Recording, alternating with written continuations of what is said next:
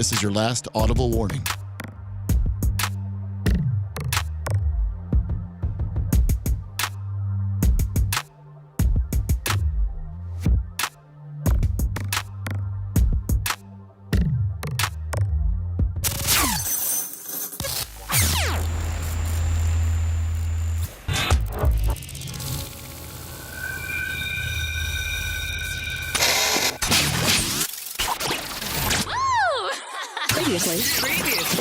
Previously on the Bubba the Love Sponge show.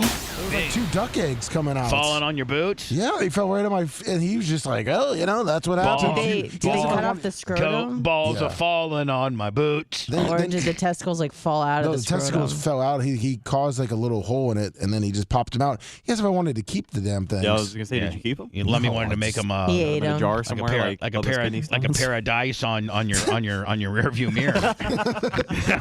Wow. You're listening to the Bubba the Love Sponge show.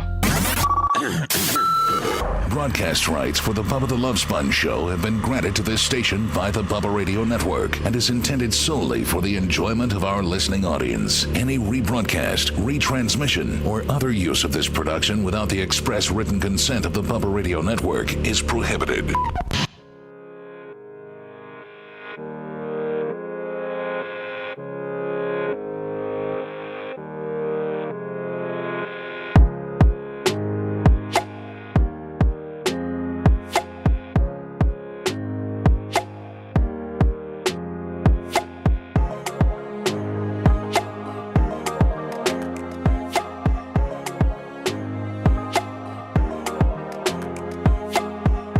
I think this is where we're supposed to start the show.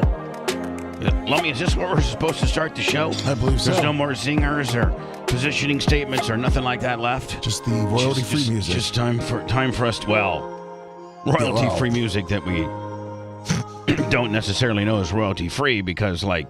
YouTube changes it up? Yeah, well, that and, like for instance, your goat... No, not your goat, because you're dry out there. Yeah. But, like, your sports show, we always get a violation for. Like, always. Which we did change up the music for the yesterday show. And maybe you might to get flagged.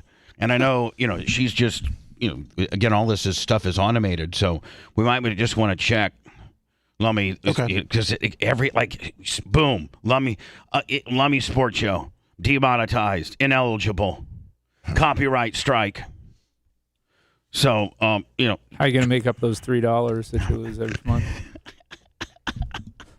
Yes, thank you, Brian. Brian, the schmarmy, toothy little son of a bitch comes out hot. By the way, I'd have Brian, I can't even I don't know if I can even count on one hand as many times that I've actually been in your office. Now, I've been in Regina's quite a bit, and I've been in your conference room quite a bit, but I've not been in your office, but maybe 2 or 3 times, I don't think. I think you nailed it. I think it's 3. Yeah. And so this is the first time you've come in and you haven't done any damage, like move stuff around and knock something over. Oh, really?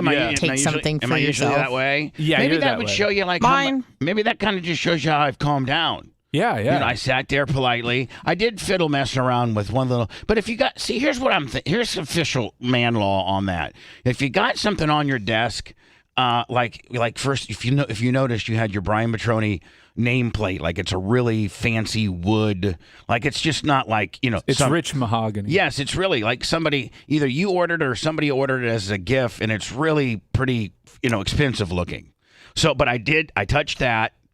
I touched it, and then you have this other this thing like it's your day planner kind of deal. It's a desk. Yeah, it's called a desk pad. So it's for writing on. So it's sure. Yeah. But then on the top of that desk pad, most people just have flat desk pads. You have kind of like this wooden thing that's got like 3 or 4. I'm assuming those might be watches, clocks. Yeah, it used to be as like an old businessman. I've had that since I got that as a law school graduation gift. Yeah, so what I'm saying is I think it might have I think the 4 clocks might represent the 3 or 4 different time zones. It's got Tokyo, Los Angeles, New York, and London, and London on there. The times of the real fancy lawyers would need to know what time it is. Or people, businessmen, need to know what is the stock market open in Tokyo. Needless to say, fancy people. Lummy If Lummy wasn't working here and he was, doing drywall for some dude, he wouldn't have he didn't need to know what time it is in Tokyo. No, right? I don't think so. Fancy people have desk pads that have four. Jesus, you sneeze like a man. Thank you. Jesus. I mean, look at what she's working with, that equipment. My nose. That yes. schnoz. Mm-hmm. Yeah. She's probably got more horsepower than all of us. Probably. So anyway, I'm in Brian's office. I forget what day. One of these days. Wednesday? No. Monday. Would have been Tuesday. What is Tuesday. today? Today's Would have been Thursday. Tuesday, buddy. So Tuesday, I actually have a question for Brian, and I'm headed to Tom Bean's for a big Bubba Army HQ High Spot Willie and meeting. Which I'm like, Tom, I got 30 minutes. I have a conference call with my mom and my sister about Jeff's, will or, trust or some kind of deal. And I have to be on that call. And he's like, no problem. Man, Tom, you can't go to Tom Bean's office and be for less than an hour. And it's tough. So I had to text my mom and move back the meeting 10 minutes because I was running late with Tom. But before Tom, I'm like, listen, I need to talk to Brian about something, but I cannot rely on talking to Brian after Tom Bean because I got something I have to do. So I better go before. So I went before. It was about a 10-minute meeting. But I did mess with everything on your desk. And if you're a fancy guy like you and you got fancy stuff on your desks, then it's just an open invitation for people to touch them. Yes, that's Right? true. That's Do you true. think that has there Don't any, have stuff that I would want to touch on your desk. yeah, Tommy boy? but hold on, hear me out.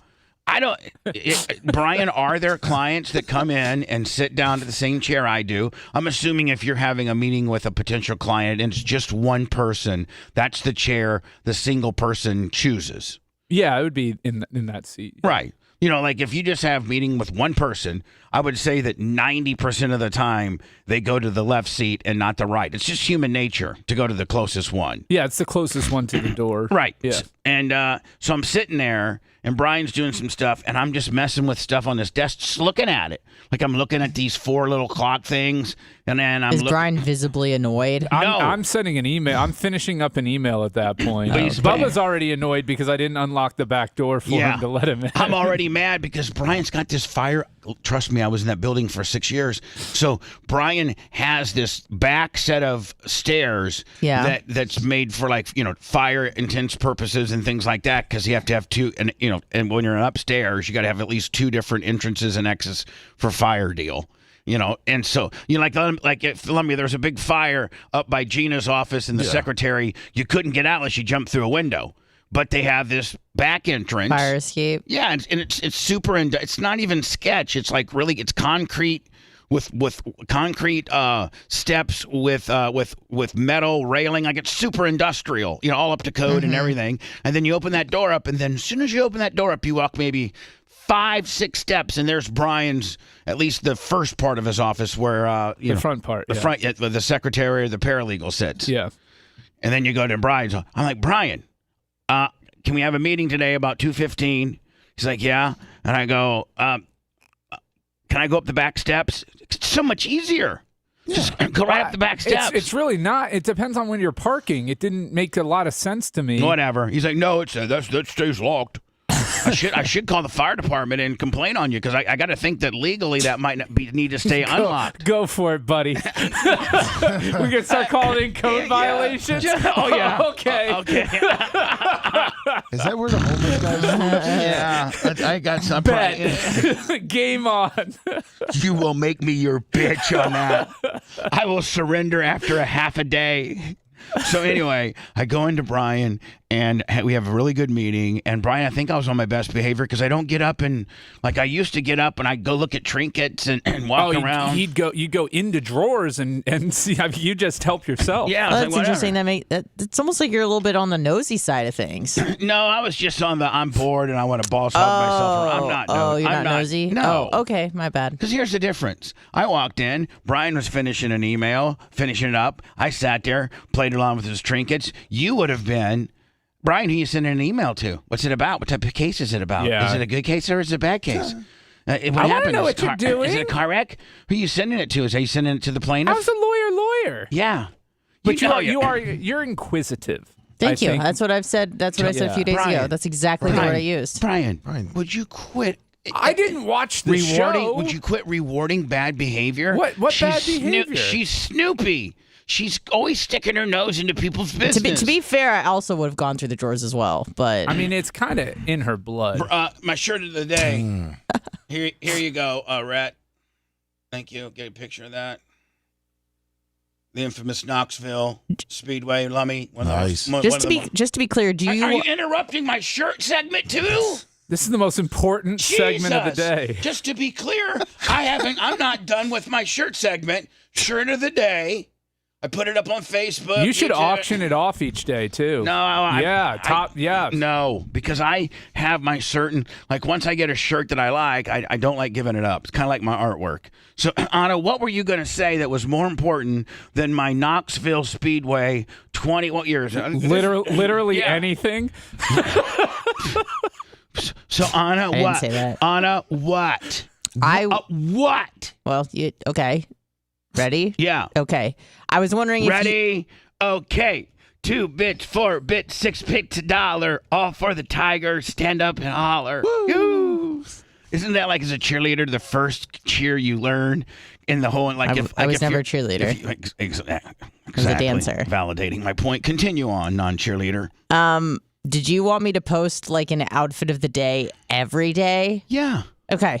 That's called content, bitch. Okay. I just wanted to make You know sure. what that's called? That's called consistent content. So I'm going to have OOTD. I got it. And if you can, we'd like to. I'm going to try to attach Knoxville Speedway. You know, like whoever shirt I have. Yeah. I like to try to find them and attach them on my post so they can see that I'm paying homage.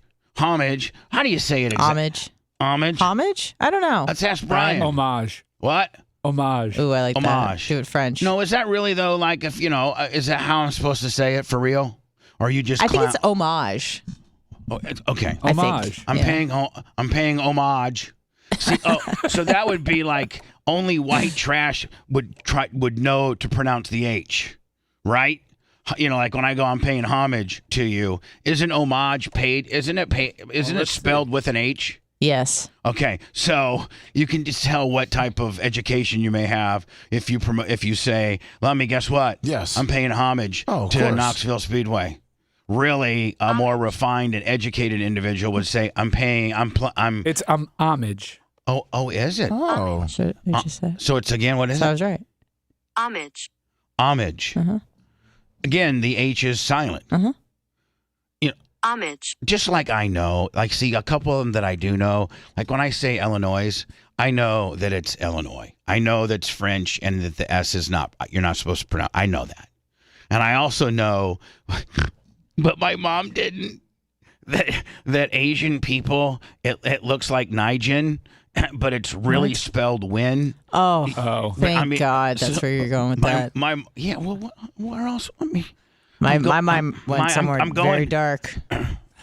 Oh, okay, whatever. Well, I'm just saying, my mom one day, we were all together, and she's like, I have the nicest banker. I just changed banks. I'm over at Truist now, and I've developed this relationship with this one female banker, and she's not so nice to me.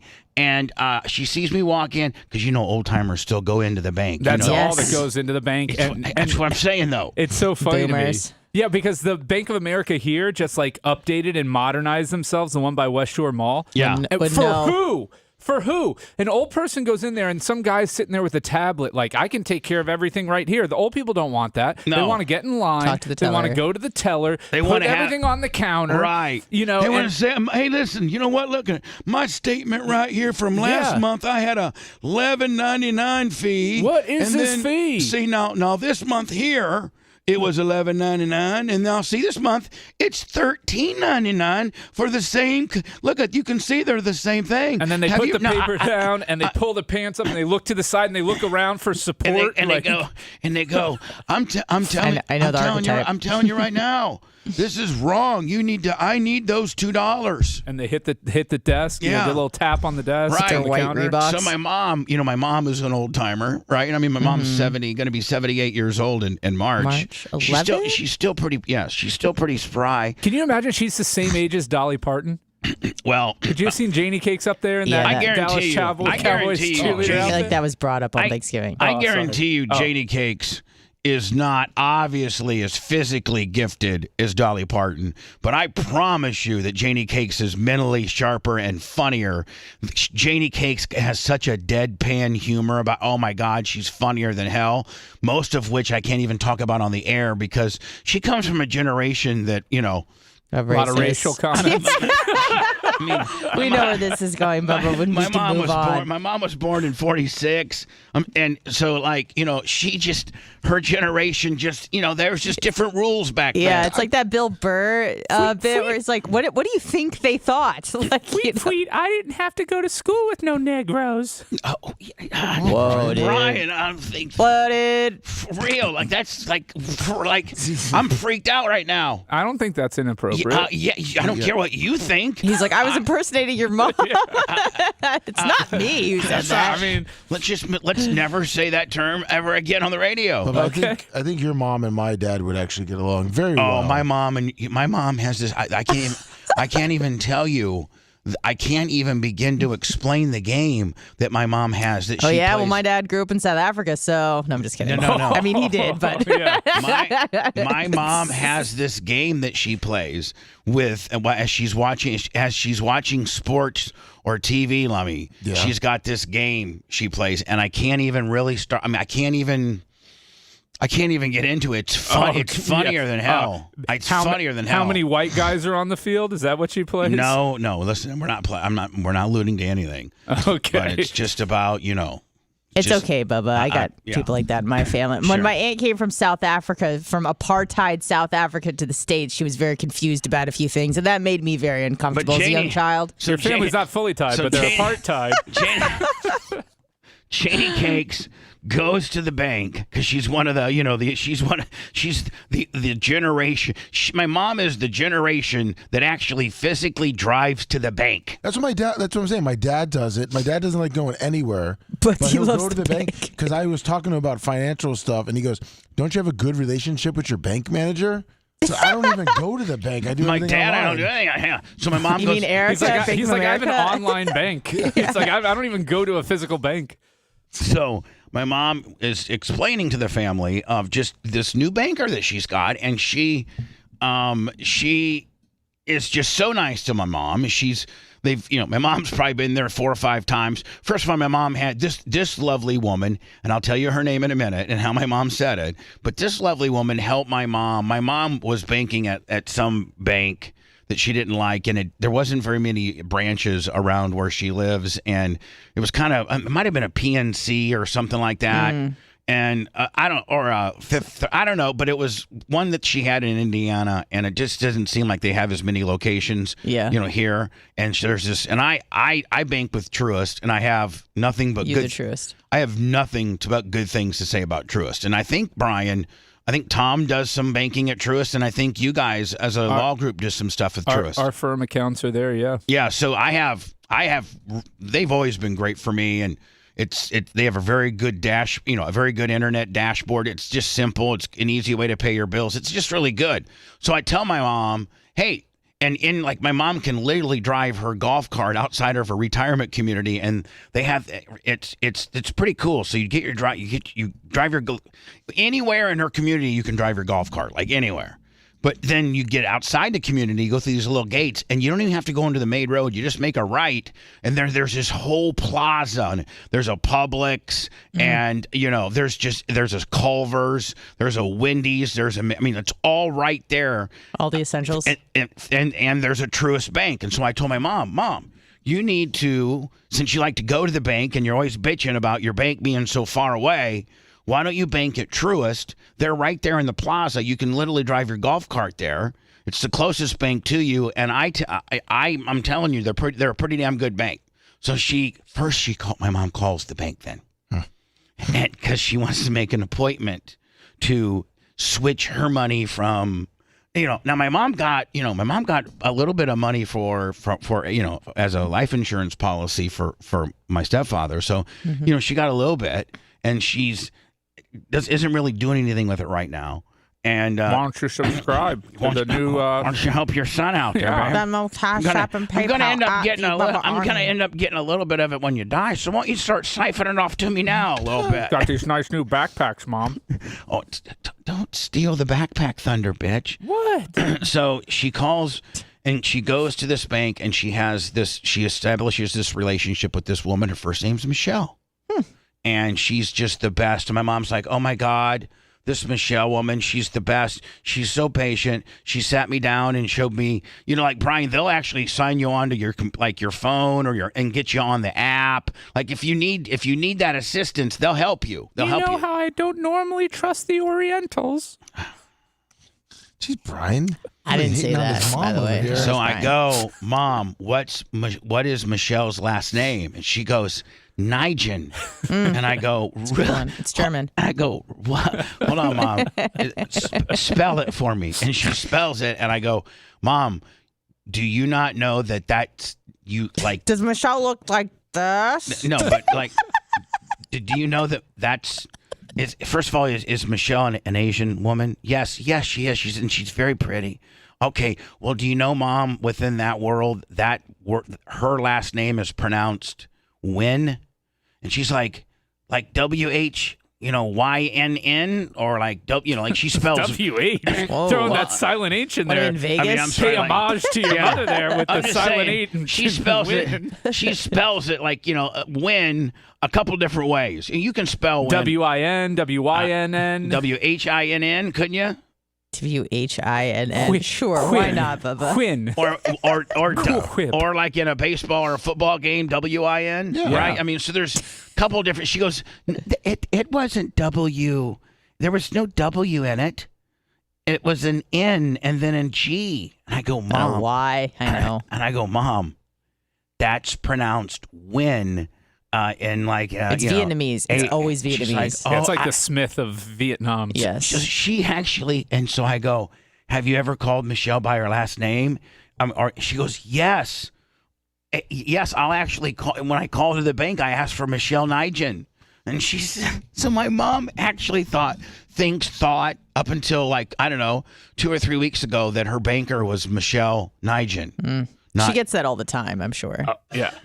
Yeah, but old white people, please. But see, on it pretty much just it kind of is a little bit of a drawing a line in the sand on what type of person you're dealing with when a person with the last name of Wynn spelled with an NGY gimmick. When the person thinks your last name is Nigel, it pretty much kind of gives you an idea what you're dealing with, right?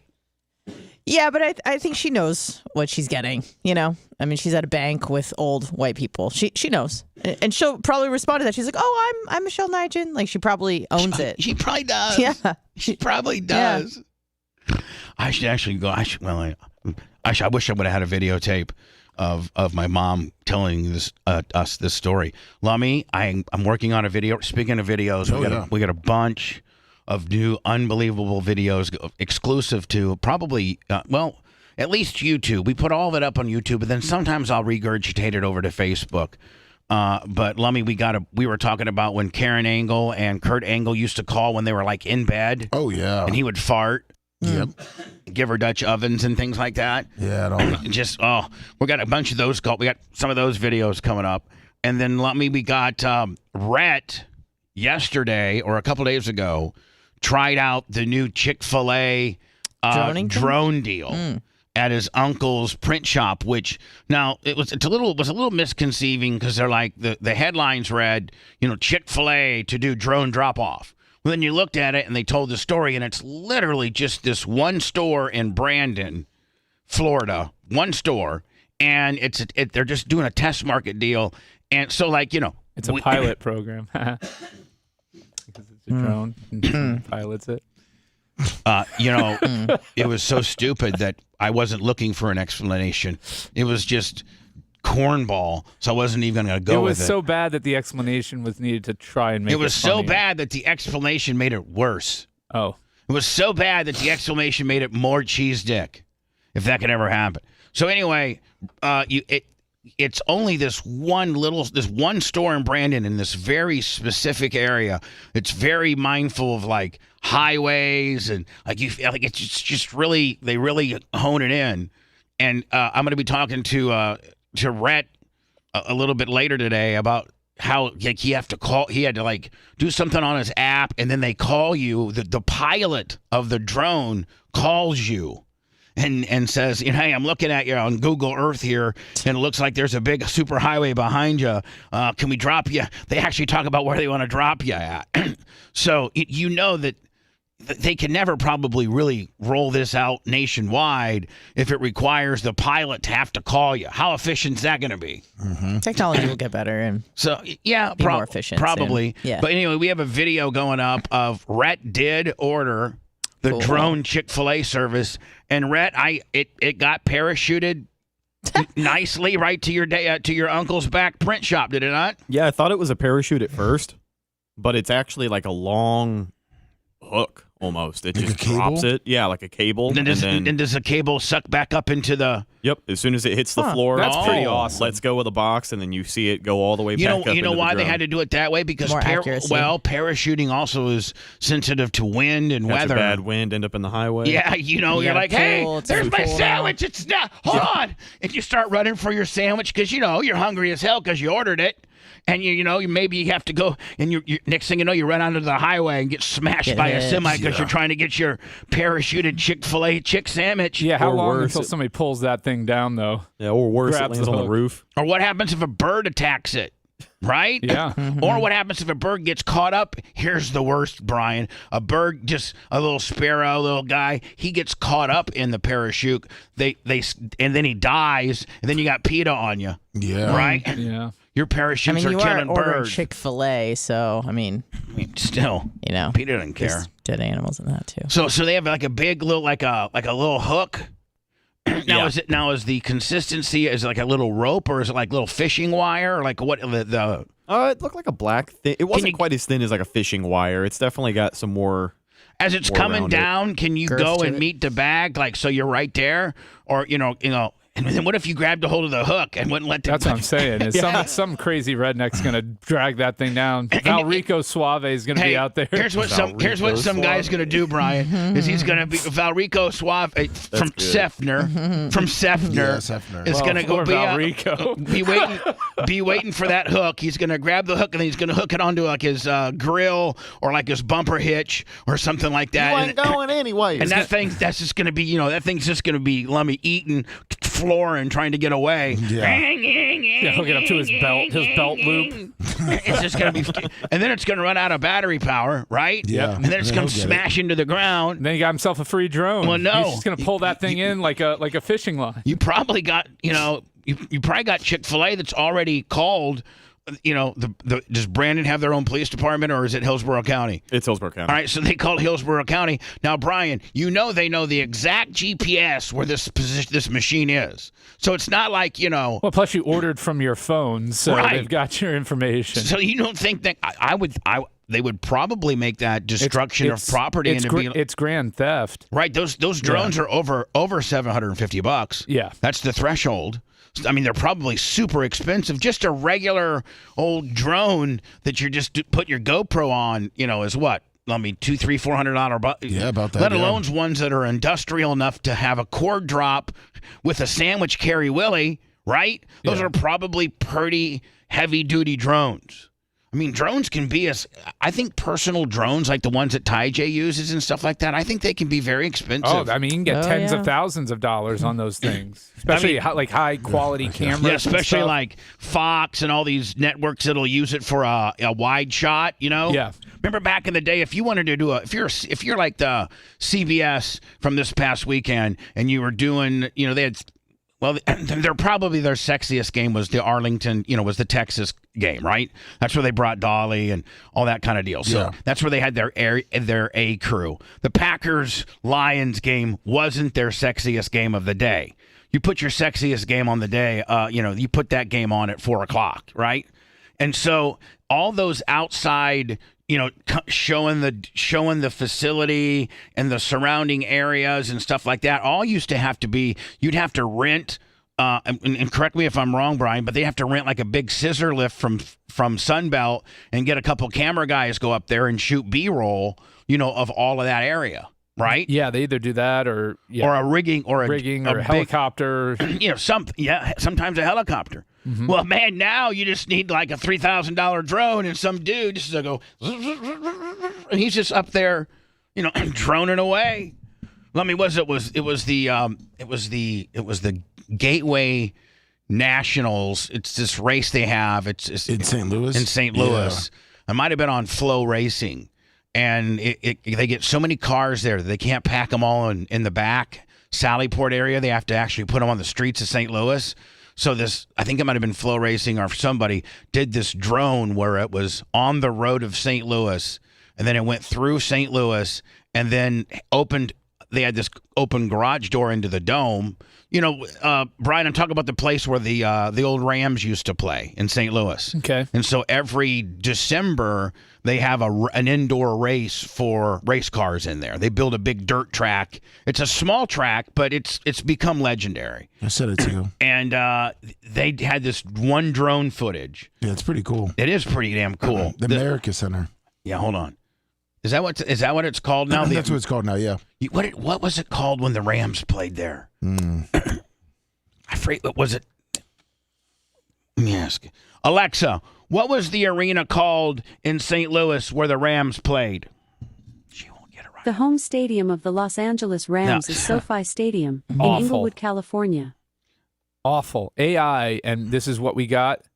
Come on. Yeah. Come on, Amazon.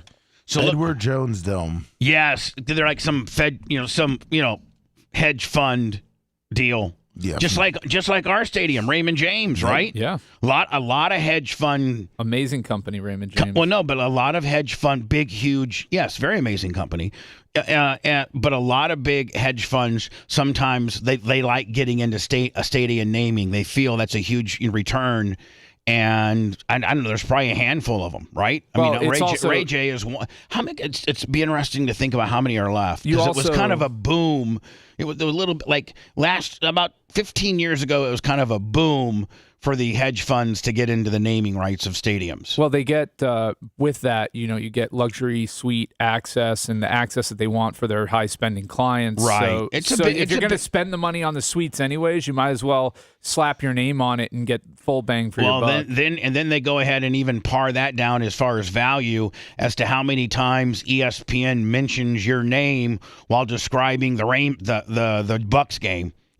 Like they'd be like, listen, the Bucks game was described on TV or on. I mean, like now it would be any mention anywhere. Well, but Raymond James was mentioned. They actually have like Nielsen and things like this where you can get the information as to globally, Brian, how many times this past week.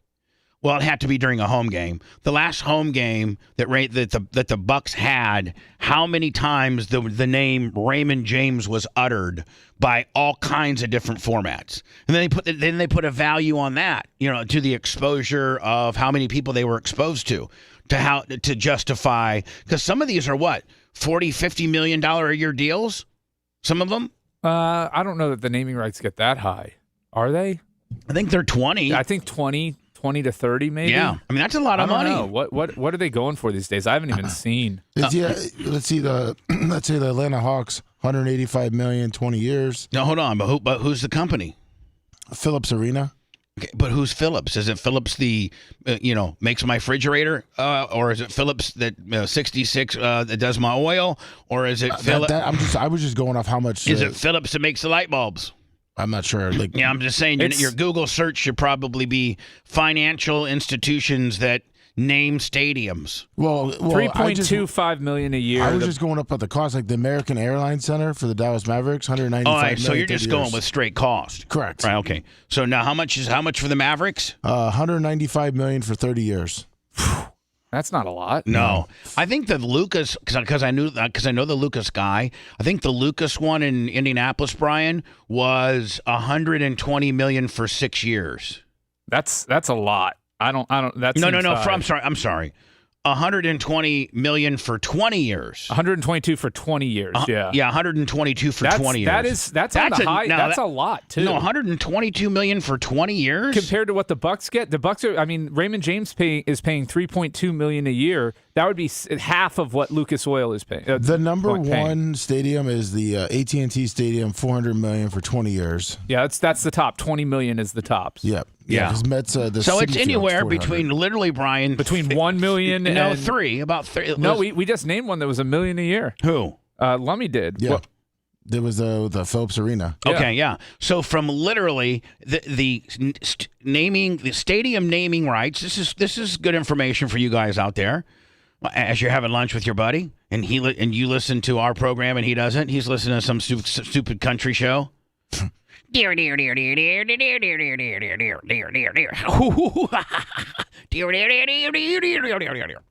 The Pop and Tom show. We're talking cool stuff here, man. You're going to be coolest. Hey, Lovey, did you hear about the Chick-fil-A in Brandon? They're doing drones now. Yeah. Or you can be the smartest guy at lunch and say, hey, how much do you think the high end and the low end of stadium naming U.S.-based stadium naming rights are? And you're going to know the answer that it's between 1 and 20 million. Yep. That's the data. They're going to be like, I don't know. I'd probably say about 300,000 a year, maybe 250. People ain't going to know. Nope. And you're going to be the smartest guy in the room for once. For one time, you can trump somebody. Bitch. So anyway, this is the old dome, the Edward James Dome, where the Rams used to play before they left St. Louis for, I think the guy who owns the Rams is a Walmart guy. Yeah, look it up, bitch. The guy that owns the Rams, I think, is married to a Walmart bitch. And if I'm right, I'm dropping the mic on all you bitches. I know the Broncos are. His name. Look it up. 25 on the. Hold on. Look it up. Stan Kroenke married Ann Walton. You are correct, sir. Wow. You can just share that at lunch with all your friends, and they will be impressed and amazed by you. Yes. So the Walmart owns two teams. Who? The Waltons do, right? They own Broncos, too. Oh, yeah. That should be illegal, Brian, that one family owns two professional teams. So they have rules and stuff like that? Like, you can't... Well, how about this? He owns the Arsenal, soccer. He owns the Rams, the Nuggets, the Avalanche, the Rapids, the Mammoth, the Los Angeles Gladiators, the Los Angeles Gorillas, and also the Screaming Eagle Winery. All right. Yeah, but I didn't even recognize half of those teams. It's like WNBA and like soccer. So the Los Angeles Gorillas are a Call of Duty sports team. Okay. Which, listen, at the end of the day, as much as I want to clown, yep, it's probably pretty damn profitable. The Los Angeles Gladiators are Overwatch league's Overwatch video game team. The Mammoths are. So hold on, when you got a guy like this that is a absolute probably the largest professional franchise team owner of teams, and right? I mean, do you know anybody else that owns NBA, NHL, NFL? Like, right? The only thing he's missing is an MLB team, right? But he has pro basketball, right? Hockey, football, soccer, and then the Mammoths. He has a lacrosse team that he owns. Does he own a WNBA? No. Okay, so he needs to get a WNBA and a Major League Baseball, which the bitch will get. But when you know a guy that is this heavily involved in professional athletics of owning teams, you know that the esports, as much as you want to clown it, if he's dabbling in it, it's probably a winner. Meaning, like, it probably makes money and it's probably worth something, right? Yep. Like, people want to, like, they literally have these teams that, like, you have like 5 guys that are on a team and that play another team digitally, right, Brian? I mean, they play them. Yeah, they play video games against each other. Right. And I think they even have them synced up where, like, it's just not one guy versus one guy, but it's like 5 guys on one team where one guy's playing the wide receiver, one guy's playing the running back. Yeah, they have that too. Yeah, you know what I'm saying? So it's just not one dude. It's like an entire, like, you actually have a guy on the screen that's you. Yeah, you have a team. Yeah. So do you have do you have 11 guys on offense and 11, and do those guys do you have another 11 guys on defense, or do the same guys who play offense play both ways? Well, we're talking about Call of Duty. No, but I'm talking it's about not Madden. He was talking about Madden. No, But I'm yeah, talking. But there's esport leagues, Brian. No, that Madden is just there's just one guy against one guy usually. They may have two. They have teams. I think it's like teams of 4 in basketball too. Yeah, they don't go Teams up of to 5. like 11 No, of the no, you 11. don't Can you play- imagine having 11 dudes in the room playing all together? Now, Can you imagine just being the left tackle? What a boring job. I that know would though, be. but still, right? And Brian, they have you sitting in chairs like the formation would be, right? You know, like you're sitting in recliners. So wait, every formation I got to move my chair. I got to be set off the line. No, we just have you got the 2 wide receivers always on the right hand side, regardless of where they line up on screen. Then you got your center, your 2 guards, your 2 tackles, your tight end. They're sitting there. Then you got your quarterback. Then you got your running back, and then maybe you got your slot or flanker over there, and that's where you're sitting during the game. Yeah, Yeah. I'd be about it. But esports is a real thing. Oh yeah. Doesn't Tom Brady have a team? Aren't a bunch of celebrities getting involved in? No, it's pickleball. Oh, pickleball's huge. That guy. Hold on. Does Johnny? Does Stan Kroenke? Yeah. Does Stan Kroenke own a pickleball team? Not yet. But he should. I mean, I think Lil Wayne does. Yeah, Lil Wayne does. Tom Brady does. He owns the Villages STDs, the number 1 pickleball team in America. Brian's a hater on pickleball, Bubba. I know, but No, I have my own. Hold on. I got to go to words because I'm late. But that is pretty damn funny.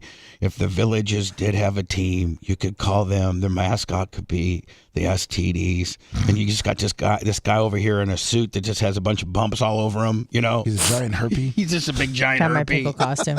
And listen, you got to know that the Villages is the largest retirement community, I think, in America.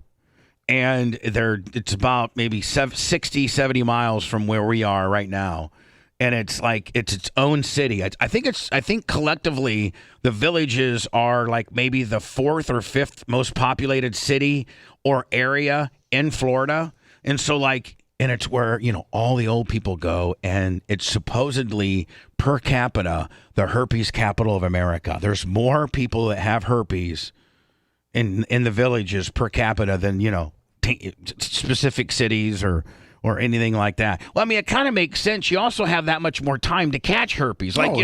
If you're people in college, they've only been sexually active for maybe 4 or 5 years, maybe. In Anna's case, never. Yeah, and But like in the Villages, man, I mean, if you're 88-year-old dude and you had a couple wives and you used to, really kind of, you've been exposed. You probably do got herpes. According to this, the Villages is the largest age-restricted development in the world.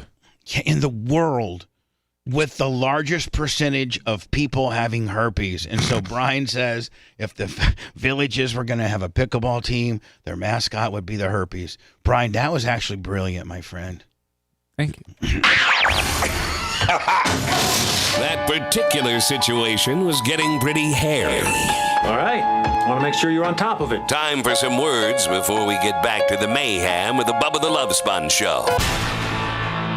Brian, I still think I should get a little more credit on knowing who owned the Rams. You do. You got Bubba. I gave you so much credit. I mean, you your had credit- no idea that the credit dude. limit increased. You had no idea that dude married a Walmart bitch and got all his money. Nope. You didn't know that. He married her in 74? I know, but how? But think about this. Yeah. Think about this, okay? You too, Lummy, because you're a guy. You can't participate because you're a bitch. Thank you. But normally we're out working. We're out busting our ass, trying to make a living, take care of our family. We got to bust our fucking asses, work. This motherfucker rolls up in here, just marries a bitch, got all her money. He probably just says, "Hey, I'm gonna manage money." Fucking, and then never had to do anything. Motherfucker didn't have to go out and work. Didn't have to go do shit. You just married. How cool would it be to marry like a super fucking rich bitch, and you just completely get to play with her money? He really, I love how these old timers always try and make their the way they were brought up sounds so much worse than it is. He grew up in Mora, Missouri, and his Wikipedia bio said his first job was sweeping the floors at a lumber yard at age 10. Yeah, a big deal. And you know, that a was lumber bullshit. yard that his father owned. Right. And then and that probably once a day he had to fucking sweep a little bit. Yeah. Right. Yep. Yeah. I had to sweep. I started sweeping floors. Yeah, as a fucking 9-year-old at your dad's. Child labor. I mean, yeah. That's pretty bad. Super. Yeah, but the motherfucker, he wasn't out fucking with his dad shooting a deer so they could fucking have enough meat for the winter, right? Yeah. I mean, there's really some there are some fucking younger kids that their dad says, "Come on, son, we're gonna go fucking up in Indiana and shit." No, and I get it. They literally have to go and kill 2 or 3, like whatever the deer limit is, and get it butchered so that their family has enough food for the winter. Yeah. Or they can save that much more money on not having to buy beef. That's one thing that. But that's a badass kid that's going a kid. I'll take people act like they came from nothing, like they did Right. it all themselves. Well, it wasn't. It had this nothing to motherfucker. do- Yeah, this had no help, no support. Right. That you're trying to tell me that you've gone from a lumberyard broom sweeper to what you are. Give me a break. You forgot to list that he owns the Wagner Ranch. Yeah, I know. The largest.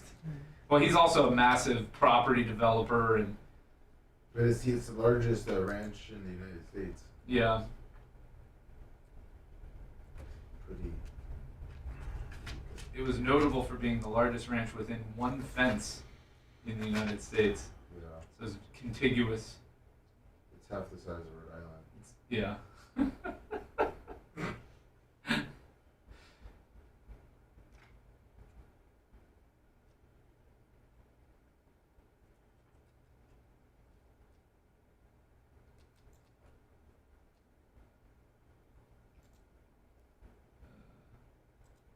You know you're rich when you own a winery. Like that's like an immediate, like a California winery. You own one of those, and yeah, you've got. That's just yeah. So that's- can I tell you this, Brian? that's money. So Rico Abreu is this Yeah, the little midget race car driver. he doesn't like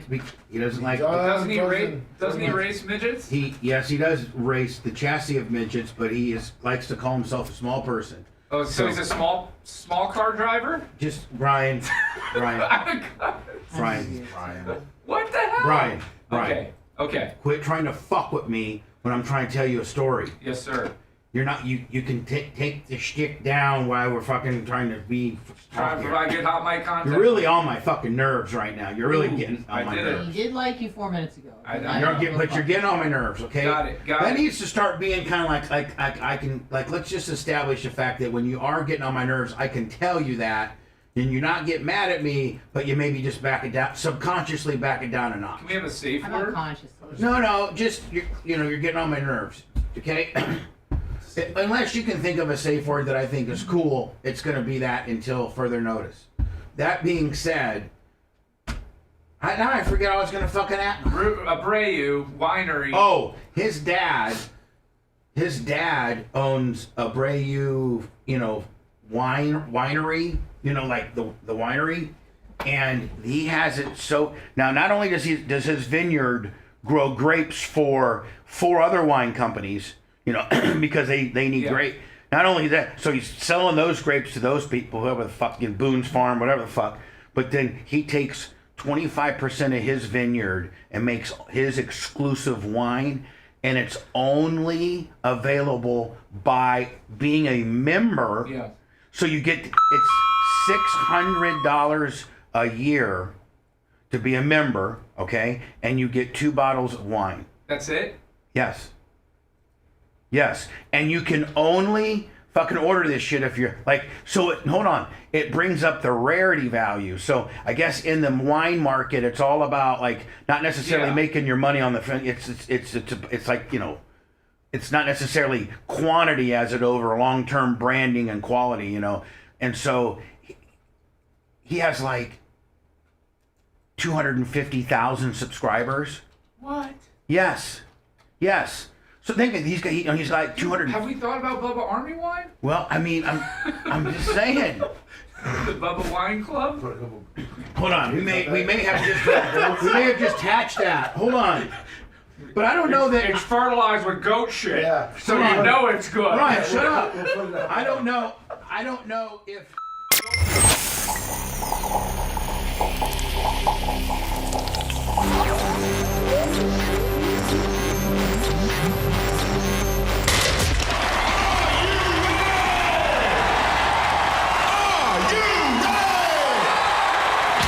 The Love Sponge. Broadcasting from a bricked-in parking garage near the flight path of a major American airport. It's time to turn out the propaganda and manipulate some minds. Now return to the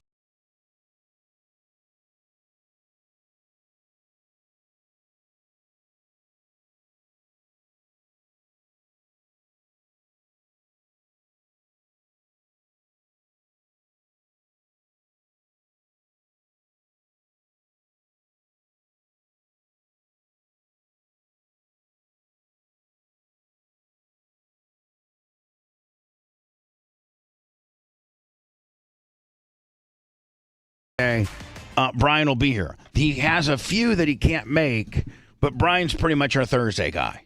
And then Brian and I are going to do a podcast after our after show that we do on Thursdays will not be Lummy available. Oh, it'll only be available via a podcast. Nice. So Brian, you can even really get more inappropriate. Awesome. You know, kind of. Yeah. You know, Except I can't. You know, today you kind of get too started inappropriate. Well, I don't know. Today you started going down some inappropriate roads that you could have gone further down if we were on. Well, I don't know that I would go further down the racism even, highway. even scratching the Nothing surface. good lives there. Yeah, like I'm just saying, don't think that what you said was okay, and then what you could have said would even be okay too. Like all of it's not good. You see, I got you on that one. Yeah, right? you did. So anyway, Busted. Brian is here on Thursdays until further notice. It'll be and it'll just be special occasions that he cannot be here. So Brian's locked in. I hope you guys appreciate that. I certainly appreciate it. Brian brings a whole new feel to the program, for the point where I think I have to maybe possibly change my medications on days with Brian. I may need to take a few You need more. to be more up or more down? I need to be more down, and like a little bit, maybe not less. You know, I don't know. Because he gets me yipped up. Every morning he suffers from BMS on Thursdays. Yeah, I mean, I'm BMSing. I like the engagement, and I like it all. I just like it.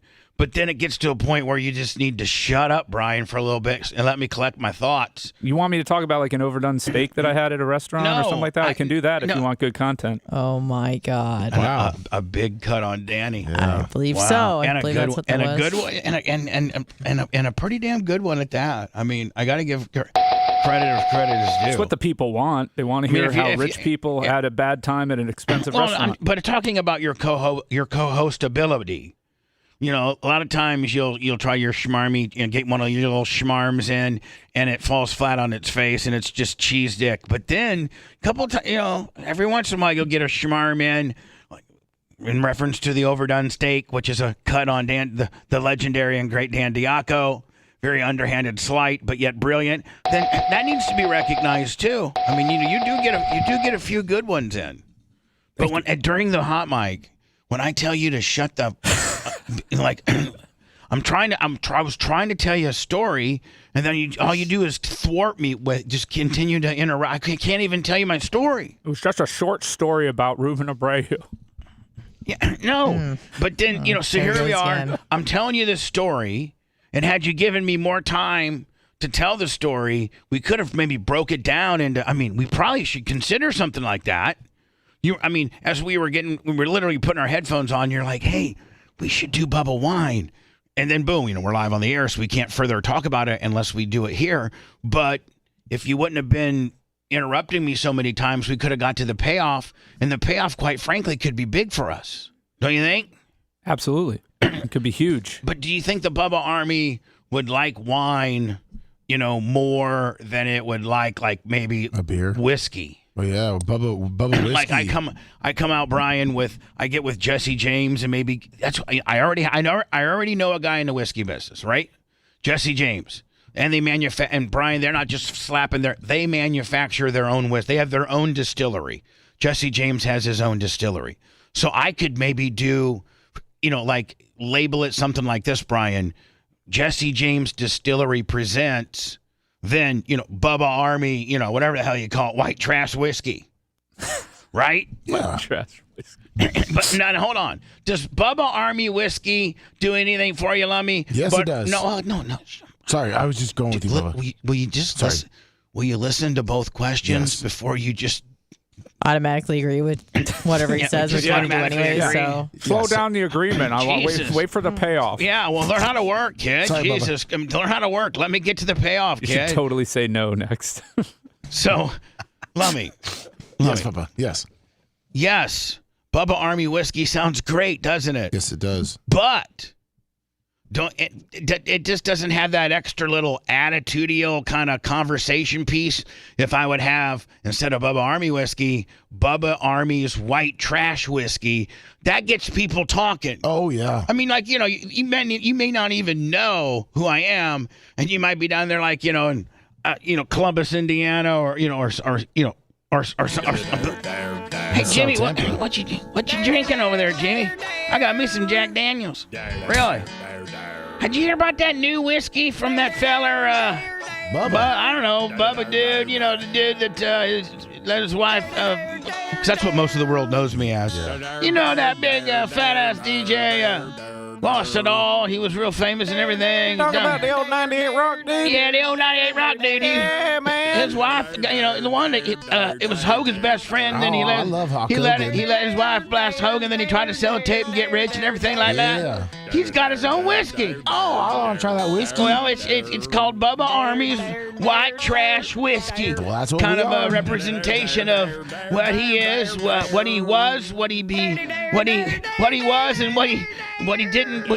Then he was rich as hell, and now he's back to the white trash, just like me and you, Jimmy. I'm gonna tell my friend about Bubba Army's White Trash Whiskey, and then the real upper end like, did you hear about that Bubba guy? Yeah, the guy that let his wife fornicate with a famous professional wrestler. Yeah, yes, that guy. Yes. He's got his own whiskey now. He does. Just whiskey. Yes. Oh. And it's just. Are you trying to be waspy right now? It's your cardio. It's it's all about him, of course. Arrogant piece of crap. I hate him. I just really hate him. He really did his best friend. Just, oh my God. Well, it is. That's true about all that, but his whiskey's pretty good. It's a pretty smooth blend. It's called Bubba's White Trash Whiskey. I'm going to have to just go pick up a bottle of that just to have as a conversation piece. Oh, my God. Yes. When my friends come up around and be like, remember that fat, dumbass DJ? Look, he's got his own whiskey now. Bubba's White Trash Whiskey. I mean, I'm not sure where we are in the impersonation world right it's here. okay. Don't worry about it. Just go with it, okay, Bill? All right. About to get mine. So, what do you know? I mean, honest to God, just for even as a rib, but marketing conversation piece 101, if I had an opportunity to come up with a whiskey, Jesse James Distillery presents a Bubba Army. I'm doing a show vote here. And chat. Let me. I'm over on YouTube right now, so it's A or B. That's all it is. I got Rumble. Just type, and Twitch, and blurt them out. Okay. All right. Blurt them out. And I'm over at YouTube. No, let me see. I'm going to go over to YouTube. All right. Okay. And anybody else want to? I think that's. I got Twitch and Rumble. I'll get Rumble if you. No. So I get a hold of Jesse. Jesse. Hey, Bubba, what's going on? We got a grand show going on in Grand Rapids, Michigan on Friday, and then we're going down to Fort Wayne on Saturday. We're going to rock and roll, rock and roll. Lumberjack baby. Bubba, remember back at Livestock back in 1999 when me and Brian James Johnson from AC/DC got up there wearing your Bubba Army hats? Woohoo, it was good as hell, buddy. What you need? Hey, Jesse, I know you got a very successful whiskey company. I mean, it's unbelievable. I love the four brands. What's our favorite, Lummy? The one that kind of has a fireball feel to it. He's got like 3 or 4 different. Oh, yeah. I mean, it's preting much just the fire. It's the fire. Yeah. Jesse, I really like the fire. And do you think maybe I could have? I'm thinking about having Bubba's White. I don't know. I don't quite. Should we establish the name before I go into my fake conversation with Jesse? Okay, here we go. A, do we name my potentially the whiskey that I'd like to make via Jesse James, which I could very easily do. Like, Brian, I don't think that we're playing a stupid game on something that I think I could pull this off. I mean, I literally genuinely think that I think it might be a pretty damn good idea. And I want to talk to you further off the air about this. And maybe we get, some margins and like costs and, you probably need some distributorship, but more than it's going to be an online thing, just like the Abreu Farms, right? It's an online thing. I can see it's a club. Yes, it's a club. It's got to be exclusive, and I can see the tasting notes already: leather, smoke, chocolate, and ketchup.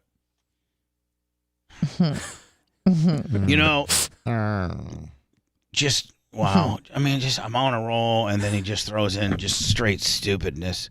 Like, it's going to be white Bubba trash show. whiskey. Bubba How do we get show some ketchup is- flavor in there? Hey, Bubba, this is Mason Dixon. Can you lend me over that there Brian Babyface man? He's got some 80s type zookeeper zingers. I'm telling you right now, Tookie man. I do Fridays with him. I bang on my drum all day, man. Like I said, man, sooner you can get him over here, the better. That thing is, he's about as stupid in 80s cheese stick zookeeper radios I've heard in a while, Bubba. Damn. Sure, Mason, I'll send him right over, bitch. So anyway, we're checking chat, and I'm really thinking about maybe doing this, a Bubba Whiskey Club, and Brian, not making it about how many I can sell, but instead making it an exclusive club, and I only manufacture, I don't have to over manufacture. So like, if I got a club, if the Bubba, I guess we have to do the name, right? We got to go back to the name. Okay, here. So chat, we're watching you. Here are your two choices of my potential new whiskey. A, Bubba Army Whiskey. That's it. Bubba Army Whiskey. Or B, Bubba's White Trash. Is it Bubba Army White Trash Whiskey or Bubba's White Trash Whiskey? I almost like Bubba's better. What if you did 2 flavors, Bubba, and then just had both?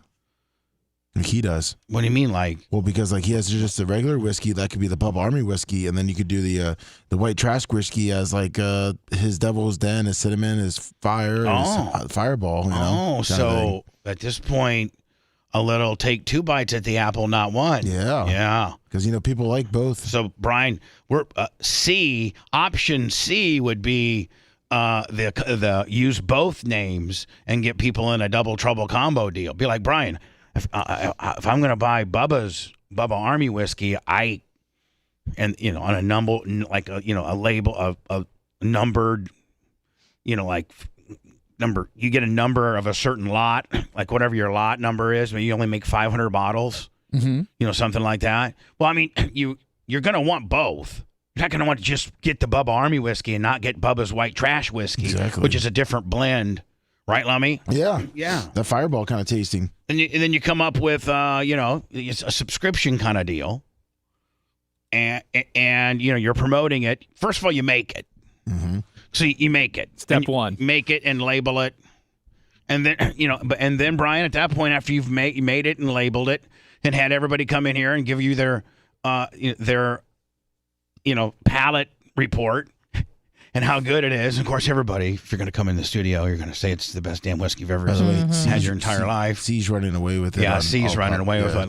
And you know what? I wish I could I wish I could almost re-give you the belt, but because that's like, that's very belt. At least I can give you the sound effect acknowledgement. Thank you so much. Like, that's the ultimate acknowledgement you can get here as a co-host. Brian gets a few of these.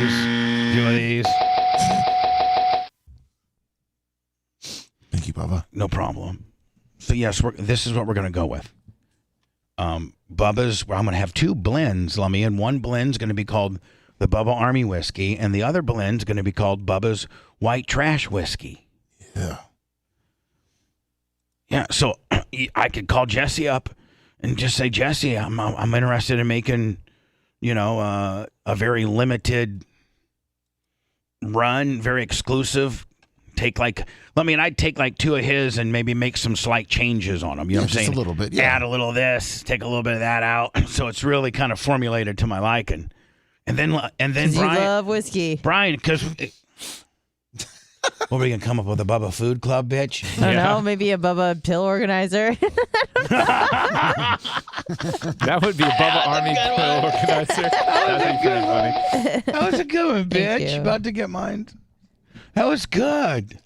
Not belt Why are you worthy. so shocked? Not belt worthy. Because I don't know. Sometimes most of your little zingers piss me off. But Yeah, I know. that made me laugh. All right, writing that one down. Yeah, I mean for real. Like most of your Pill zingers. organizer funny today. Most of your Maybe not zingers. tomorrow.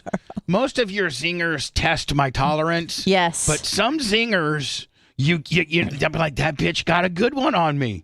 Like that was a good one you. on me. Thank you. Didn't Brian have a good one on me earlier today? Just had a couple. Oh, he's had a couple? Yeah. A couple that you've missed, but that's okay.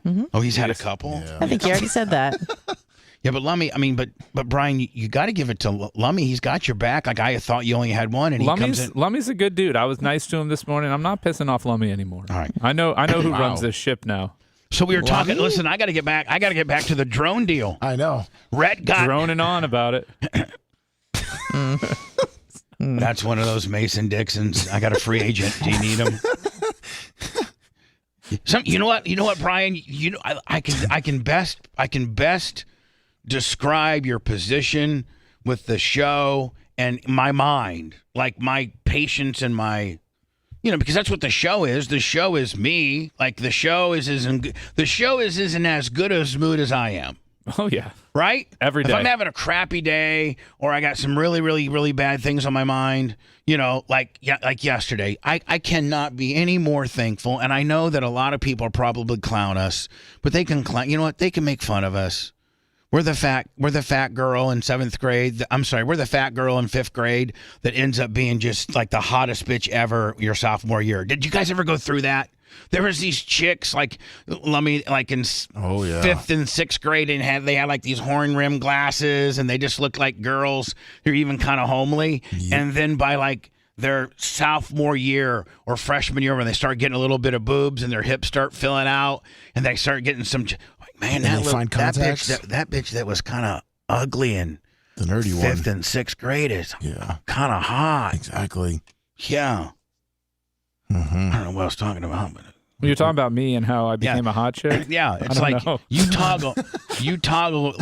toggle in between this. Like the ultimate is to be on the NFL roster, right? Let me to be on the. Is it the 52? Ryan, is it 52 positions on a 54-man roster? Is it 54 or 52? Up to two. 54. Right, right.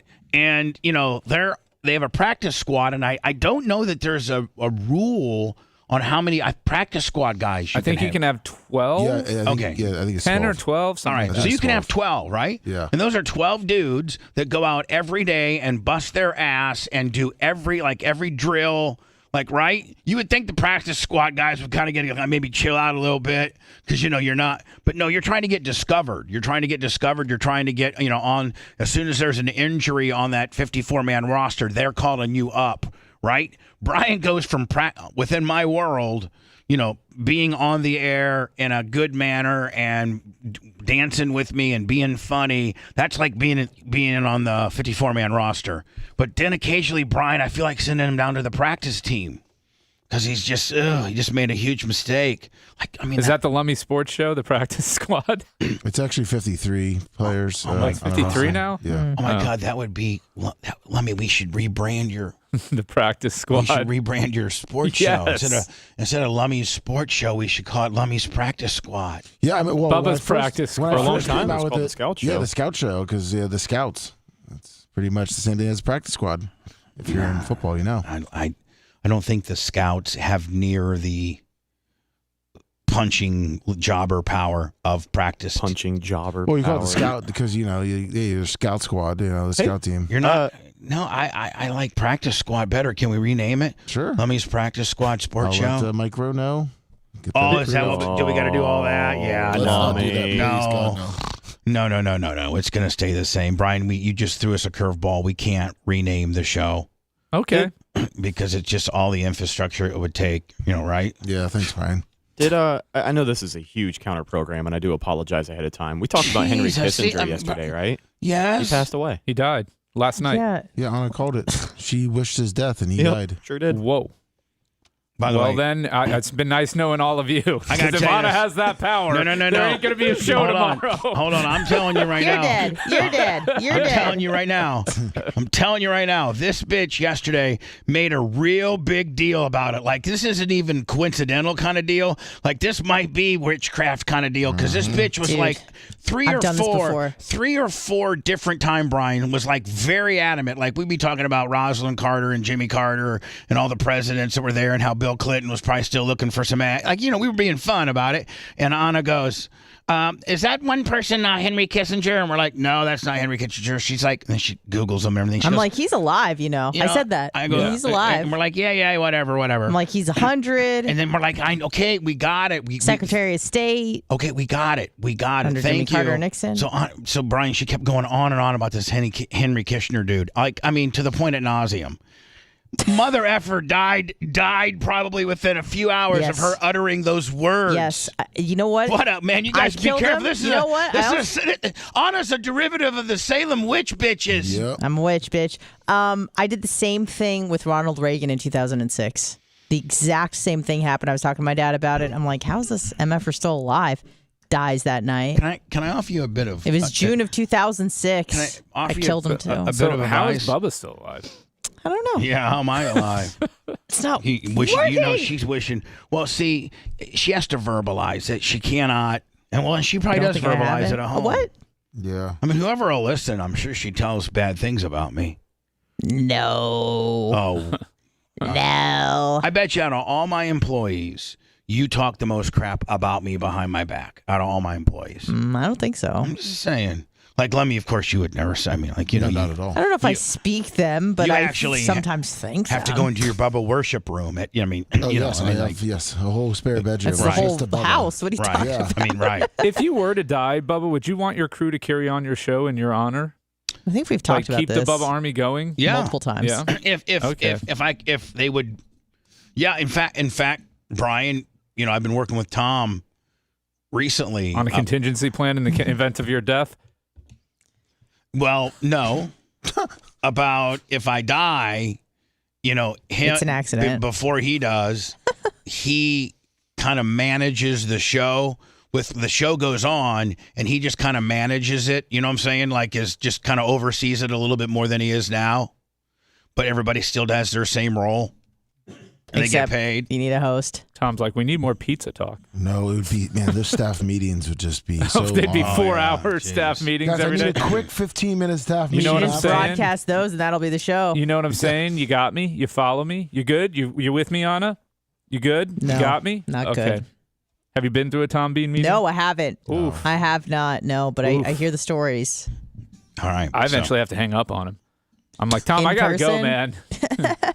So anyway, Brian, your practice squad, you're on a borderline practice squad today. You're really getting on my nerves. Oh no. Well, I'm just gonna wait for one of these two to get injured, and I'll move right on back up to the main team. And I apologize for killing Henry Kissinger. So sorry. Don't apologize. Man, over we that. need to find those clips because this bitch was going on and on about Was it it the yesterday. after show? Or was it the main show? No, the main show. It was okay. It was You're towards just the going end. on and on, like, oh, he's No, it 100, was he's weird. 100. How long do you think he's going to make it? You think he'll be the next to go? Oh my God, he's 100. I can't even believe he's still alive. Jesus, my God.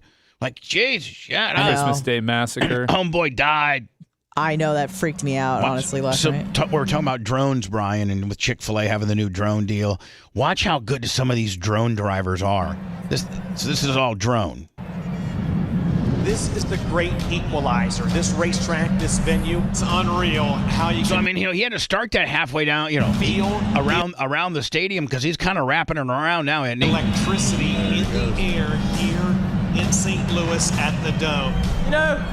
People's got dreams, and dreams come true. Look who I am. There you go, a bunch of dirt trackers. Oh, that sounds. Look who I am. I'm telling you, I was Jimmy Nobody last year when I finished 15th, and then this year I won the damn thing. I'm Johnny Everything. He literally said, "People's got dreams." Look where I'm at. I know. What do you expect for a dirt race held inside of a dome where the Rams used to play in St. Louis? People's got dreams. No, but drone-wise, I mean, this is kind of cool. So he flies This is what in. it's all about. This is what the sport is all about. To have this kind of atmosphere with late model racing is just truly incredible. looking around, you're in a stadium, you're indoor, you're racing, door to door. And you're racing, you're like, damn, you know what? I've never raced indoors before. Let me see. Well, other than the go-karts I did one time, I've always been I can't think racing indoors. Who would ever thunk it? We're banging wheels with the best in the country. There literally is nothing. I'm Brian, isn't that drone footage amazing? It's pretty solid. You couldn't do that with just, a rigger or, you couldn't do that or some type of robotic arm system. Right? I don't know, Something that would man. be Some of these old school riggers, they know what they're doing. I understand, but you can't get an old school rigger to position his camera that he can fly into a guy's hauler. Look, and Brian, think about how good this drone guy's got to be, because that's only about 4 foot. But how big's the drone? I don't know. This still is some pretty precise drone driving, ain't it? Yep. All right, I'm back out. All right, now turn your head all the way to the right. Brings back the race fan in me. It brings out the kid in me. It makes goosebumps. Now this is the actual. This is what the configuration looks like. Stand on my arm. It makes the hair stand on the back of my neck. Welcome to the Castro Gateway Dirt Nationals. This used to be where the Rams played, and you'd see Kurt Warner. And what was that? What was their offense called? I forget the greatest show on turf. Yeah, the greatest show on turf. Marshall Falk. Marshall Falk. I mean, they were good that year. They won the Super Bowl. A couple years they were really good. Yeah. And they won this. I think they Torrey won. Holt. Didn't Isaac Bruce? Yeah, they won a Super Bowl. 2000 they won. By O'Reilly Auto Parts. How many Super Bowls did they win during Greatest Show on Just Turf? one. Just one. Another fantastic evening. Check, testing. Rams used to play here. Kurt Warner used to sling it down here to Torrey Holt.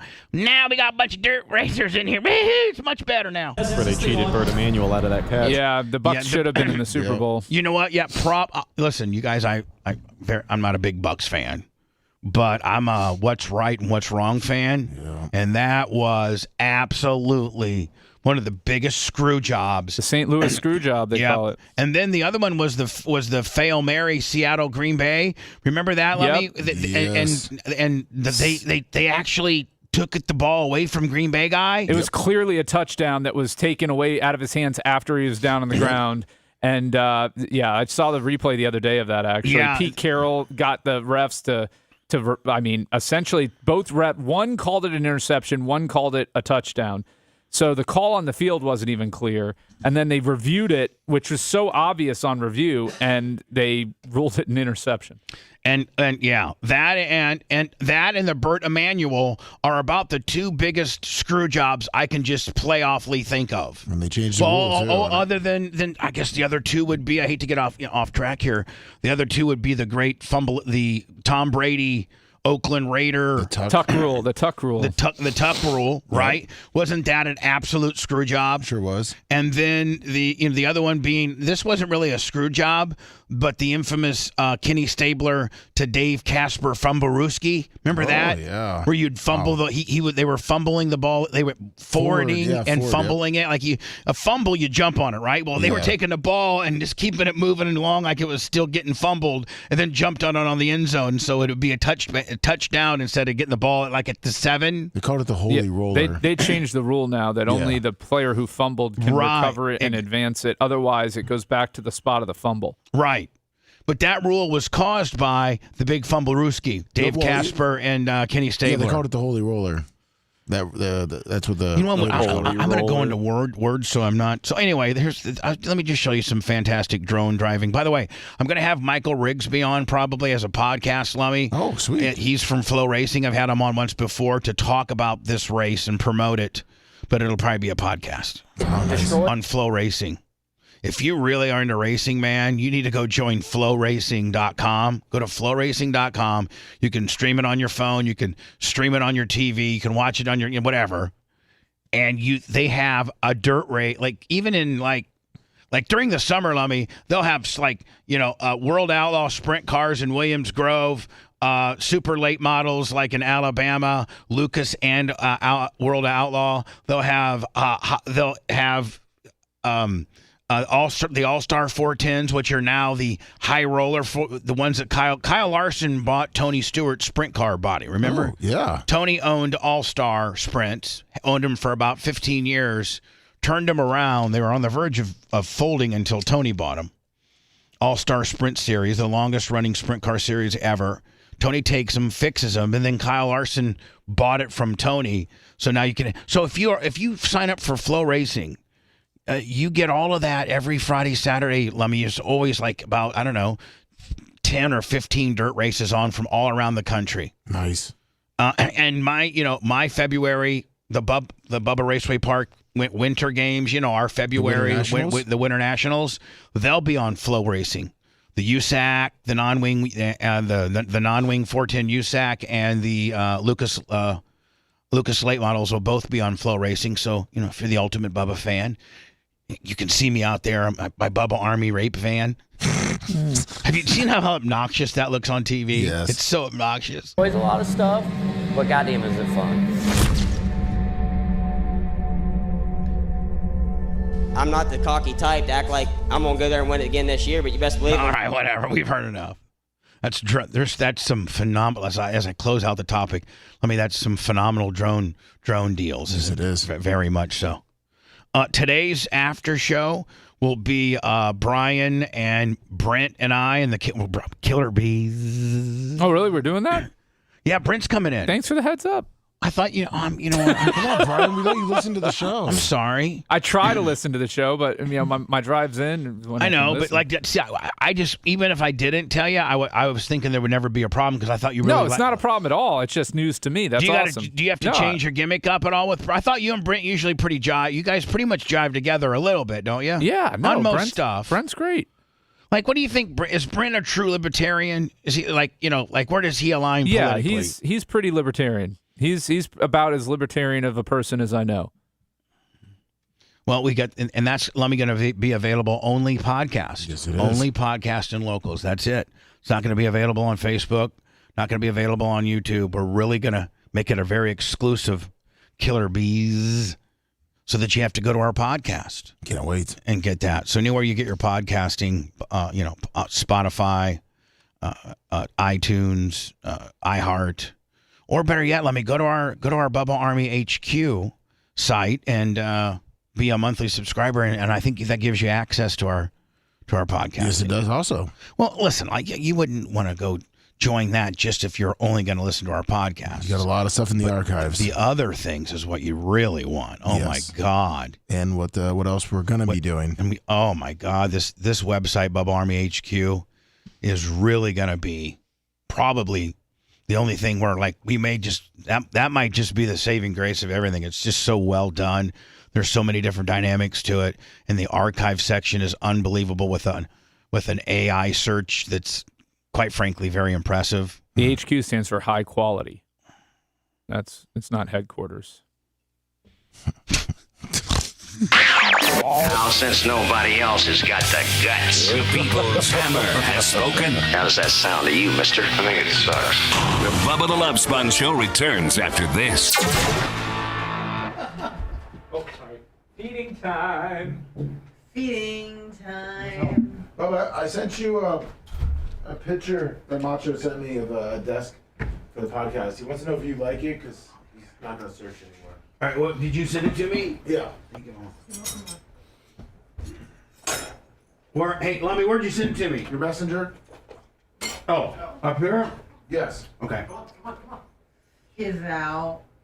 What's up, everybody? How much does that cost? What? Oh, that's cool.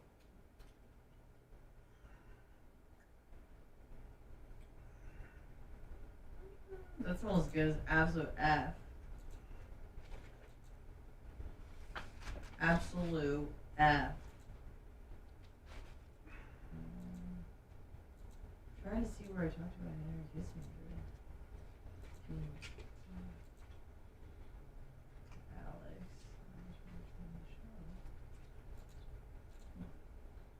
What's up, everybody? Is your motherfucking name moving?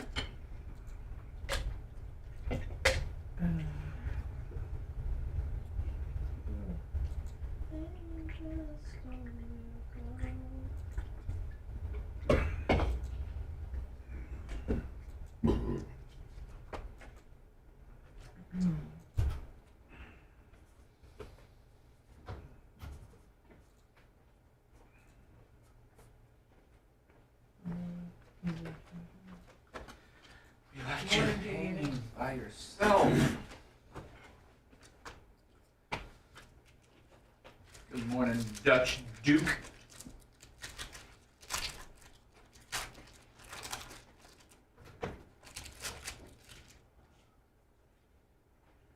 All right.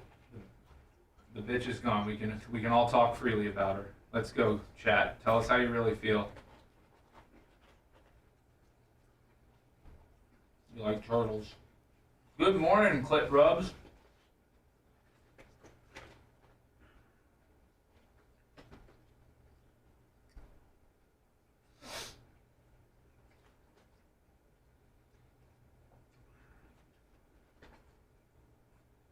She's gone. Morning, Grouper Lips. Love you. 20% homo.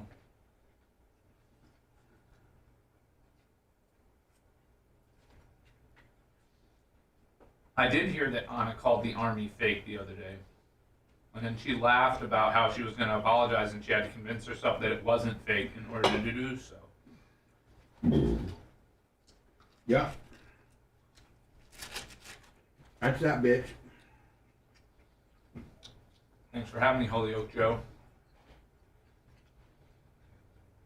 Good morning, Organic Gene and the Fat Pig. It was Tuesday, it wasn't yesterday. You're right, Christopher.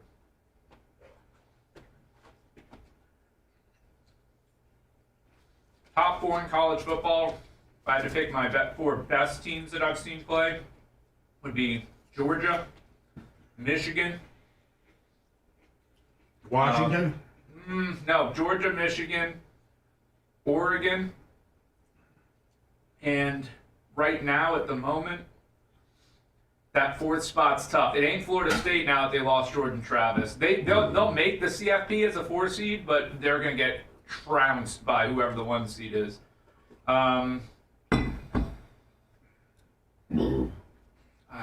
Now, if they would go on and lose the ACC championship with that, No, they're out if they lose the ACC championship, 100%. But if they win it, I don't see how they can keep them out. they can't. They can't. They can't. They can't. They can't. I mean, you just can't. Regardless of what you think they're. Yeah, the JMU coach knows what he's doing, clearly. They got a couple good years now. Good morning, Maria. Don't forget to vote for Maria's baking thing. You can pay for votes. You can buy votes. I already voted mine. You get 1 vote today. I voted. Or you can give them all your Facebook information. They're just farming for data. Brian. They What? won't report it. Stop. I just saw. When I looked at the voting options. They just need your contact list, that's all. What you eating, Bubs? What you eating, Gramps? Look like a cheeseburger and some sweet potato fries? Yep.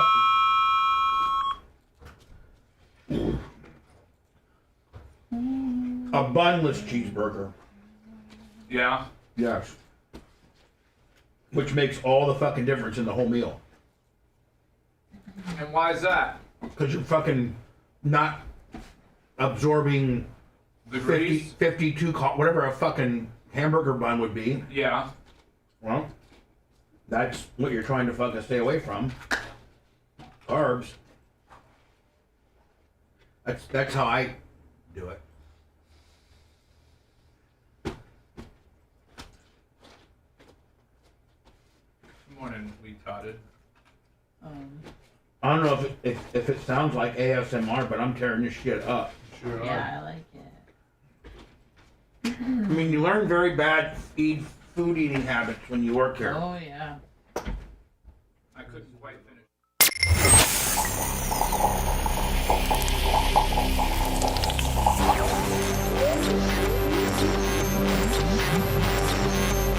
Splintered memories looming up out of the time fog. Lost somewhere between fiction and reality.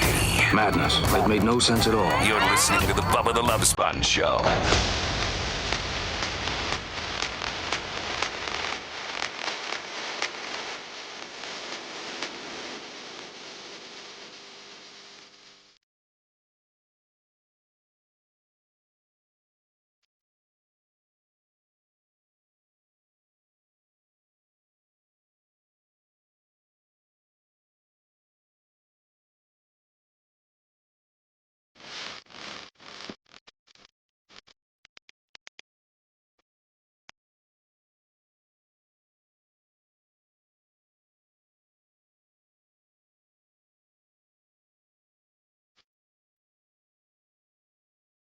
I'm gonna be honest with you. I would just much rather ride this music out than listen to us pontificate about stupid stuff. That was really. That was hitting. It was in my head. I mean, I've never done Molly, but I'm getting ready to get some glow sticks and Molly. You'd like it. I mean, it sounds. Yeah, Bubba would be all over Molly. Mm-hmm. That would be his drug of choice. Real. Yes. Yeah. I mean, you guys know me. Oh, Yeah. you like to feel absolutely euphoric and the best you've ever felt in your life? To Molly. I've been telling you for years, but you don't listen. But here's what I'm going to be honest with you. Okay, let me Don't lie. I'm not going to lie. I'm going to be honest. Okay. I'm going to expose my like yesterday. I was really bummed and felt. Yesterday was a really tough day for me. Let's not forget Molly. Write that down. Okay. We Molly. got Molly. Molly talk. Yeah.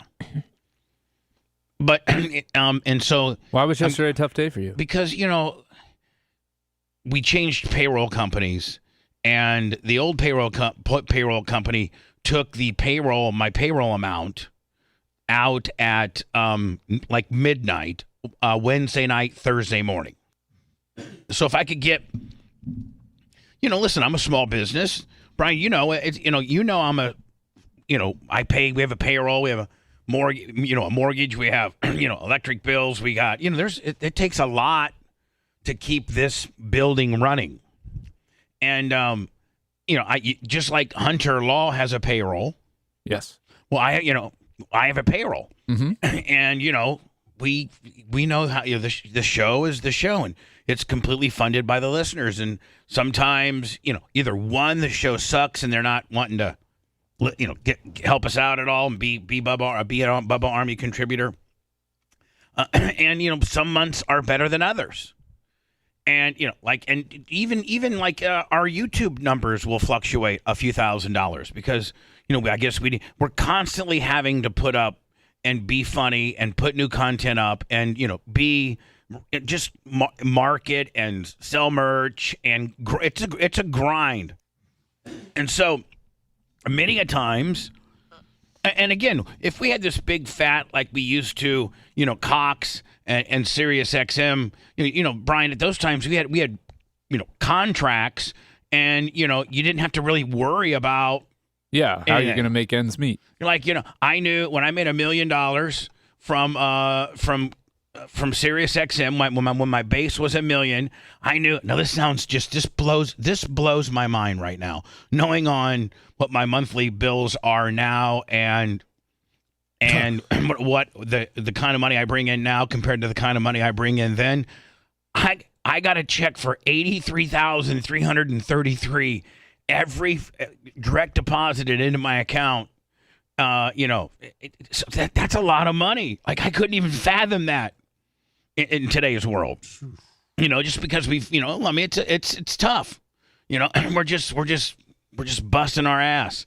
And then, when I was really rolling hard, then I was making I had like about a $2 million base with Cox if you count all my affiliates. Now I'm getting $83,000 check from Sirius, and $66,000 check from Cox, plus hitting, bonuses in 14 different cities and getting like another, $200,000 or $300,000 or $400,000, there. And then we were selling, merchandise. We were selling my best year of merchandise. Brian it'll blow you away. We did $610,000 one year in merchandise. Profit or total sales? No, total sales. Oh. And what was your profit margin on that? About 25%, 30%? 30. And that's all in. That's salary and shipping. And and cost of manufacturing. Actually, Brian, closer to like 40. Yeah, I was gonna say 40 to 50% is where you want to be on that. But stuff. I netted $350,000 on merchandise, just T-shirts. And Brian, we would go do Bubba Paloozas, and I would make $150,000 for the weekend. I'd split it all off, and the guys, like, I'd give Manson like $40,000, and I'd give like Brent $20,000. And yeah, I should get into that, Lummy. Oh, the yes. kind of money I used to pay these people. Walker Crawford, 20 on the Cash App. So I couldn't even. I mean, there'd be months where I'd put in total Bubba Radio Network would generate. You know, if I got a couple bonuses, I did a Bubba Palooza. There, I had some. You know, $500,000 and $600,000. You know, $600,000 months. You know, like. Phew. It was nice. I remember getting $1,000 check from you for the Jacksonville Bubba Palooza. Yeah. For one night, and everything was paid for. Yeah. I thought it was the greatest thing ever. And so, I mean, you know, I've been there, and you've seen that, Bubba, and you've watched my struggle or my journey, and you saw me at my lowest in 2017 and 2018 when I almost lost my house. I just sold it at the last minute, didn't make any money. After paying all the liens and everything I had off, everything started to unravel with me after the Hogan sex tape. Like everything just completely unraveled. And listen, a lot of it was my doing. It just wasn't the sex tape. I participated in some stupid stuff. I'm man enough to admit that, and I'm also man enough to admit that the Hogan sex tape should have never have even existed. I'll admit to that, as well. But Lummy. Yesterday was, I don't know if it was a low point. Oh. But Brian was $838 and overdrawn in the business account from payroll because the new payroll company used to take it out at midnight on Wednesday and the new payroll company takes it out at noon on Wednesday. So that's a big difference. Wednesday at like 3:00, I went in and moved some money around. From my personal savings, I just moved a little bit of money around so that we would cover payroll. But I didn't know because I thought I had till midnight to be okay. And they start the deduction process at noon, Lummy, which caused me to be caused me to be $838 to the year. Sorry about that, Anna. Get you back next month. No problem. No. Lummy, I called the bank because I was so worried. By the way, the moral that fee too? Hold on. So the moral of the story is this: we were on the air yesterday, and there were some just unbelievable people that stepped up. I mean, Heather Wiz, Hall of Famer Heather Wiz, unreal, $500. Wow. And airtight ski pole, just the absolute. Waitress Tease. John Castica. Yeah, Las Vegas Mario. Yeah, John Castica. We're gonna end up missing a whole bunch of people, but you know who you are. And Big Red stepped up. Yes, Big Red. It was a telethon. It was a telethon. It really was. But you have to understand, as much Iggy. Enjoy your Bubba Army tote bags.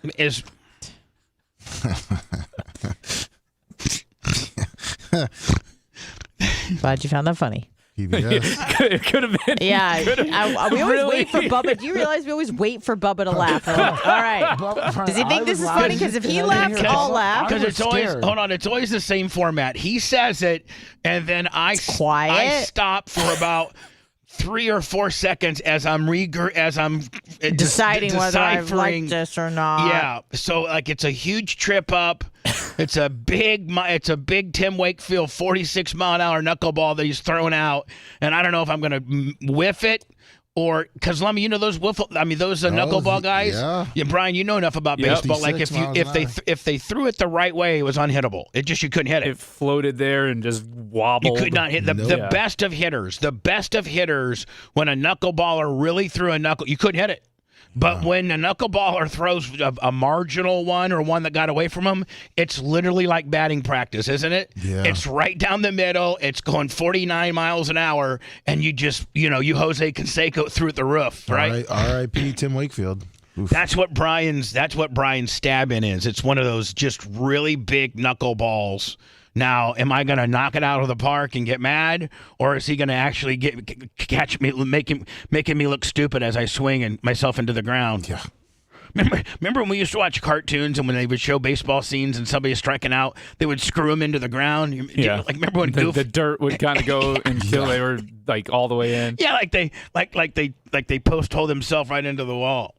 So, yes, Brian. So you're overdrafted. Bubba Army comes through. You call the bank. And so hold on. So what I'm trying to say is I am so humbled, and and I think maybe you agree that no other radio show would be that transparent and make themselves look that stupid than us. And that we don't really care what others think. We have a great core of listeners that'll pull us out of, pull us out of the hole real fast in order for us to, be able to pay our bills. And it was just so, Brian, it was humbling, but it was borderline pathetic, borderline. I had so many different emotions. I had a really tough night. I got a really, from 3 o'clock on, I sat in my recliner and I was just kind of bumming. And then I went and started looking at, some of the monthly numbers and just, looking at the bills and all that kind of stuff and the bills that I got coming out. And it's just, I was just overwhelmed with the generosity of the Bubba Army yesterday. And it's just like, thank you so very much. 247 Dynamic Solutions, $10. Thank you. Just need one more person to step up and pay my overdraft fees, please. That's John Costica. T-shirt Will did that one. Oh, T-shirt Will. $100. Thank you, T-shirt Will. I should almost just right now spontaneously make everybody do their Bubba Army. Their Bubba Clem impersonation, because Brian's. Oh, hold on. Let me see. Oh, nope. We haven't got no PayPal activity yet. I'm here. I am. Hold on. He is the calculator. You are the money repellent. I'm the money repellent. Iggy McGillicuddy said, "Baby face is on and the wallet slams shut." You know what? And hey, listen. You know what, guys? As much as you took care of me yesterday, I get it, and I accept that. It's not a big deal. We have good days and bad days monetarily. He is funny. He's funny as hell, though. He really is. He's an acquired taste. People are laughing so hard, it's hard to donate. Yeah, it rubs $20 on the super chat. David Vanderselt. I don't know that I acknowledged him yesterday on the PayPal. On me, John Costica, of course, $200 yesterday in the PayPal, Venmo, Cash App at the Bubba Army. Lindsay but David Funk 30 on the Venmo. David Vanderstelt, who I think might be new money lummy, $20 yesterday, and he just said this: Anna, do not try to lawyer up and sue me for sexual harassment or anything like that. I'm gonna let you. I want you to come verify that he says this at the break, but he just says Anna's juicy ass, so juicy. And he's not wrong. Well, I'm just saying. And then he threw a $20 bill down, almost like I'm a stripper. Yeah, I'm a stripper. See, the show's kind of turning you in. See, yeah. Look at some of the avenues we're opening up for you. My juicy ass. If somebody would have said, "Hey, listen, eventually, guys are going to be honest." When you were in that little nerd French horn blowing bitch. When I was 12. Well, when you were I don't know. When you were at that awkward... I got hotter, That's what I'm saying.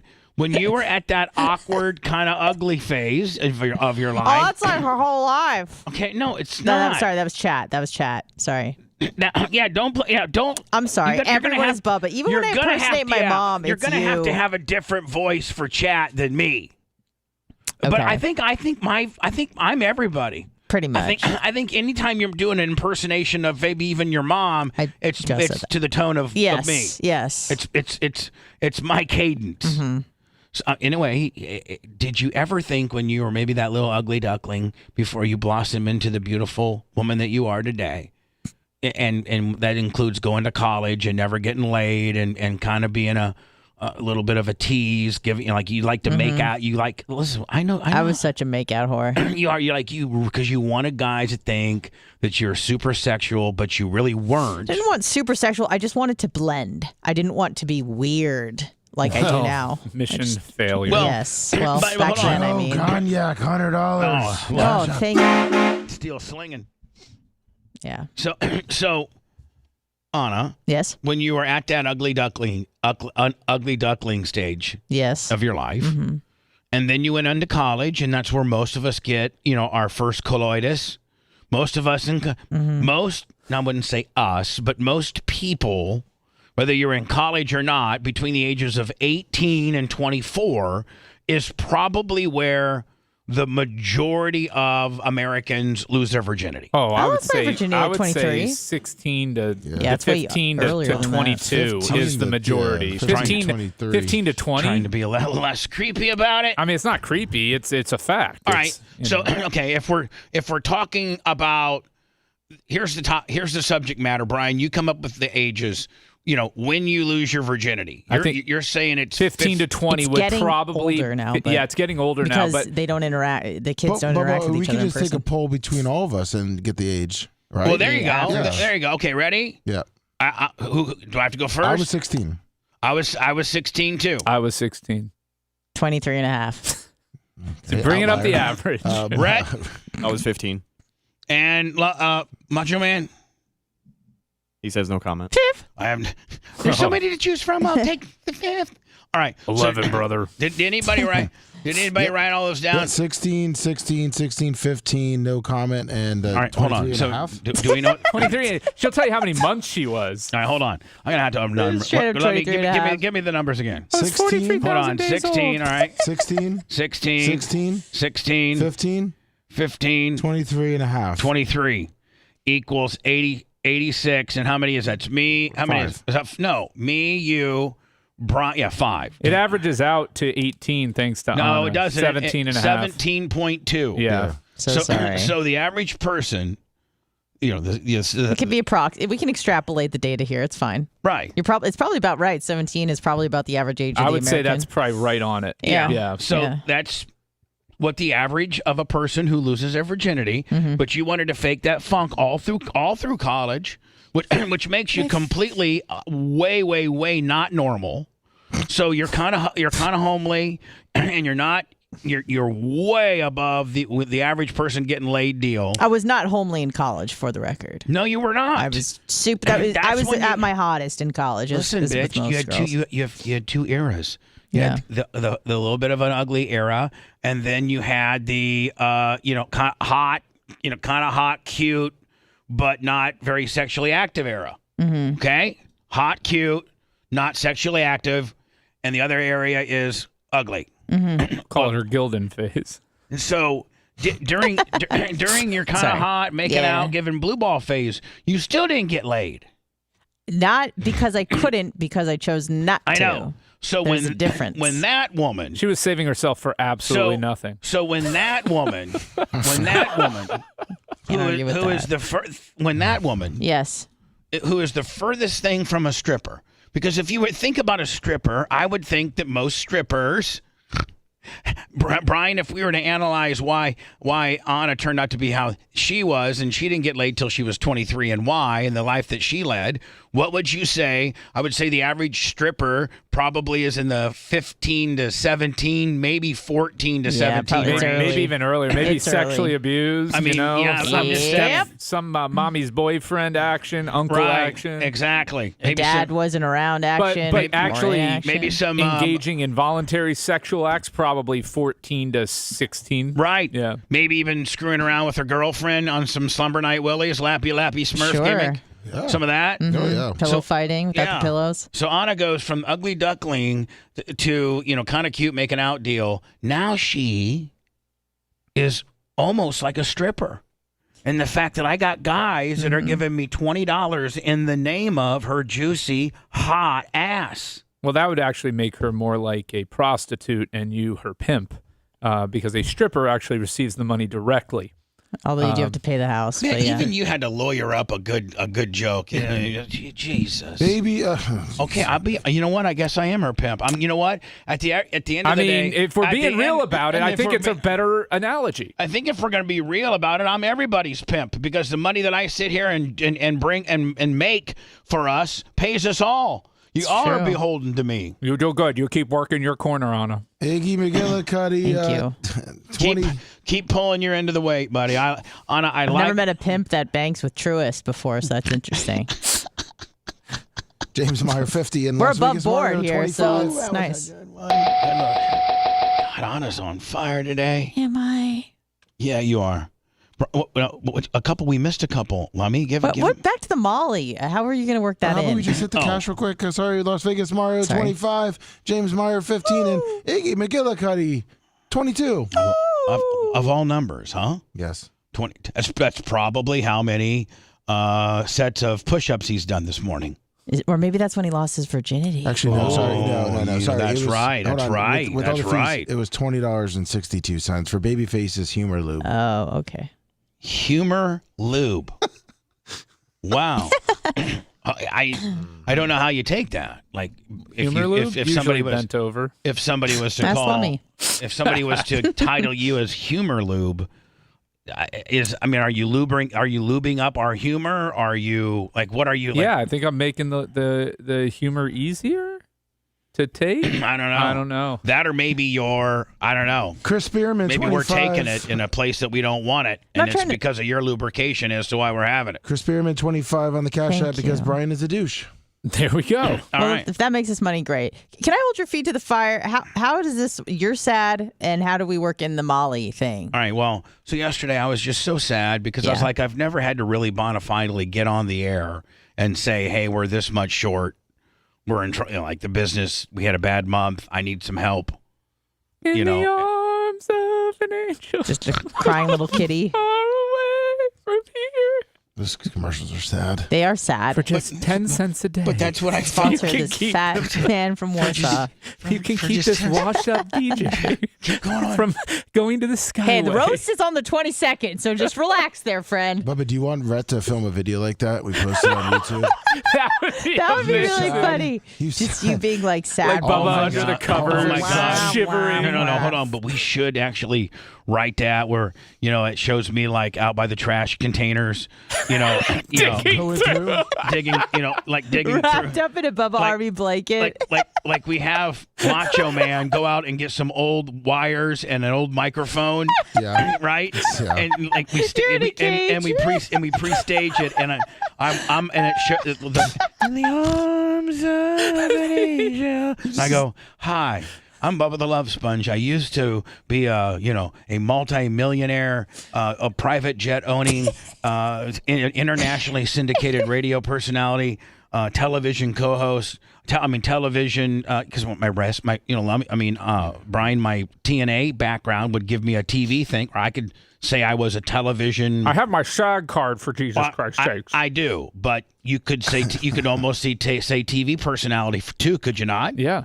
Liquor 44 on the Cash App. World-renowned media personality. And it shows like I got like dirt all over my face, right? Like and I'm crying over an empty ketchup bottle. Bubba Army shirt. Like a ripped Bubba Army shirt. An empty ketchup bottle that you're trying to lick out the last little bit of ketchup from. And I'm like, no, but yes, but I'm trying to make it a little bit more just follow me instead of getting a ketchup bottle. Okay. That was ridiculous. I'm sorry. Keep going. I'm scrounging around and I'm looking for stuff and I'm pulling out like a microphone that looks like it's broken and I'm like, maybe I can get this and some wires. And I look back at the camera and say, I'm still trying to do radio and produce good content, but that takes expenses. One, I have to rent this big building here and let me be outside. Yeah. I have to rent this place. And then two, I got a payroll of 5 people that I have to pay to keep my show on for only 10 cents or whatever, for only $2 a day. For only 2 times 5 is... so that'd be like $50 a month, guy. Like, if a guy gave us like $2 a day per show, that would be like what, $40 a month? Thank you. Because there's 5 shows, 20 a week. So there's 20 total shows a month. $2.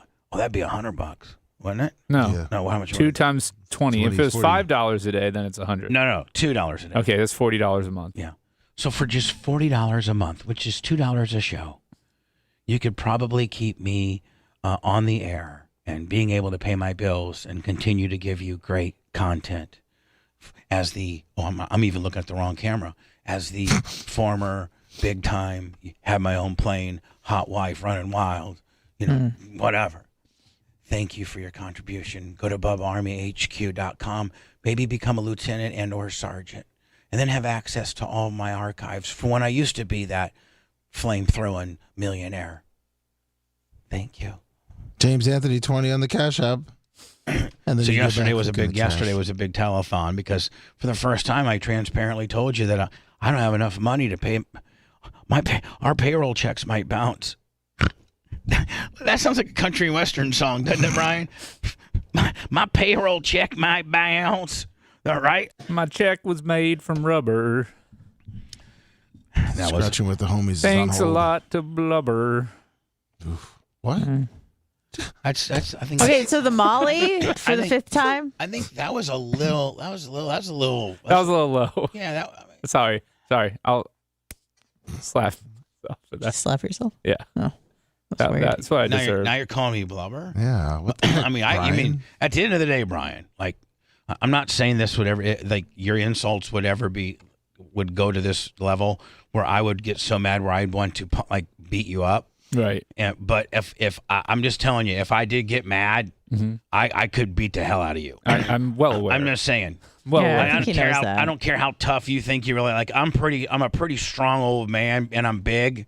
And it takes a lot of stuff. And I mean, I would just I just punch you right in the face. See, my only hope would be to get a running head start away. And then but then you'd sue me because I would just kick your ass.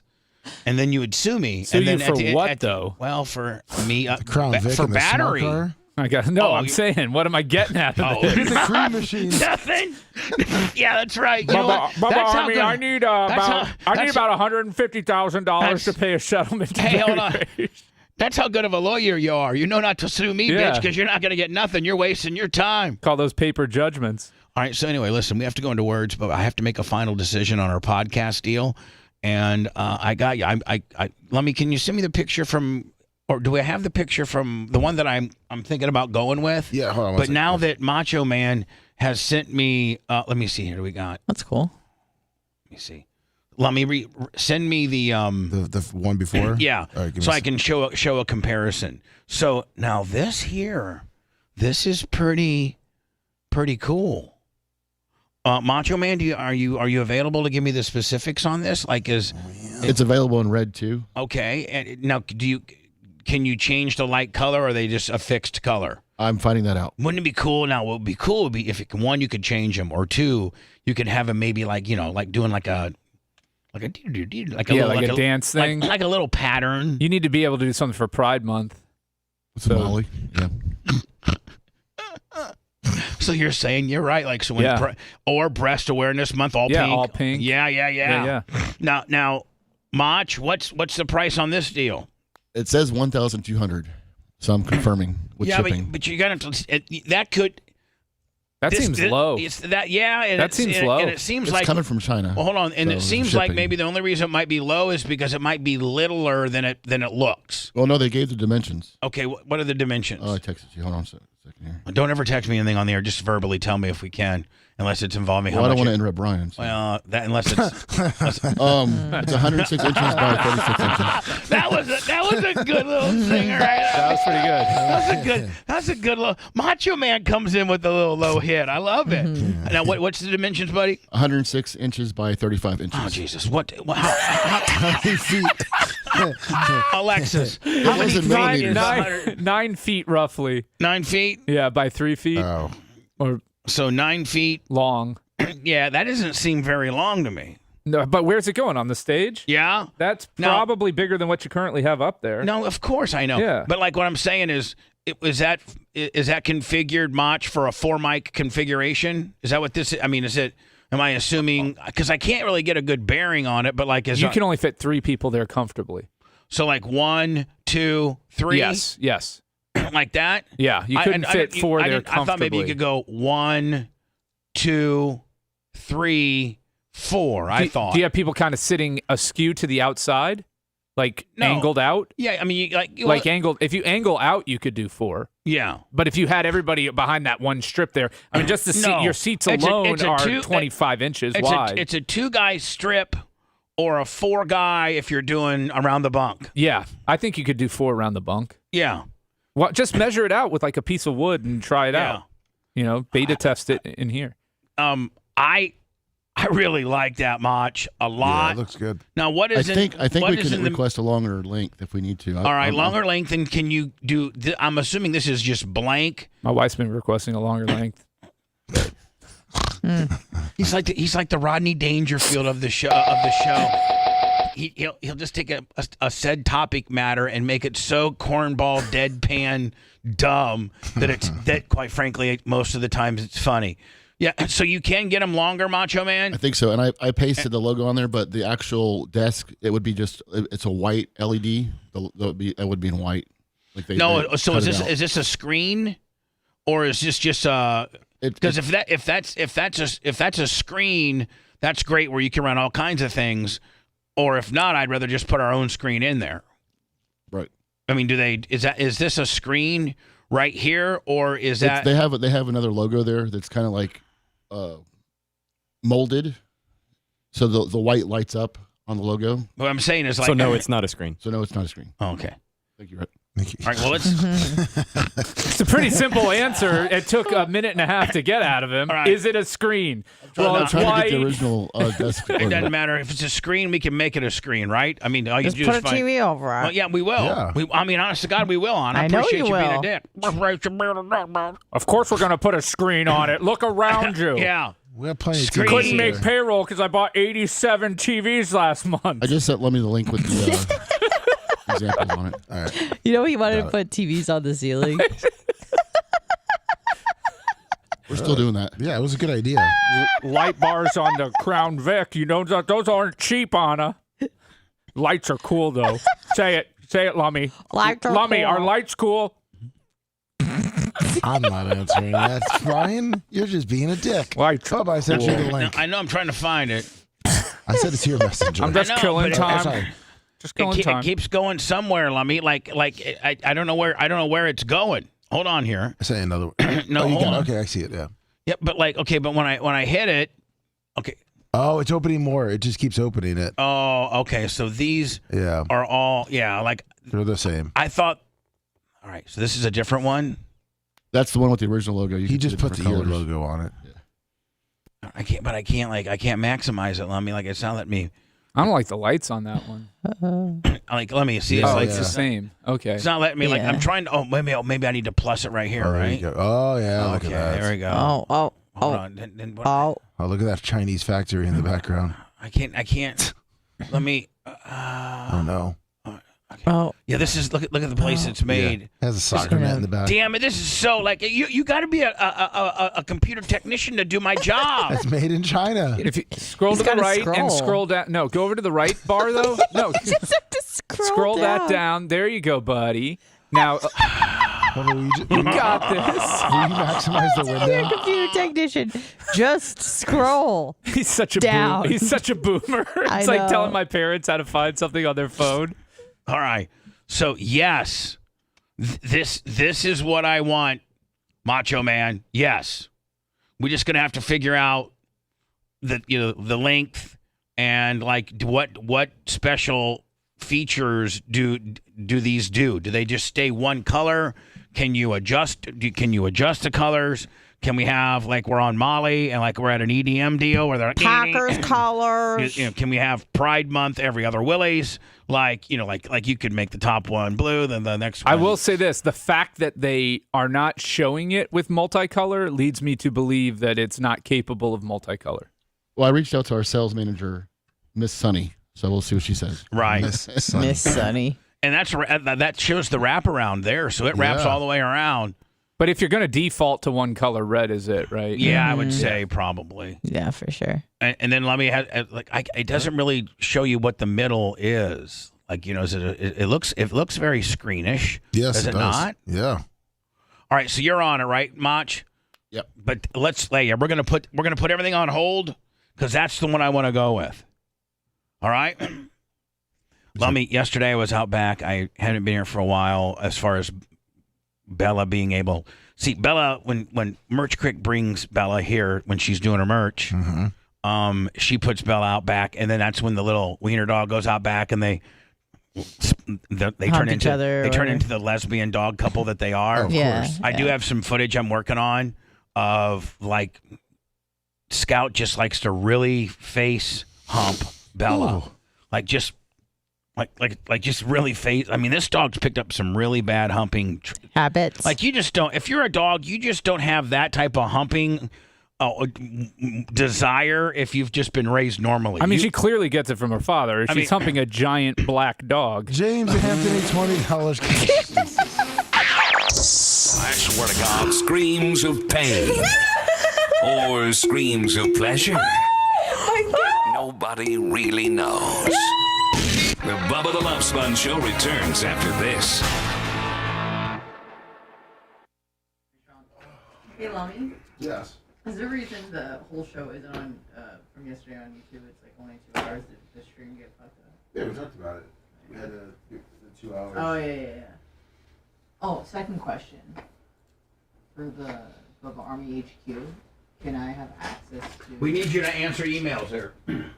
Well, let me. Where do we need her answer emails? It says I have to log in or enlist. Oh, the chat, the Bubba Army chat on. Let me. Who's going to be in charge of Bubba Army Chat HQ? Right now it comes to our emails. Oh. So it should go to Anna at Bubba Army HQ. Okay. Lummy, Red. Does it go to mine? I don't think yours is on there. You probably don't want them all hitting me, Bubba. I don't want them. them. You'd have about 300 emails. I don't want them, but I want between all of us to get them answered. Yeah. I mean, all our names are on there, so it comes to that email. All right. So let's just make sure. Let's just make sure that everybody proactively answers them, please. The site does look awesome. Let me hear me. Yes, sir. Just get a hold of everybody that's got an account. Morning, everybody. And tell them that let's actively start responding. Yeah. Gotcha. Oh, it's thinking about it. I don't even know my... Monster well water? I don't know what the hell you're talking about. Oh, it's Bubba got some cases of Monster well water. It's fucking really good. What is it? It's just water in a can. But it's energized? No, it's just regular well water. Regular ass water. Dude. Well water? Like from somebody's well in their backyard? Yeah. We don't know. Please just stop. Who gives a fuck? I mean, I care what I'm ingesting, but other than that,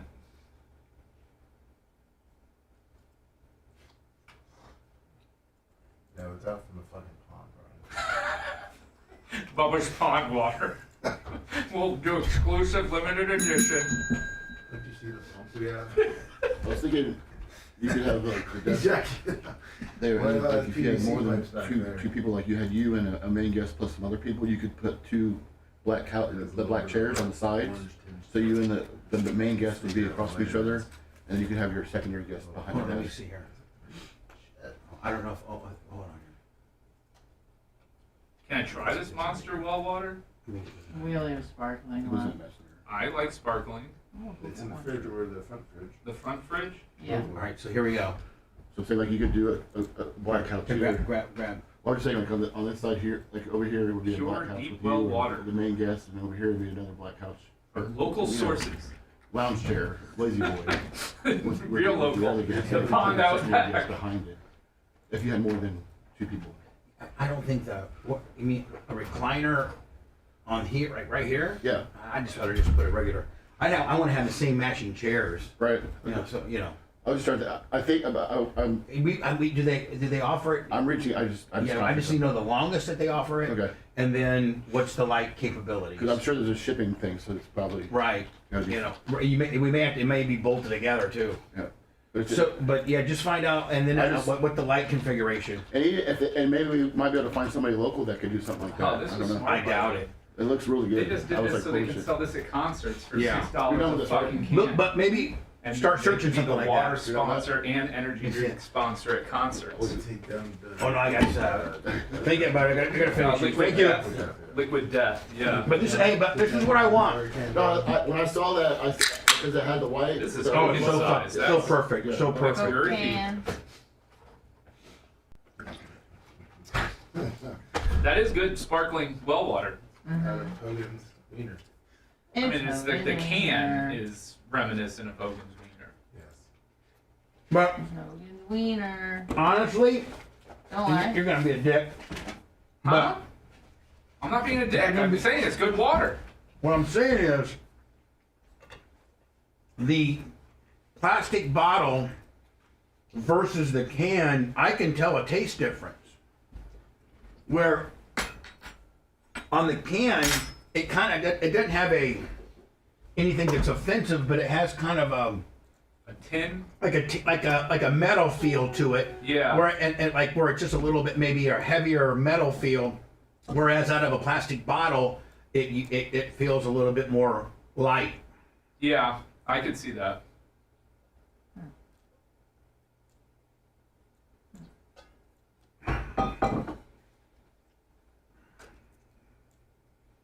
That's pretty cool. Water.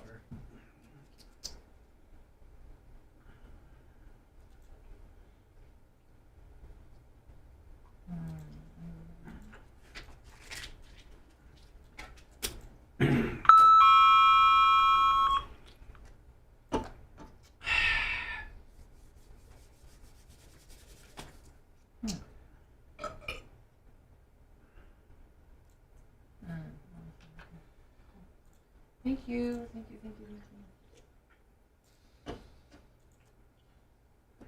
Wow, big. Wow. Hello, I'm burning. Oh, wow.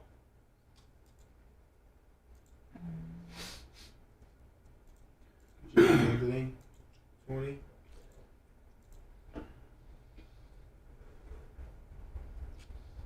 Oh, wow. Got awfully quiet in here. Some noise.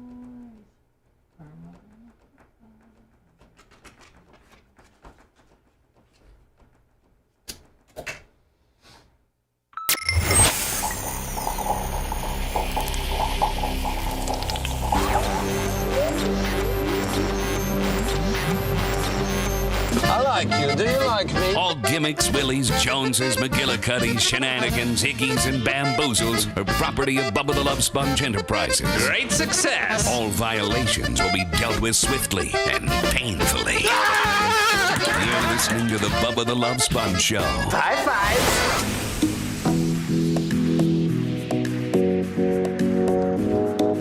Lummy, did I show you the new Skag? It's remote control, and it's made for like it's not like for finish mowing. It's more for like a rougher terrain, like maybe you had a big hill and you really can't efficiently maybe take a bush hog there, attached behind a tractor or even a skid steer. Like it's just real cumbersome. You should. I got. Is that on their website? Let me see. I think I got it.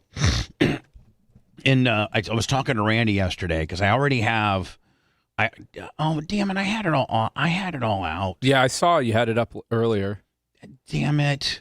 I was all being responsible, Lummy. I had it all up, and it disappeared. And it disappeared on me, and it sent me to a different deal. Hold on here. Let me see. It's all part of Skag mowing deal. Does look like my parents' browser up there with 87 windows open. It's okay. It looks like your parents' browser. Yeah, they don't know how to close out windows when they're done with them. They just open up a new one every time. I'm gonna have to refind it, Lummy, because it's unbelievable. It's this big robot that you control with a remote control, and it's like a bush hog deal. So it can go into like all kinds of different places. And Mark Tate, the landlord of the building, of course, he now is he bought Tom Bean's old LJ Georgia cabin. Yeah. And he wants to take this. He bought it? Yeah, he bought it. And then Tom owns like 65 acres right beside. They're going to be neighbors. Is he going to put a Domino's there? No. Is it the Skag's Turf Tiger 2? No. I think it's a Skag hybrid remote slope mower. Yeah, it yes, maybe that. Send that to me, Lummy, if you can. I had it all pulled up. I'm so mad at myself because I had it all ready to go. It would have been a seamless transition in from me introducing what I wanted to talk about right into the video of this thing from the it's from the Skag sites, and it's this remote control bush hog deal that is just unbelievable. So Lummy, I'll have to reset, find that video so that it's a better air check from my boy Randy. Right now I sound lost. Could you tell us I'm lost. Why you want to do Molly with Brian and I? Well, in fear of I've never done it before, and so like I'm afraid of stuff I've never done before. But I've seen you spray 409 in your mouth. I think you'll be okay. All right, well, here's the deal. I kind of did what you did for the Florida Man Radio deal. We were on similar stuff, and you had the worst night of your life, and I had the best night of my life. So I got to think that if you can handle said Molly, that I can handle it. Of course you could. You would love it. Because that's the only problem. You would be like, I need me some more of that. Yeah. Is it hard to get? No. Oh, okay. Talk to me after the show. But here's the deal. Here's what I'm most scared Just of. get him pure MDMA. Get him the sawdust in a bag. No, just shut up. Don't get me nothing. Everybody be quiet. Nobody's getting nobody nothing. We're all speaking in this is obviously hyperbole. Yeah, I mean, got Brian's a real full-blown I'm a lawyer here. There's please. no, it's jokes, cut. Yeah, we'll even do a P test, like if you really that adamant about It's it. out of your system in like 3 days. Yeah, I know. I know how to game a P test. I don't know why I think I said it. Don't tell on our secret. Oh, sorry. So, like, if I took it, Anna, like, would I take the same amount as you? Yeah, to start, sure. All right. You could always take more later. And like, do you need to be in a real stimulative environment? Can I take it and like watch football, or do I need to be in like a dan dan dan dan dan dan dan dan dan dan? For me, it would be hard to sit and listen to something intently. Party boy. Do I need to be like when I'm like Lummy in a Speedo with a bow tie on, jumping around? Like, wait, do I need to be? Can I take said Molly Anna and watch the Packer game? It would probably enhance it. You may have trouble paying attention to one thing, but there's no doubt. I've never met anyone who's taken it and not absolutely loved it. Really? Not one. It's like masturbation. Have you ever met someone who's like, I tried it, don't love it? No. Oh my God, I love that. Just you, apparently. The answer to your question I is love that. Look in the mirror, bitch. Yeah. That's the only person that I've ever met that didn't enjoy masturbation. I got you a perfectly good Hitachi wand, and you barely use it. Yeah, like, now, can I ask you a question and you be honest? Based on where your sexuality in life is now, compared to what it was when I offered you the Hitachi, would you now potentially take the Hitachi? Sure, yeah. See, I'd be more open to it I'm one now. that broke your sexual seal, bitch. Thank you. You really, all the sex in your life you owe to me. You do. Yeah. When were you going to do it? You didn't have any. You know what? You didn't have any game plans that were working. No. I'm just saying the way you were doing. It certainly wasn't working. You haven't been laid in like what, 4 years? It had been a few years. Well, no. We're not gonna. We're gonna come up with a number here because this is really real. Like these numbers are very significant. Like if Brian, you haven't been laid for a year. That's one level of pathetic. That's a pretty big stretch. Right. Yeah. It was at least 3. But hold on, exactly 3. Yeah. I cannot imagine going 3 years without intercourse. Imagine it, sister. Wow. Yeah. 13 was the last time I hadn't had sex in 3 years. Yeah. Yeah, like it's never happened. Well, no, I'm saying 13. Yeah, I get what you're saying. You did the math forward. I Yeah, guess I 16 would have been the last time I hadn't had sex in 3 years. Right. Yeah. I mean, like us guys just go crazy. I get it. And you. So I'm taking the advice of you. Right. And, what do and I you're know about anything? I'm saying you.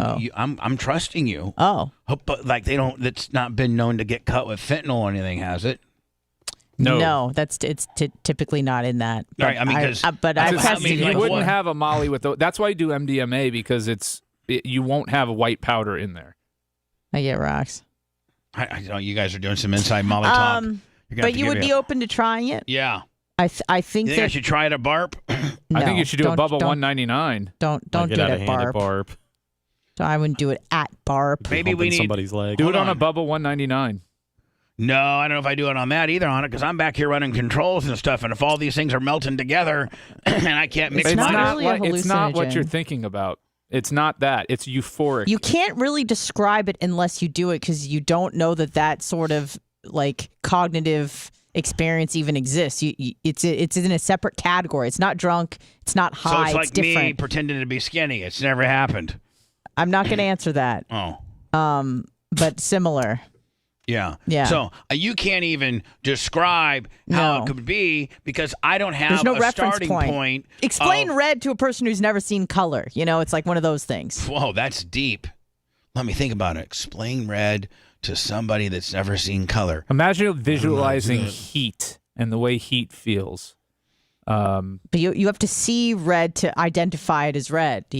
It's the color of the red truck, and then you go, oh, that's red. But if you cannot see color, you don't know that red exists. Yeah, we're getting deep on some Molly deal. See, I feel like I'm on Molly describing what Molly would be like. Yeah. Now we're deep into red and on fire trucks and all this kind of stuff. Yeah. All right. Well, is it how much does it cost? You don't have to worry about that. All right.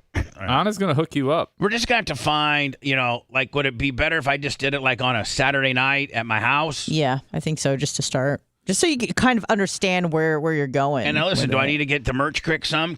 Or do I need her to be my handler? She doesn't need to. She's kind of giddy like that naturally. Yeah. And honestly, you'll pretty much unless you take. I don't want to do it by myself though. I'm a maker. I'll watch you.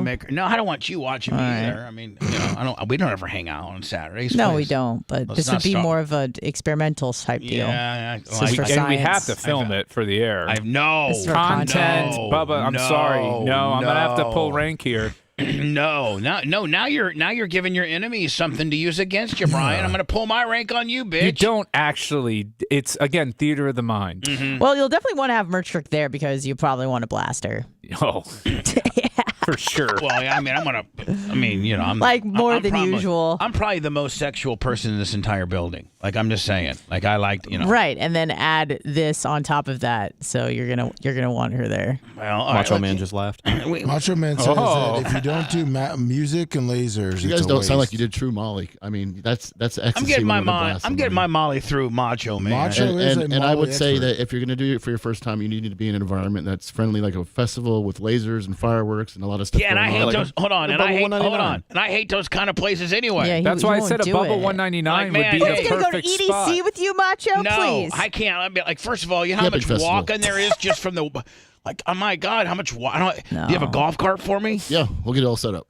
Okay, I don't know. I don't want you to waste the first time. No, but you used to have like a laser machine in the bedroom. He's got lasers. He's got music. All right, whatever. He can vibe. Let's think about something else. Bubba's watch the Packers game with lasers. Bubba's on Molly and tries to eat marshmallow. The DJ. He's gonna be here too. Jesus. He's gonna be here New Year's Day. He's actually coming down. Yeah. Yeah. Oh, I'm gonna go eat that DJ. Yeah, I saw the Skag deal. Yeah. I'd rather open up with it. Okay. No, I just want to make sure. Right. So listen, why I got everybody's attention. I don't know when I'm going to do Molly, but I'll try one of these days. Cool. These. What the hell's going on over there? Chair broke. Probably need something. No, the chair didn't break. Shut up. God, Brian, you're such a dick. Chair broke. So the galvanized steel chair. That's what it sounded like. These are. I've been trying to. We have been trying to get these made for such a long time, and we finally found the right manufacturer who they had an unbelievable record as far as quality. Because most of these backpacks that are like this with the USB cord, and it's got like a little compartment for carrying your water, and then it's got the carry-on slip deal back here so that you can slip it on your carry-on roller deal. That's got everything. Yeah, Anderson Pest Pros 15 on the cash. These are $60. I mean, these are the aluminum handle up here. And of course the Bubba Army insignia, but these are $55 or $60 backpacks. Easy. Easy. I mean, there's so many compartments to it, and so Merch Crick put a bunch of blankets and T-shirts in here for me to show you just how big. And there's a laptop compartment in there. There's side zippers. I mean, this is old badass. Jacuzzi. In fact, Macho Man came to me and was like, my backpack is really, really. Not nearly as good as this backpack. You think I can get a backpack? Well, instead of your paycheck this month, you can. No, you're really a dick. I'm paying you all in backpacks. Anyway, that's as nice a backpack as it is a badass backpack. Go to. I think we have a link, Lummy, on our Facebook, on our Instagram, Twitter? On our TikTok, on our X. that directs you right to our store. But if you want to go directly to our store, it's Bubba Army Store, Bubba Army Shop, and BubbaArmyMerch.com. And let me listen to this. Now, I'm only making, literally, because I just want to get my brand out, and I really, I'm only making like 5 or 6. These things cost like $27 to make from the manufacturer. Wow. I don't have a lot of margins on these. I'm not making a lot of money, but I did order a lot of them because I think they're so good. I think so many people are going to want them, especially at where I got them priced. You priced them too low. You should have done 40. I would have done $44.99. A lot of my friends would be like, get an extra 5 out of each. Even Tom Bean was like, man, 34. Because I was over at Tom's when they came, and I told the merch crick to bring one over so Tom could see it. And Tom's like, what are you going to price it at? And I'm like, I think I'm going to blow them out at $34.99. He's like, you're an idiot. You could get $49 all day. So he Googled that type of backpack, and he's like, they're $55 backpacks. They're $54.99 on most sites. Yeah, that's how much mine was. Mine was $60. I'm like, I'd rather blow. I mean, I don't need to make a lot. But I blow them out and get the name brand out and give a guy a break. Like if I make $5-6, that's good for me. Mm-hmm. I don't need to make 15, 20. Give me 5, bitch. And plus I got free labor, and Merch Crick works for free. She's up there just slinging them. So anyway, I mean, this is a $54.99 to $60 backpack. Tom Bean told me I was an idiot. Brian said I should price them what? $44.99 would have been reasonable. So I gave you a $10 Very break. reasonable. Yeah. So there you go. You're really giving them a $20 break because those things sell for $55-$60. Especially with the USB port. Yeah, mine was $60, and it has a USB and everything. Now, Lummy, is yours still nice? Or is it like, for instance, Macho Man showed me his backpack, and he's like, I really need a new backpack, so I'm gonna give Macho Man one. And Lummy, I don't think you really need one. I mean, if you need one, I'll get one for you. Though. I mean, I would sport it, but I just you can get a Bubba Army patch on that. Like a month old. Yeah, I could put a. Yeah, you should. I can't believe you haven't. What? Put a Bubba Army? He has no Bubba Army patch on his backpack. His current one? Yeah. All right. Now, Anna, you don't want one. I mean, you're not going to care. I don't think you're not a backpack person. Yeah, it's not like I bring one every day. No, to exactly. Work. So I'd be calling you out on that because you'd have it on eBay Marketplace. I know you would. Brett, how about you? She literally has a backpack that she just pulled up and held up, Bubba, that she brings in every single day. Well, but I'm not a backpack person. She clearly got it in Colorado from a Native American roadside stand. That pattern on it. It was a gift. And I like it very much. She got it when she was in Colorado with a Native American that was crying on the side of the road. Saying backpacks handmade by this. It's kind of like that Southwest Santa Fe kind of. 100%. Yeah, it's exactly what it is. I like it. Jeez. Rhett, what Mach, I got you locked in. Rhett, what's your backpack parameters? I probably would not use it. For real? Yeah, I have a camera bag already. I've got another bag for stuff that I use. All right. But they are really, really nice. Thank you. I do appreciate it. All right, so you and Brian, you don't carry. Lawyers carry like leather briefcases and stuff like that. I don't think you carry. I don't think you're a backpack guy. I'm excited to see all the photos from Dan's son wearing it at school. Yeah, there we go. There we go. We need actually, Lummy. You know what? We need to videotape that. Yeah, we do. Did I tell Dan that already? He needs to have. He said there's no chance Sophia's going to use it, but little Dan. But for content, yeah. If Dan comes in tomorrow, I'm going to give him a backpack and I'm going to give him this assignment, and he completes this assignment, unlike most of you. Oh, 100%. Yeah. I'm going to say, Dan, here's what you do. And Dan, do not get a hold of your son off camera before and say, just go crazy over it and say it's really great. Like, I want an organic reaction. Okay? So you go like, little Danny, come here. Little Danny, and you're rolling tape. Maybe, Brian, he even has yes, Daddy. He has the, like it's not an undercut. It's like the phone's like on a tripod and Dan isn't clearly taping by using a selfie stick or his hand. Like his son's going to immediately know something's up because That's fine. Dan's talking to him and interacting with him. Right. Oh my God. Dan's acknowledging him. Oh my God, my dad's finally acknowledging Are me. you giving a Thifu Tower, Daddy? Oh Someone get man, Seafood you guys Tower. are making fun of him. No. Dan He's got a little bit of a lisp. Yeah, we're allowed to He's do got a that. little bit. Yeah. Dan made fun of him first. Yeah, but that's different to Dad doing That's it versus. okay. We It do might it. be We do worse. it. We do it in front. We do it in front of Dan, and he laughs over it. If Dan had said, "Hey, listen, man, that's my kid," then of course we would have taken a different stance. But Dan laughs when we go Seafood Tower, Daddy. Yeah. He's kind of got a little bit of a Mike Tyson him He's up. got a little Mike Tyson about him. Oh, yeah, So Mike I want Dan to have this backpack, and he goes, "Little Danny, come here." He goes, "Would you want something like this? Like, what do you think?" First of all, I think all kids carry backpacks. Yes. So I think that I guarantee you, Danny's got a backpack. Little Danny does. So you don't have to worry about. Like, Brian doesn't carry a backpack. All kids carry backpacks. So we're already in the backpack game, Lummy. Now we're truly going to see if this kid, like if, my logo is like something a kid wouldn't carry. Like, it's just going to give you the general mindset of what a kid potentially thinks of my logo or my quality of backpack. Like, Oh, yeah. he might go, "Sure, Dad, that's a great backpack." Or he might be, that's the stupidest.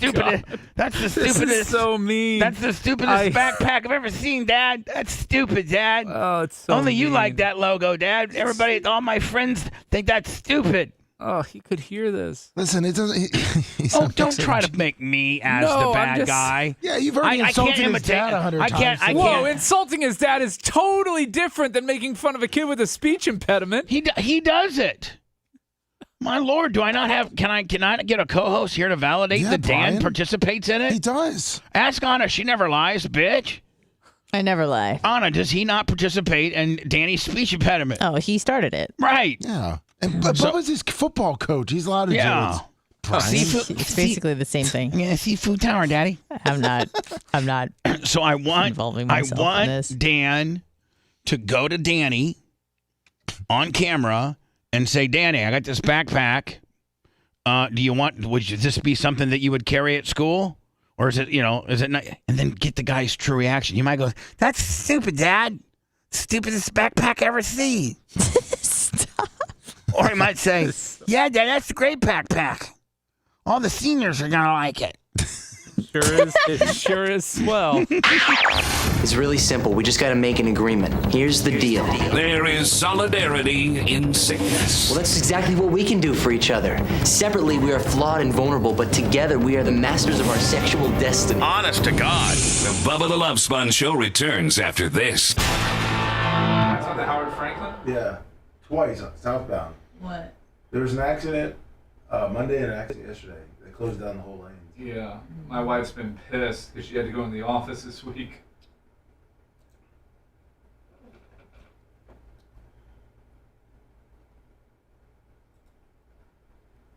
Whew.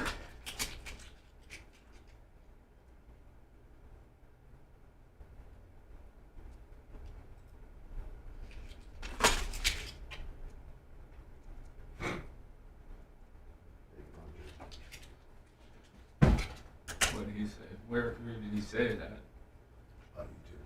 Let me get me the Skagger check once I finally do it right. Yeah, no problem. They said they just turned Dan's kid into Oh, yeah. I saw that. It's kind of a Lasker's kid, Lasker Jr. How about that?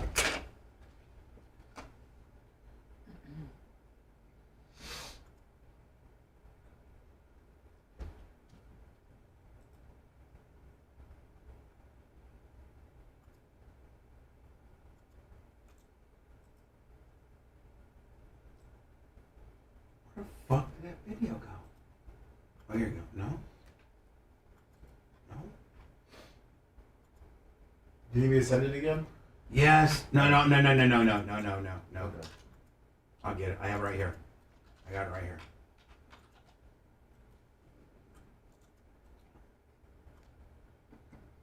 Oh, my wife just texted me. She's stuck on the bridge.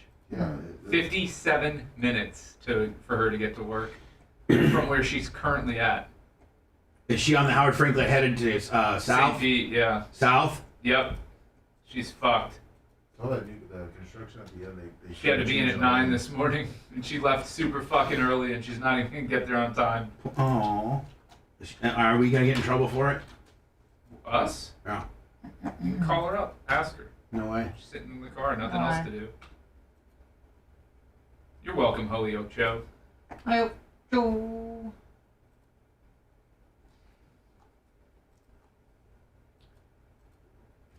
Any of you watching that Squid Game show? I'm all caught up. I breezed through it. Did you watch Bye Bye Barry, Bubba? No, I need to do that. Will you text me today? Yep. See it? Bye Bye Barry? Maybe send me the on Prime. Oh, no, not yet. It's on Amazon Prime? Really good. It's an hour and a half. Oh, there we go. Get I already it out. mentioned it, Holyoke Get Joe. it out. That one came from the depths. There was some fish oil in that one. Ew. Mhm. Fish oil. Ew. Fish oil and dark chocolate and peanuts. That's nasty. You nasty twin. I don't care. Around here they call me Big Pun. Hit you with the big gun. Jesus. Oh, Jesus. Hot tub, popping bubbly, rubbing your spot, love, got you screaming, punish me, and it don't stop. Fun game.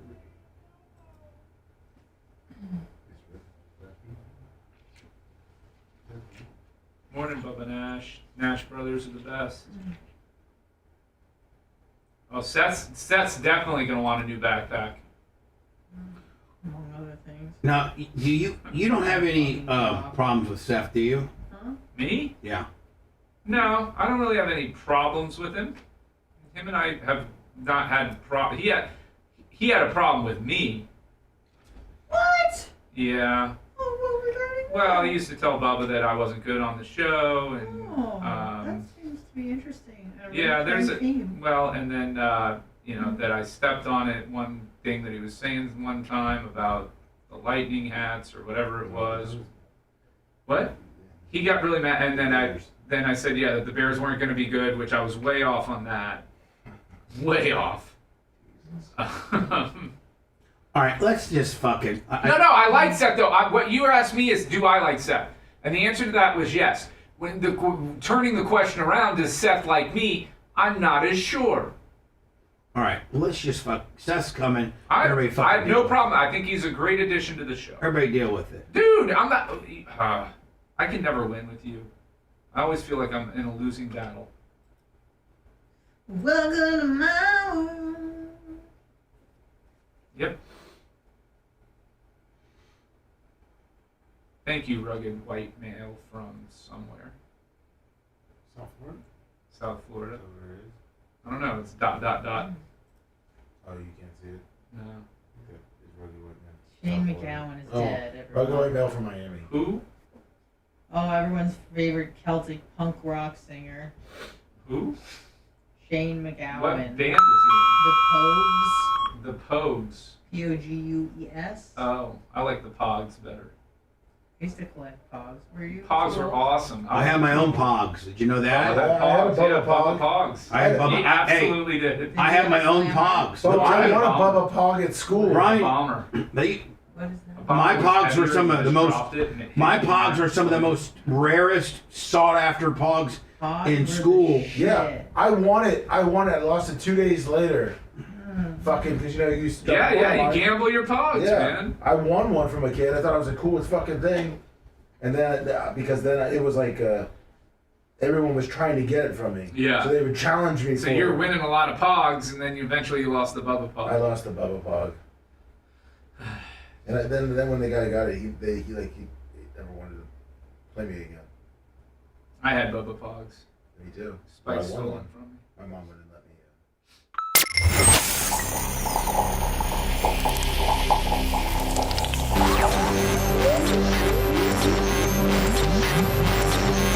Attention, people of Earth. A big fat blip on corporate's radar screen. This is the Bubba the Love Sponge Show.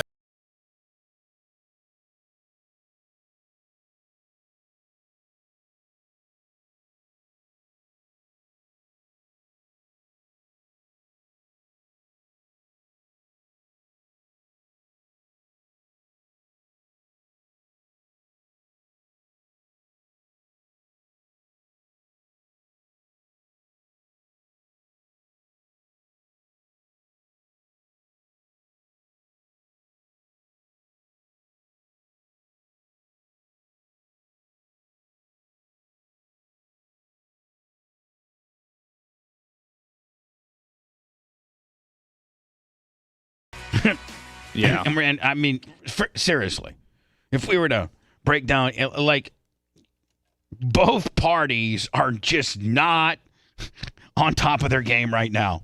I mean, I think that would be pretty safe to say. Both parties are in shambles. Well, you get the government you deserve, ultimately. Yeah, I mean, it's the government. We're fooled by videos and sound bites and posts and everything. So you don't even know what's right and what's wrong, what's real and what's not. Well, people don't even want to take the time to figure out what's real and what's not. They just want to live in an echo chamber where their worldview is supported. Hey, my echo chamber needed some money, and the Bubba Army scratched together some, Lummy. Yes, they did. Thank you. Casikas and Whizzies and all. Just thank you so much yesterday. I'm still so very humbled. That is pretty amazing that you have that level of loyalty from human beings. Isn't it not? I mean, it's pretty exceptional. The Army loves me more than my son does. Well, I mean, are we going to go through a list of things that love you more than your son? Let's not go down that rabbit hole. Because Calta may be on there. Jesus. Wow. Oof. Oh. Kick him when he's down. Step on his nuts. Sorry, I'll save it for the 22nd. Yeah, please do. I need one thing I would like, please. By the way, I'm back to my original thought, when we first opened the show up. I was in Brian's office, and I had to make 2 rulings on the road. Remember I was talking about being in Brian's office? Yeah. I was there because I was asking something for on my behalf that he's working on. But then he says, hey, I need to get a clarification on some roasting stuff. And I had to flat shoot it down. He even tries like, oh, what was it? Oh, no. No. I can't talk about it on the roast. I can't talk about it on the we're big not. show. We're not even. Oh, going. I know. I just thought maybe You don't have any idea. You don't have any idea. Oh, I do. No, you really don't. You think you're slick? No, you don't have any idea. Wow, calling him out. He said something yesterday about think it. You're slick. No, so now I do know what you think it is, and it wasn't that. I didn't even think of that, but it wasn't. Okay. I'm not going to say what it was. I don't know what it was. I'm just saying I know the topic of it. No, you don't. But now that you said that, no, it wasn't about that. I can honestly tell you it was not about that. But now that you say that scares me a little bit. Good. I'm just saying, I don't know if that needs how to be. the tables have turned. I don't think that should be talked about. Okay. Well, then here's what I would. So, Anna, I think you and I are on the same page here. I think you and I are on the same page, and I don't think that needs to be talked about, even in a roasting type setting. I don't think so. But that's not what Brian brought up. It doesn't take an absolute brain surgeon to kind of narrow in who it was probably about. You said it yesterday, so no, it was about Dan. That's what I'm saying. Oh, okay. You're like, you don't know. I'm like, yeah, it was about Dan. I don't know what was said. I have a few ideas, but I'm not going to. So anyway, I had to shoot Brian down on a couple big, real stiff Dannies. I will say this though. Real stiff, and I'm like Brian. I said, Brian, if you say that, I mean, he could take a hack at you. I am going to have a list of, in case of emergency, jokes that, depending on where people go during the course of the night, the roast December 22nd exclusively on YouTube. Could change in terms of limits and off limits. So anyway, just don't. We got some clarification on Tuesday. Us? I'm not threatening anything. threat? It's not a threat. It's a promise. Anna, you should have seen the two Dan ones he came up with yesterday. I'm like, no. He's like, wow. When Bubba's the shield, and I'm like, serious. that's a hard. And he kept campaigning for it and campaigning. I'm like, Brian, that's a hard no. Hard. Can I ask one follow-up question because I'm nosy? Yeah. Sorry, inquisitive. You are nosy, and that's not even talking about being, I know. Big nose joke. We got it. Right. Okay. Is it because it's hurtful or it's incriminating? Yes. Okay. Got it. All the above, and we could throw a few more categories in here. So listen, I'm with Mark Tate yesterday, landlord, and he owns Tom Bean's cabin up in LJ. Nice. And he needs, when you live in when you have a cabin in the Appalachians, isn't that the beginning of? Is it the Blue Ridge or the Appalachians? Is that the beginning? I like the Appalachians. The Blue Ridge is in the Appalachians. There you go. When you have a badass cabin in LJ, Georgia. You need like a regular zero-turn lawnmower, Lummy. The mountainous area that you're mowing is pretty rugged, and so My buddy Randy from Skag, and I next year I need to go. They have a mower expo. Oh, nice. And they just got done with them, and they debuted this at the mower expo. And Mark Tate already wants to buy one because watch this and how bad. And this isn't just grass. This goes through like underbrush. Like this is a borderline bush hog, Lummy. No. Remote controlled. So just so you know, a typical Skag can only handle 15 degrees. The V-Ride 2 can handle 20 degrees of slope. This thing looks like it's on 45 to 50 degrees of slope there. Oh yeah, and it's rugged. Just watch. Just hold on. Just watch how rugged this damn thing is. Skag, home with Randy, Globe, Glebob. I love Randy to death. Randy, can you give me a spelling pronunciation guide on your last? I know you have before, and I think when he told me last time, it's like it's how it's spelled out. It sounds just like the way you spell it out. Well, I don't know what does GLOEBE or whatever Randy's last name? How does that phonically spell out? Globe. Randy Globe, CEO, Metalcraft, Maryville, Wisconsin, home of Skag mowers, and now the extreme slope, remote controlled, bad. Just when you thought Skag couldn't get any more badass and super serve a mowing community. See, there's regular guys like average Joe Lummy that are mowing just regular lawns. Yeah, here in Florida. And then there's dudes that have to go and clear, high-angled ditches and sides of hills and things like that, and that's treacherous at best sometimes. Rugged men live on rugged terrain. So, Lummy, how bad would you like to have this? Now look and so that's not regular grass. That's like, ruggedness underbrush. Look at this thing.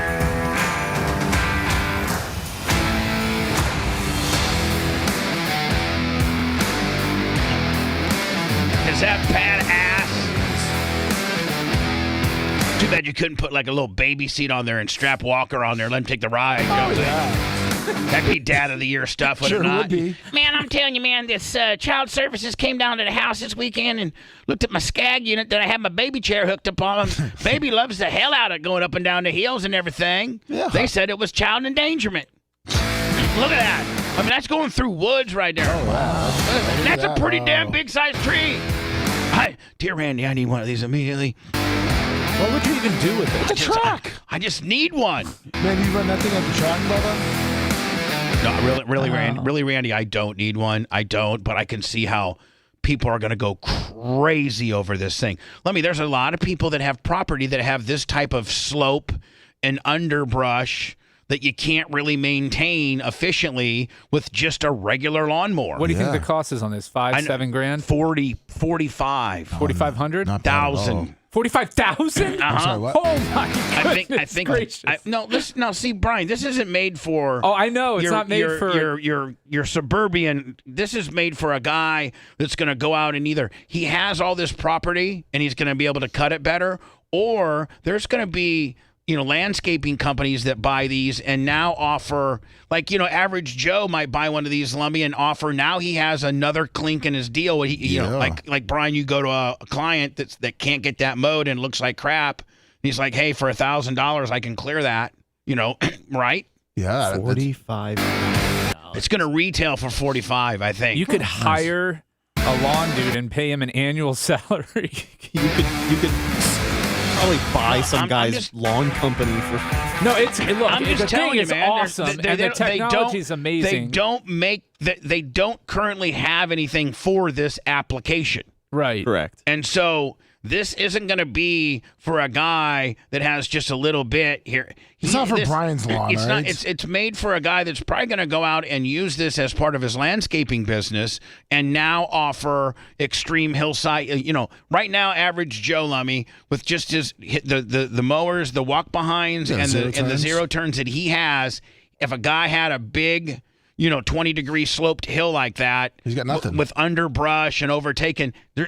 You're going to have to hire a bush hog company on skid steers, and it's probably going to cost you, I'm not kidding you, a couple $1,000 each for them time. to do each time. Yeah, that's a good point. It's I mean, gonna if you have cost- something like that and you're paying $3,000 a copy to get that done, and you can do this for $45,000 for the next decade, And you have it. I mean, it probably has a 5-year warranty on it or something like that. So like, well, you're a perfect example of Skag. I would go out if I was a lawnscaping guy. I would go out. I mean, do you know how many of these places you see that can't get mowed? Yeah. And now you got this thing here. Yeah, it's a little bit sticker shock initially until you realize that one, there's nothing else like it in the world. Well, right? Bubba, what And year's your two, Skag? mine's The old one. mine's a 2023. No, the one before. Oh, an 86. And it lasted. I got a Best 19. mower you had. Hold on, I hope Randy doesn't get mad at me about this, but my 86 hoopty ass Skag mows just about as good as my brand new 72-inch diesel Kohler deal. Shows the quality. I'm just telling you, man, they are some good ass mowers. If I was Joe from Average, if I was Aaron from Average Joe, I'd be looking at getting one of these and then go. And then what I would do, Brian, is go and bird dog. Have somebody go ride, around and find people that have these types of terrains that have let them overgrow and get, and say, hey, what if I come, 3 times a year? No, let me do a demonstration for you. Yeah. And then you only do part of it, and now it looks terrible. Yeah, now they got to finish it. They just mohawk their hill. That's right. Right? Yep. And you got to unmohawk your hill. It's like, listen, you know what? I'll come out 3 times a year. It'll be $2,000 every time, and it'll look good all year. Boom. That guy's like, no problem, buddy. I don't have any way of doing it. And Lummy, you got your Lummy back there with the remote control. Just sitting there hanging out. There you go. Look at that. Oh, that thing's huge too. I thought it was smaller. That's like the deck on that's what, like 24 to 36 inches? Oh no, it's probably bigger than that. 54 inches. It probably needs a wider base to be more stable. Oh yeah. Let me give me the specs on it. By the way, you can go to. Boom. Getting all choked up talking about this. Is it skagmowers.com, Lummy? Yes, it is. That thing's massive. I'm telling you right now, in Indiana, from Indianapolis to Warsaw, I see probably 300 of these types of hills just driving, that little distance. Yeah, it's like a 30. I'm guessing that the cutting diameter is like 30 inches on that, based on the size of the guy walking next to it. Maybe they have different sizes. But I don't know. But that thing's much bigger than I thought it was when you said 45. Let me give me the specs on this. I'm looking for it right now. And let me. I think it's battery. I don't think it runs on gas. Oh, is it battery powered? I think. I don't know. 52-inch cutting width. 52-inch cutting width. Wow. Yep, and you could cut up to 12 inches cutting height. Now, is it motor or is it electric? It's electric. Brian. It's electric. So you being Johnny Eco, it makes you even more. Oh, it's a gas and electric hybrid powered machine. Oh, gas hybrid combo hybrid. Because you may need a little more power at times. Yeah, it just regularly it maybe mows on the electric until it kicks onto a bigger shrub deal and the gas kicks on. Get a K&N in there.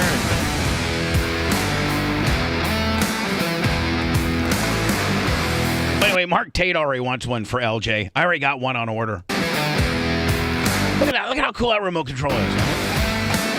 55-degree slope target. I wonder if you could sit on it. Might burn your ass.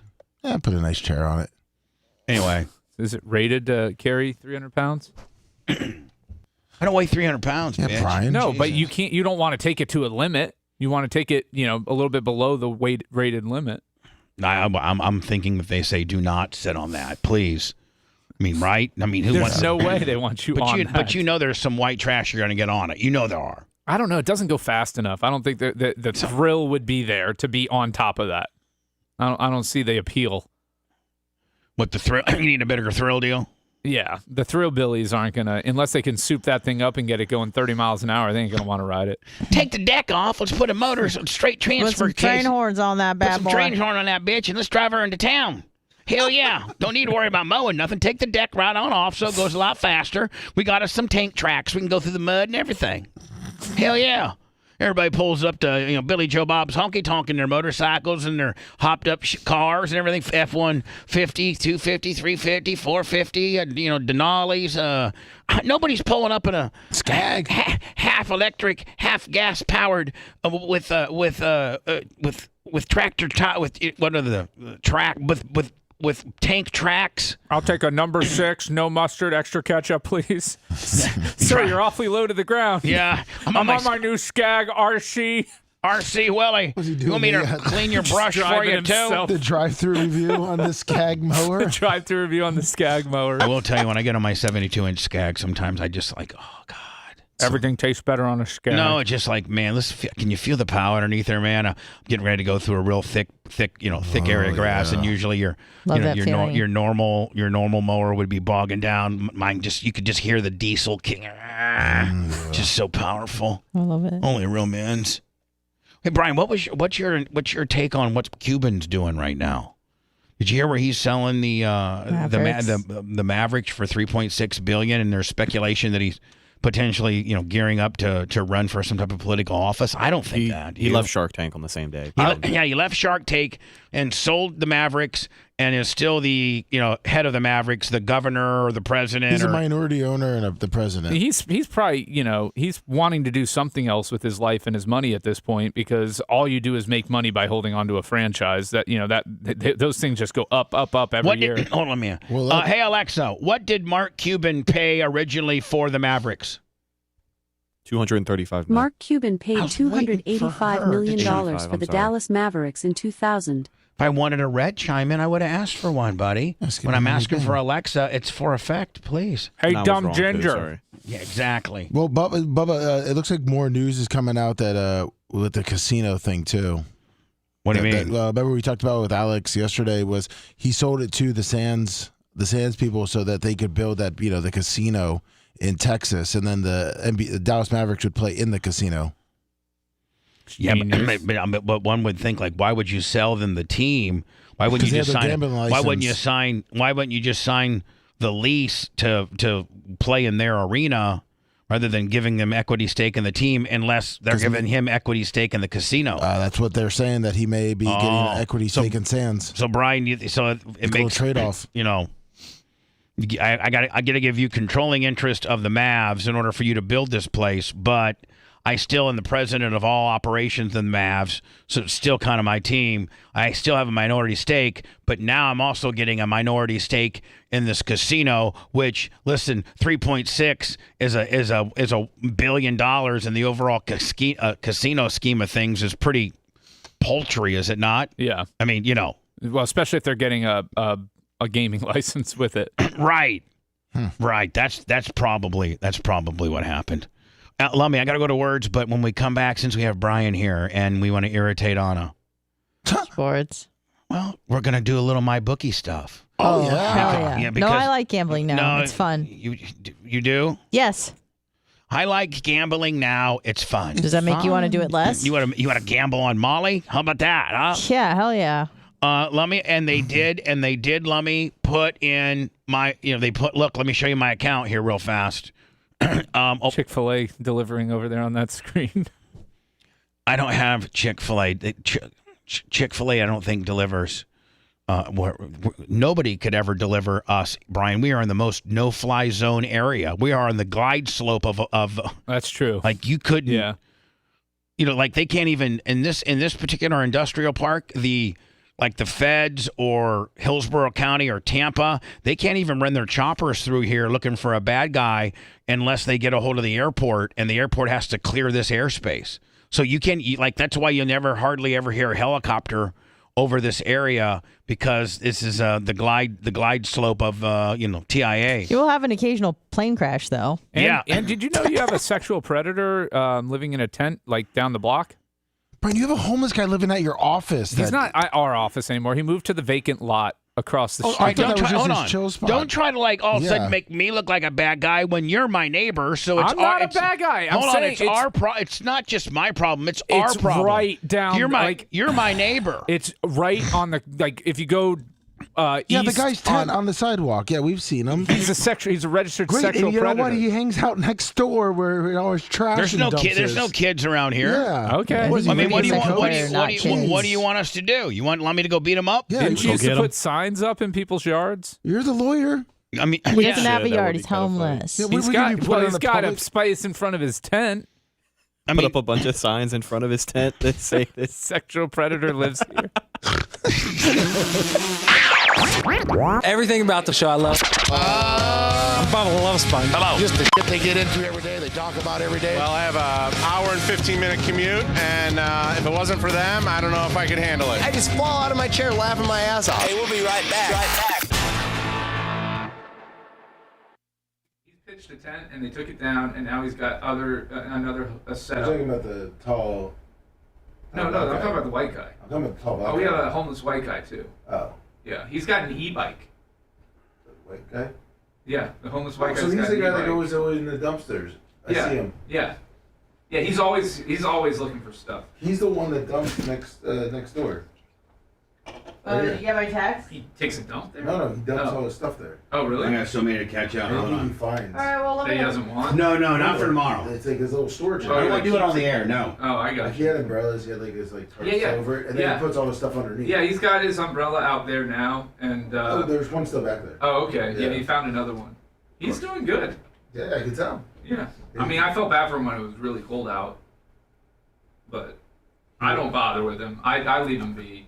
The city comes around and fucks with him. There's He's not another hurting me. I don't mess with him. There's another one. Yeah, that guy's got a nice setup over here. You know where they tore that big building down? Yeah. So he's up against the chain link fence that wraps around. Uh-huh. He's got 2 tents. When I got there, because I was looking to. Oh no, that's the guy I'm talking about. I go walking around that old building area. Oh, you go all during the the way middle of the there? day. Yeah. He has that. That's where my office is, dude. I'm right there. No. I know, but he's right next to the interstate. Yeah, right by the vets. Yeah. Yeah. Like where the vet, going towards the airport. It's actually coming off of Howard Franklin. Yeah. Oh, when you're saying I thought you meant there's another guy over here on this corner. Oh. With a blue tent. I know you're talking about. Yeah, he's got a setup. Yeah, no, he's got a setup. He had a better setup, and they fucking took it down on him, which wasn't cool. This was like 2 weeks ago. I saw him. Where's he at now? He's still there. He's by the vet, Bubba. When Yeah, I he's was in looking to donate the By battery, I found him. By where? You know where the vet is? You know where that big building was that they tore down? No, I haven't done. Yeah, over right across the street from Brian's place. Yeah. Pretty much, yeah. Yeah. He's set up right there. He has everything tied against this chain link fence. Yeah, he's got a great setup there. Yeah. And not only that, he's really smart. He's diversified his portfolio, and he keeps some of his stuff in the bushes on the other side of the lot. Well, so that if they come and take all that stuff, he's got a backup reserve area where he's got stuff hidden in the bushes. Bubba, that's the guy that stores next door now. Should I go play scratching off with the homies, or I shouldn't? But he's a sexual predator, Brian. No, that's not the guy. The guy that's sexual predator lives on a tent just off of Nassau up here. Okay. That's the other guy then. Yeah, that's the other guy. Homeless. Yeah, that guy, Bubba, he stores his stuff next door. That's the homeless guy that lives next to the goats.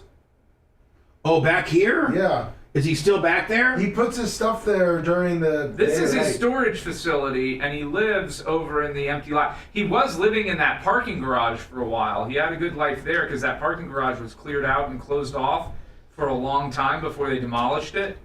But then when they demolished the parking garage, he went away for a while and had to find a different spot. And now he's back. That is just an empty lot. Well, Brian said too that he has I guess he has multiple spots that he stores stuff Yeah. at. Oh yeah, he's like a squirrel. Yeah. And he has stuff right next door, like I said, about he put a fucking lawnmower over there. You never know. He probably found a lawnmower, Yeah. like you said, because he has his bike that he rides around. Yep. He's and- got his and dumpster e-bike. dives. Yeah. And then you got Brian's 6'9" African that lives now in the empty lot. He was just laying there drinking his bottle of wine. He waved at me. I'm like, Probably because you look kind of homeless too. was And your cool. beard and your hair. I always Oh, see that- you're one of me. I always He's like, hey, bud. It's like I always see Jeep that- drivers. I They see always that wave at each 7-Eleven other. all the time. Yeah. 'Cause he was Yeah. driving He's wine. like, oh, he goes to that 7-Eleven too. He's definitely homeless. Yeah, exactly. He's always wearing this Bubba Army shirt. Because he always sees me. I'm always in a Bubba Army shirt. So he probably is like, that's the Has he got a Bubba Army shirt? Huh? Does he got a Bubba Army shirt? No. But I probably wear it. Yeah, we need to start giving them out to the homeless people. Let them represent. The guy Brian feeds. I'm not. No, some of the women in my office were. And That building, hey, that building's fucking thumping now that Tom's got his whole operation out of there. There's a lot of people there. Yeah. I mean, it never used to be that active. Yeah. Well, we've had quite a few iterations. Jay's office was in our basement. We call it the basement, but it's not a basement. Jay's office was there. Tara's office was there. Now Tom's office is there.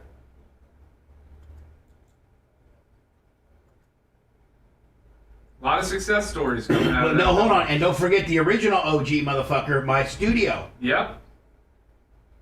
Stripper pole's still there.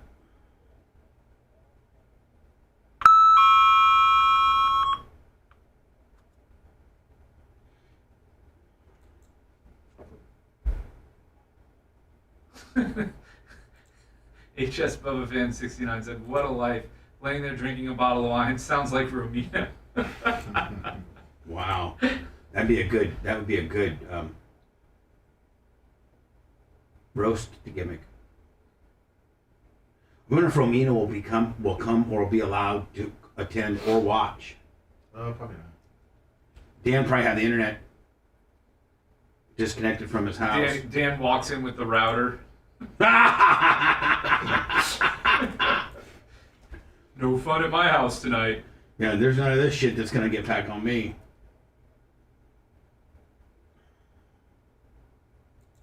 Homeless guy's coming to bar. Brian's +1.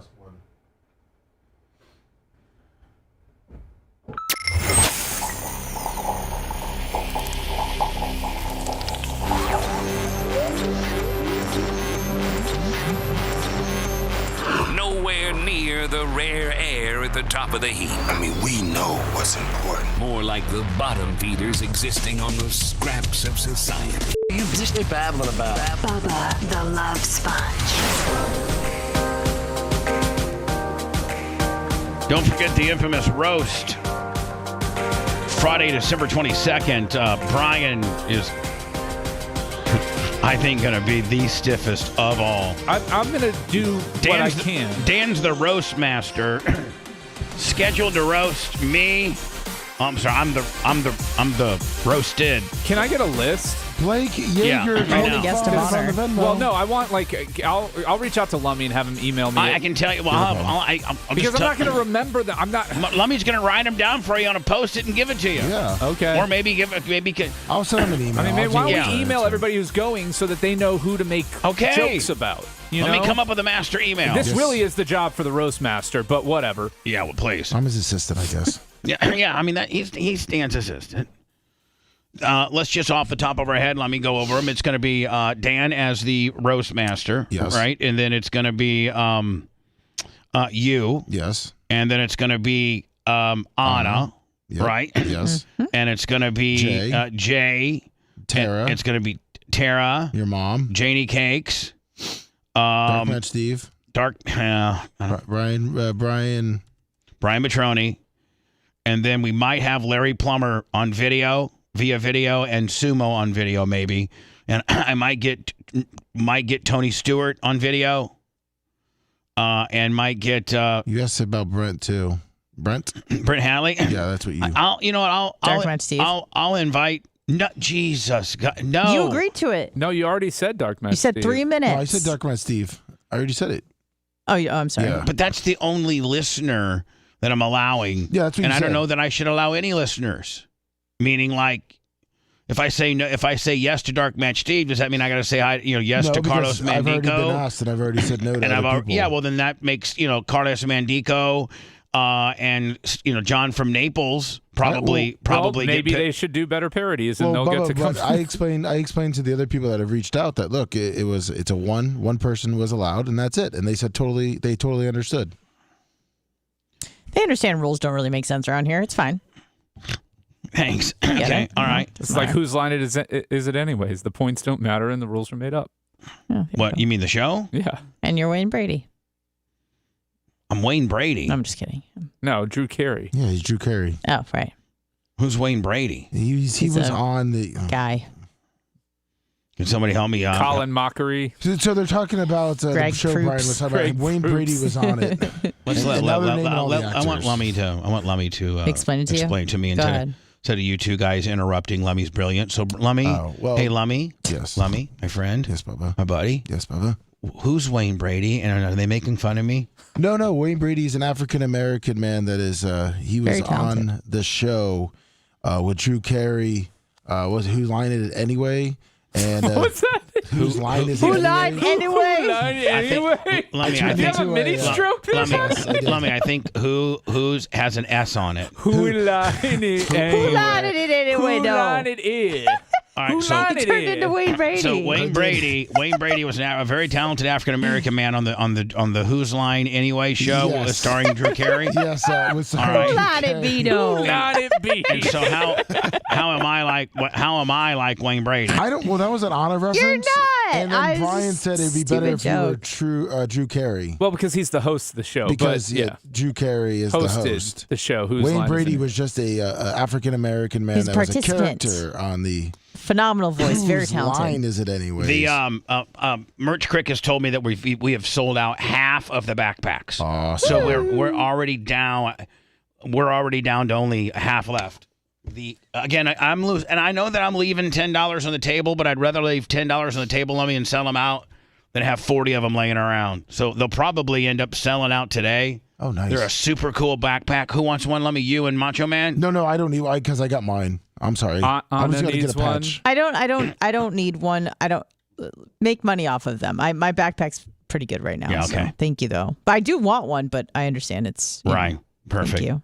Plus, you get on my nerves a lot too. Right. When Yes. Next thing you know. Yeah. You know, I fire you. Next thing you know, you got a Bubba backpack. It's on me. It's on, and you know that if you got fired, you would have it on Marketplace. You know you would. Or a bonfire.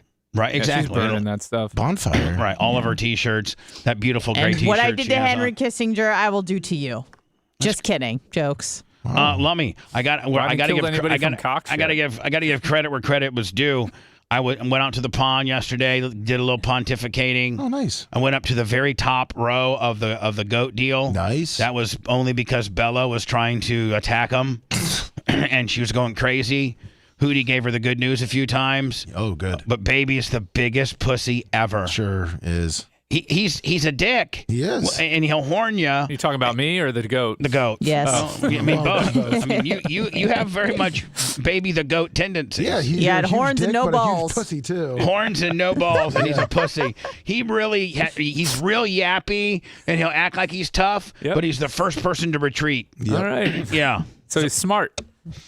Well, I don't know. Oh, geez. So anyway, I did do a little videoing. Oh, nice. So I might try to put together a little video, but the pond looks great. Oh, thank you. Good. It could use a little water, but I think we're going to be okay. I don't think we're going to go to the shallowness of what we had before. I think it's pretty healthy right now. Oh, it's healthy. Yeah, it'll get there.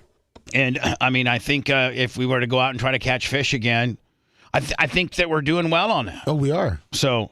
Fish are still there, happy? Thank you, Lummy. Todd the Turtle's gone, but that's okay. Todd the Turtle's gone? Yeah, I think the homeless guy cooked him up. He had a little Yum. he had like a little. I see a little fire pit over there, and I have a feeling Hold that on, he, you're He also telling took me- your ball too, Lummy. he did take my ball. You're telling me, Lummy, Dick. the homeless guy on the other side of the buckle brush of our fence, One of his storage spots.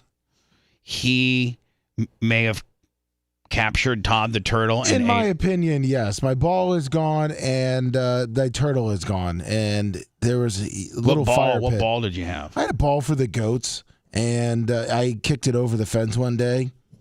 And What, you playing kickball out there with the goats? I was kicking the ball to the goats, and it went You over think the you're Pele fence. trying to do benders across the pond? Yeah, and it went over the Idiot. fence, and he took it. And when I was looking Now, for is he it, still over there? And can he we stores his stuff there. Well, can't we throw all poop? Like, can't we I just? have been.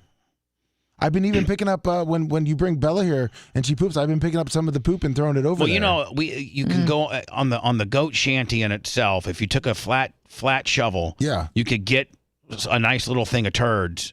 You know, because sometimes they turd right there on the steps. Yeah. And if you were to clean those steps off and then take those goat turds that look like little rabbit toys, and just like little shotgun, buckshot, then just constantly throw it over there. I'll do it this week. He has a lawnmower over there now.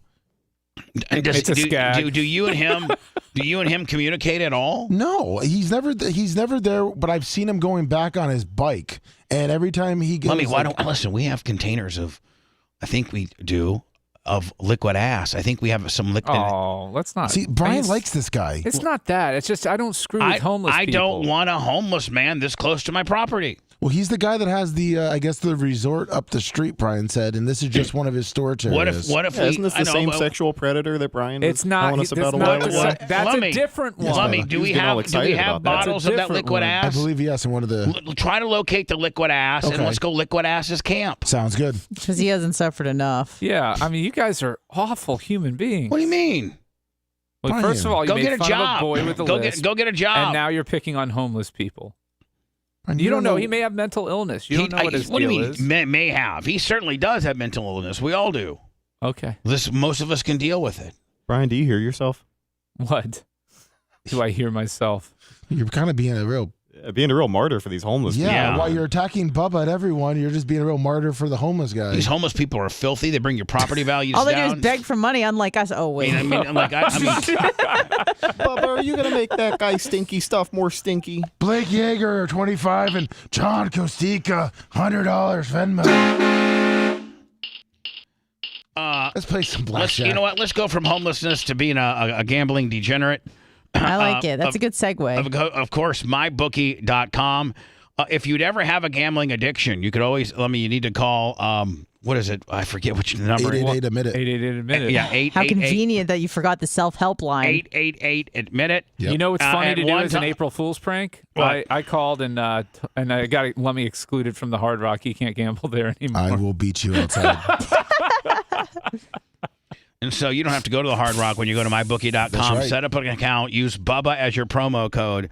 They'll give you some more money. Now, I had at one time, it looks like, they gave me $25,000. Yes. So that's what I got. This is all fake money. even when it was fake money, we had this at one time built up to $130,000. Do you remember that? Sure do. We had it, and I just went crazy, got on a really bad streak one day, and got it down to 11 cents. Yeah, that wasn't. But let me just think, if it would have been real money, I would have cashed it out at $1.30. And went to the Hard Rock. And since it wasn't real money, I didn't play responsibly. So this will be real money when you go in and start an account on mybookie.com. So play responsible. Don't probably play as aggressive and reckless as I do. I play aggressive and reckless because it's not real. Fun. It's fun. It is fun. There we go. It's single. The one game. Let me know when you go to mybookie.com. You can go to the money line. You can go to any NHL game, any football game, college game, basketball, anything in the sports book. But they also have casino and also live casino, roulette, blackjack, craps. They got it all. And it all starts and stops with mybookie.com. The one particular niche, if you will, that we have settled ourselves into, Lummy, is we like playing single deck blackjack. Yes, we do. And Brian even likes this too. Like usually Brian doesn't like what we like. Like for instance, Lummy, that Skag mower. Yeah. Deep down, he thinks that's stupid. No, I but don't. Deep down, we like it because we're real men. Yeah. No, I don't. Well, deep down, he really does like to gamble. He Brian likes to gamble. gambler. He does. Yeah. And so here we go. Lord, I was born a gambling man. Perfect. Let me. Where do I hit? I got my. Where do I hit? I forget. Where do I hit deal at? I forget. Right there. Go to you see your $1 chip. Here's the deal. You see your $1 chip. Go down to your chips. Oh, right here, right deal. there. Okay, yeah, here we go. All right, so we're playing blackjack, and we got an 18, and they're showing a 10. Yeah, you don't hit Stand. that. No, Yeah. you gotta- Hold on. Say it. Stand. In the place that you live. There you go. 15. Oh. Brian, that was a screw job right there. That was a screw job. He pulled a 15. You're like, oh my God, he's gonna go over. Let me. What happens when you fall off the horse? You fall over. You get Get back on the horse. You hit the ground. Lummy, I was trying to card count, Bubba. Are you the dumb? Lummy. The answer is yes to that question you're about to ask. When you fall off the horse, you get back up on and it. you, the get back on the it. answer is not you. Lummy, what happens when you fall off the horse? You fall over. The count is 0, Lummy. I know.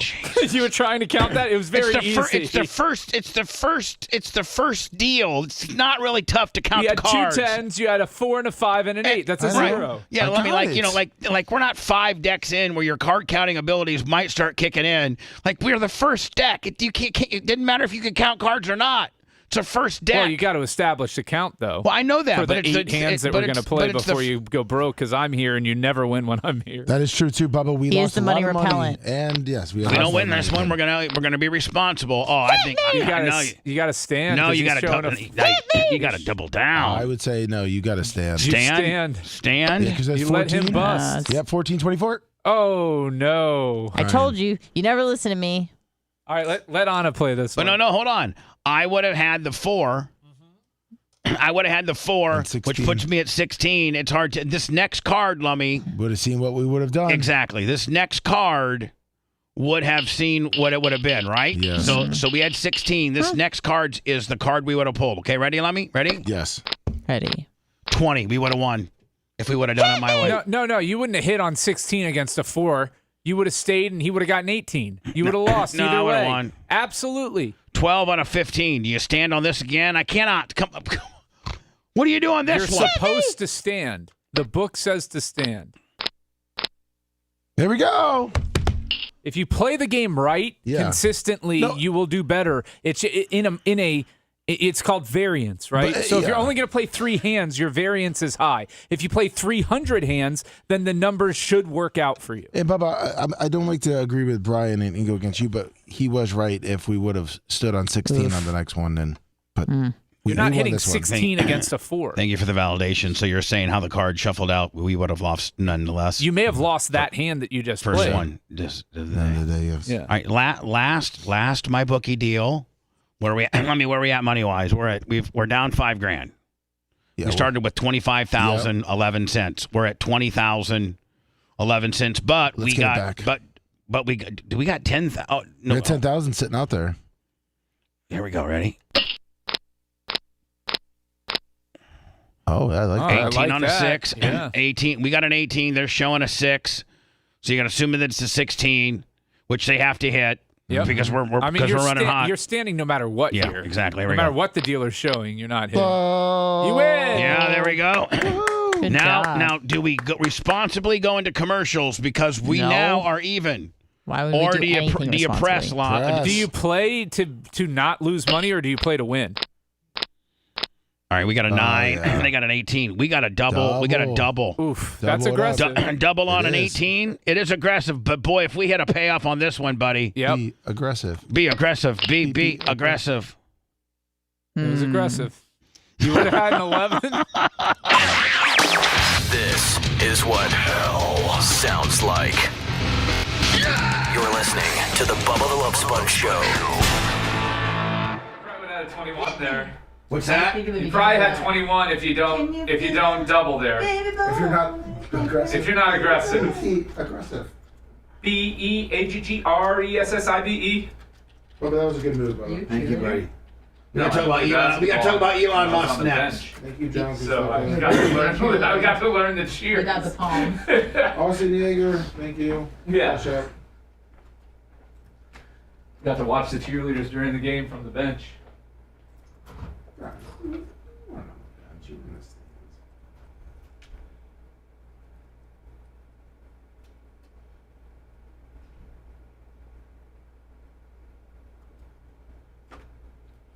Be aggressive. When helping children unites us, Aww. force I love to helping reckon with. children.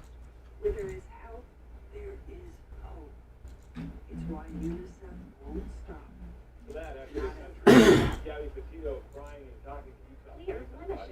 Gabby Petito.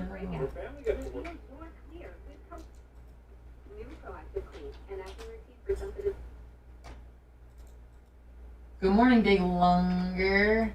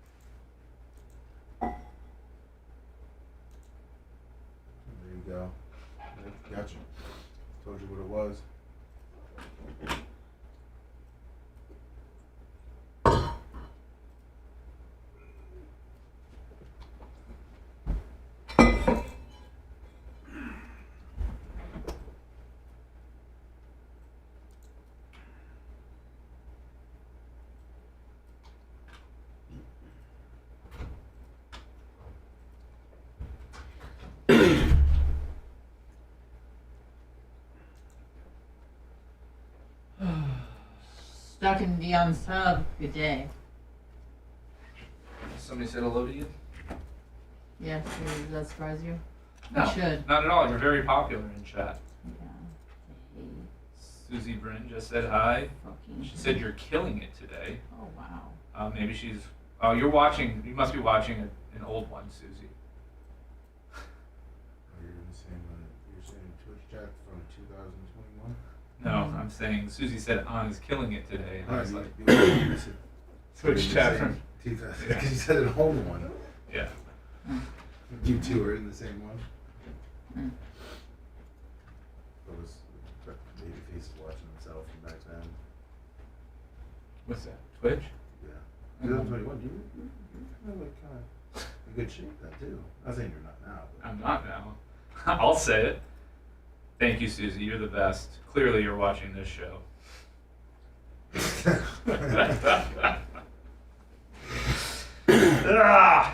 Hey, everybody, vote for Maria's Cakes. Buzzer, Bob. Greatest Cake. I actually use that song when I promote her shit. Ooh, I think I like it. So excited. It's running my dick. Thanks, Howard Stern, Bubba Fan 69. What's up that story? Good morning, Buzzer, Bob.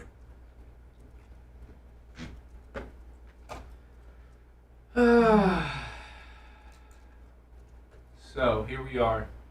A lot of people are saying this is the best show of the week, maybe the best show of the month. A lot of people in chat saying that, Bubba. I don't know what you're getting on the text from the circle of trust. Liquor. The inner circle, if you will. Bronx 161 Street, $44. Cash App. Brian is a fraud. Yep, pretty much. I know, a fraud. What does that even mean? $10 more. Who did I? Yeah, he gets $10 more to tell us why. Yeah, $10 more and tell me why I'm a fraud, please. Make it 6, make it a 50. What kind of law do I practice? I practice personal injury. Regina practices family law. We gotta get Regina back in here, Bubs. Anderson Pest Pro, Sure. 15 on the Cash You App. know, getting her up here that or this early is a little impossible. No, not like to start the day, but at 8 o'clock she can do it. Yeah, absolutely. You know Gina's always Yeah, she gets all dolled up for this. Hey, you know Gina's always invited. You just tell me what day she's coming in, like what Thursdays on your Thursday she's coming in. You just tell me. Yeah. All right, I'll let you know. Perfect. Great. Awesome. Great. Excellent. Let's circle back on that. Yeah. Let's put a pin in it. I want to touch base with you next week. Ooh, touch base. Thanks, Anna, as a smoke show. It's Anna. I know, I was being a fucker. It's kind of I have a rule. If someone calls me Anna 3 times after I've corrected them, that just becomes my name. I'm just like, that's okay. Yeah. I'll respond to Anna. I'll be like, yeah, okay. Well, what fucks me up is we coach my daughter's soccer team on Wednesday nights, and we have an Anna on the team, and I vacillate between calling her Anna and Anna because of you, and then I get corrected by my daughter every time. Dad, it's Anna. And they come in here. So you're a bad dad. Sorry, I was trying to. Pretty much, that's what I was saying. I'm a bad dad. Bad dad, let me say it. Bad dad. Bad dad.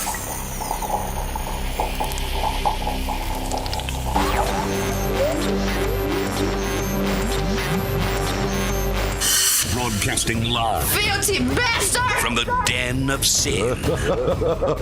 Just leave your morals at the door. Yeah! You're listening to the Bubba the Love Sponge Show.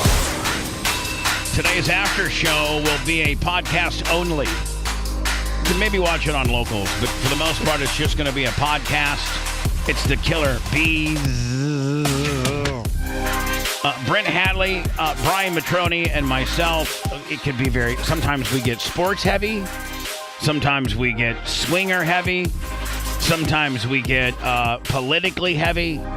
It's just, it's just us three in here BSing around. The only place you're going to be able to find that is wherever you get your podcasting stuff. Spotify, iTunes, Apple, iHeart. Bubba Army HQ. Bubba Army HQ. Go download it. It'll be up by noon today. Let me keep your. I told Hallie 10:15 today. Okay. So just be looking for Brent. Will do. And get him in, get him situated. Yeah, I'll get his mic and everything set up for him. Well, I think he's gonna probably sit in your mic. That's what I'm saying. I'll switch up my stuff. Sure. And if he gets here a little bit early, just put him in the green room. Will do. Appreciate you.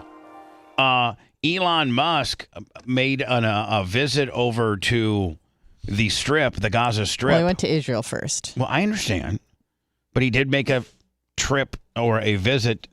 The Hamas invited him to Did he walk. actually go, or was he just invited? I'm looking. It said Hamas senior official invites Elon Musk.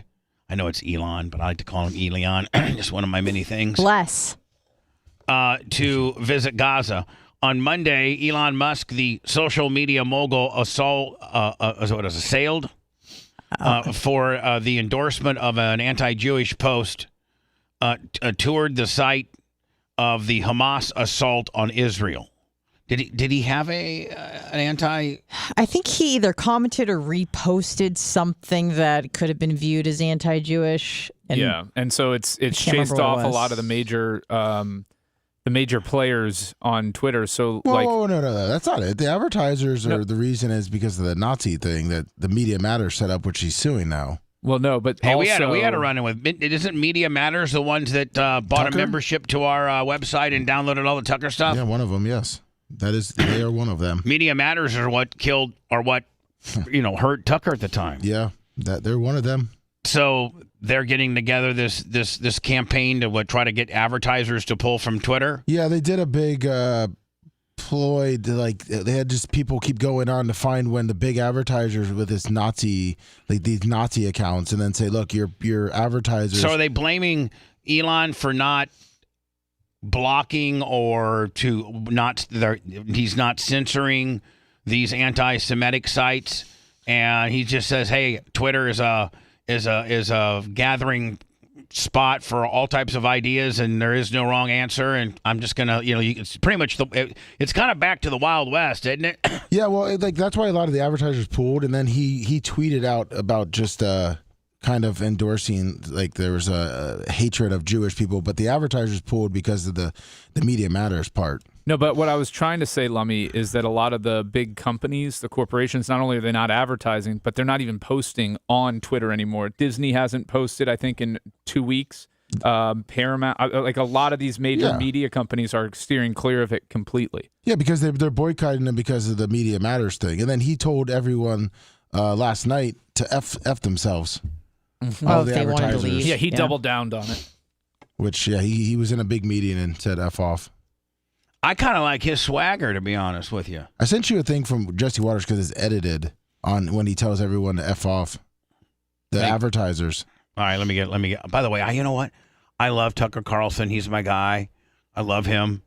But I think you can't. Whoever stepped into that slot, Tucker set ratings on for nighttime, cable news. 12:30. And is that 12:30? Yeah. And so whoever took over the spot, big shoes to fill. Big shoes to fill. And I got to tell you, man, Jesse's doing a pretty good job. He really is. Yeah. He's doing a pretty damn good job. Here we go. Coming on and telling Great the truth. hair. Thanks, Jesse. Well, how's the richest man in America doing?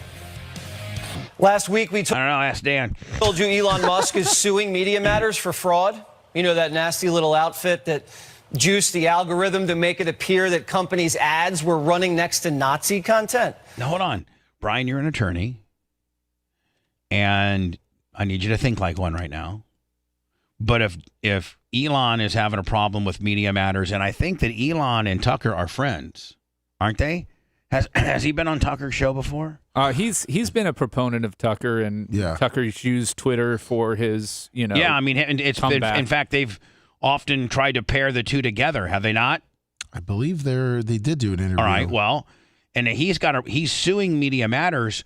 Should I try to get a hold of Elon via my fancy lawyer and you and say, hey, Elon, if we're talking about Media Matters, if you want to get into what they took from us, what they downloaded and took from us, well, would that help his case? I don't think it helps it because they didn't distort anything in. So the allegation, from what I understand here, is that they distorted the algorithm. They figured out, I guess, the algorithm for Twitter advertising and made it appear as though companies were choosing or ads were being placed on Nazi content.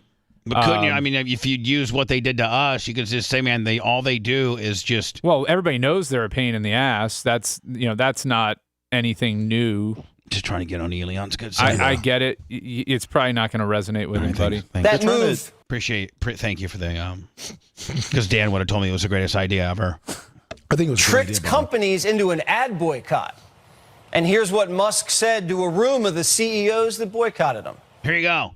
This is why I think Elon Musk should be the president of the United States. His swagger. He can't, but I know he can't. Neither can. Listen, two people that I really think should be presidents of the United States both can't. Arnold Schwarzenegger and Elon Musk, both not American born. And that's I think that's like 35 and born in America is like your first two starting points. Anna too. Las Vegas Mario 25. Yeah, he doesn't want me to be president, though. That's the difference. There's a public perception that was nobody want that negative bitch being president, right?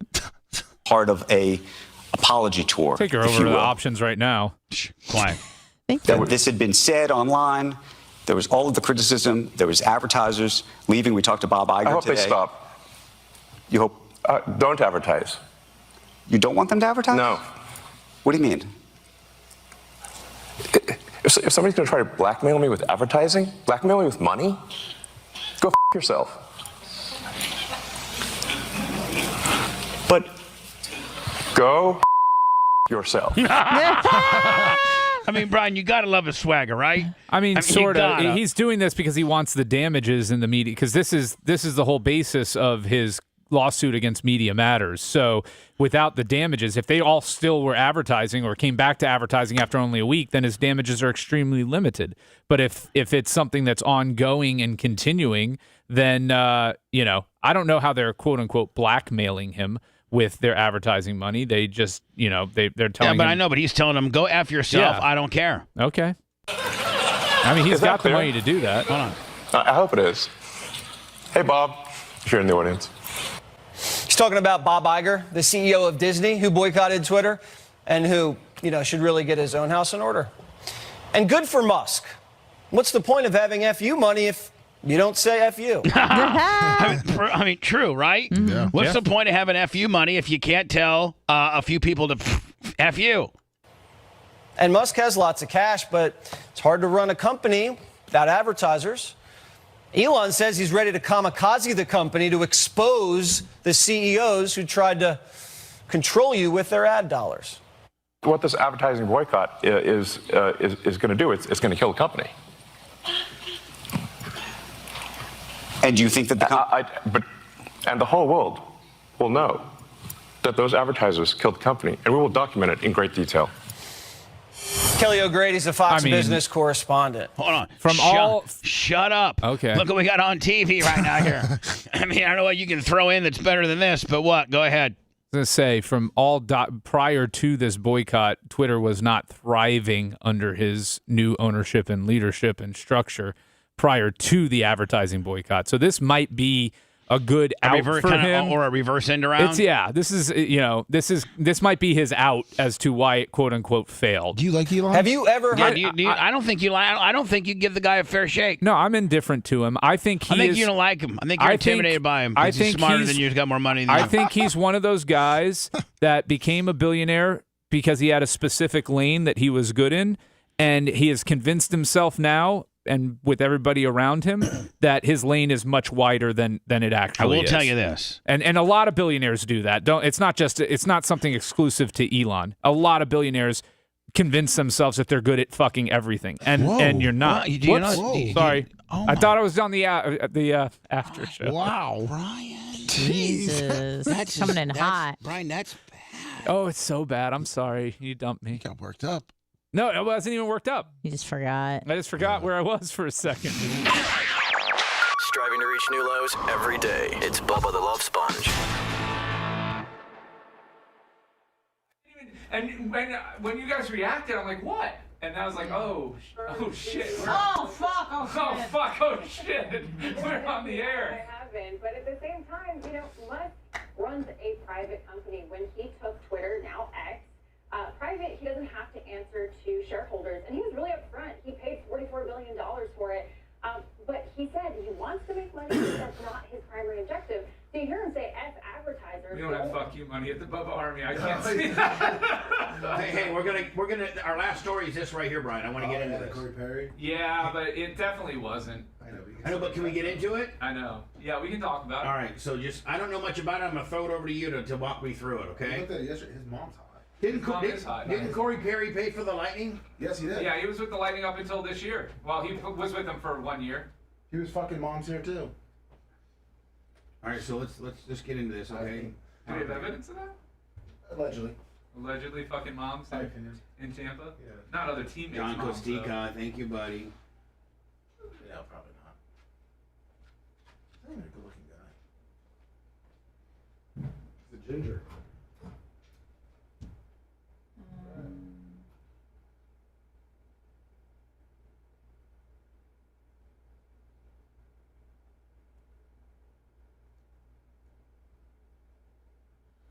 What was the original tweet that he made that everyone said was anti-Semitic? I don't know. I haven't even seen it. That's the thing. I think it was like a retweet. I don't hate Elon. I don't pay attention to him. I think he's, you know, he's a provocateur. He uses Twitter to, and he uses his use of his tweets to try and generate action and people talking about his company. I don't blame him for that. That makes him a businessman. But when he tweets out things that are completely and totally erroneous, like the journalist who made one comment in one story on how Pizzagate wasn't real and said, "Oh, we have experts," and then tried to hold this out like this guy was an expert and then got busted for kiddie porn. To me, that's just so intellectually dishonest that if you're taking, and he knows it, like he's smart enough to know it. So that, I don't like that about him. But whatever. I don't care about mean tweets. I really don't. I mean, I don't think the President of the United States should be making them. I think that's an office that should be held to a higher standard in terms of decorum. But whatever. That's my opinion.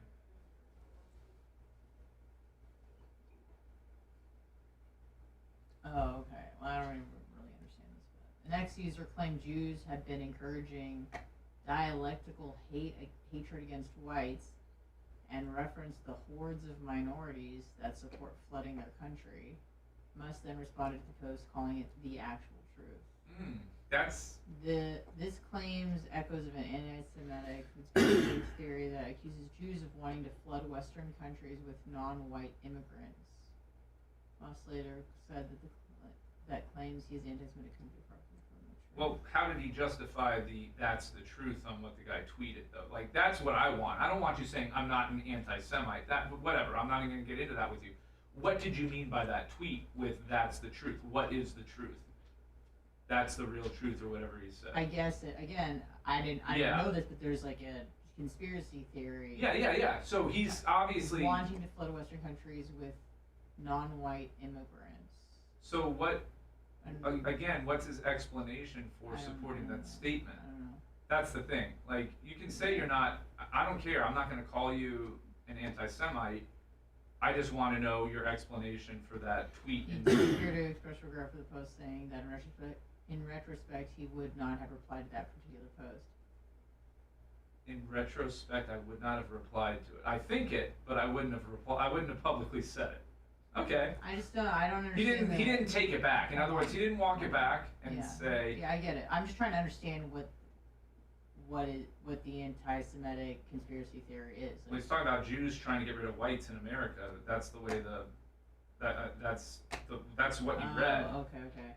Yeah. Like wanting to flood Western countries with non-white immigrants. Yeah, but the original post, what I'm saying is that what kind of laid it out as to what the conspiracy theory is. Hordes of minorities that support flooding the first their part of country. it that you read. Dialectical hatred against whites. Yeah, Jews have dialectical hatred against whites. Dialectical.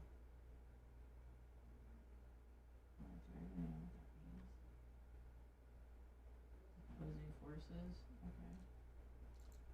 Okay. Is that's a thing? That Jews hate Gentiles? Well, what the guy said, and then reference- Elon Musk said, "This is the truth." Yeah. So the hordes of minorities that support flooding their country.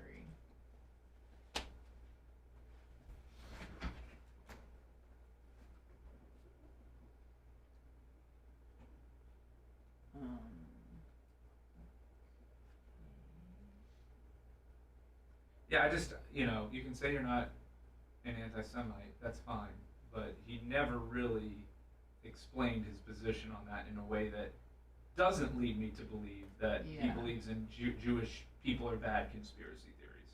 Yeah. So, what am I left with then? What is this? Is I this should, in the- retrospect, I should not have responded to that. The great tweet. replacement theory. This is what I'm looking for. Yeah. I didn't know about this. Yeah.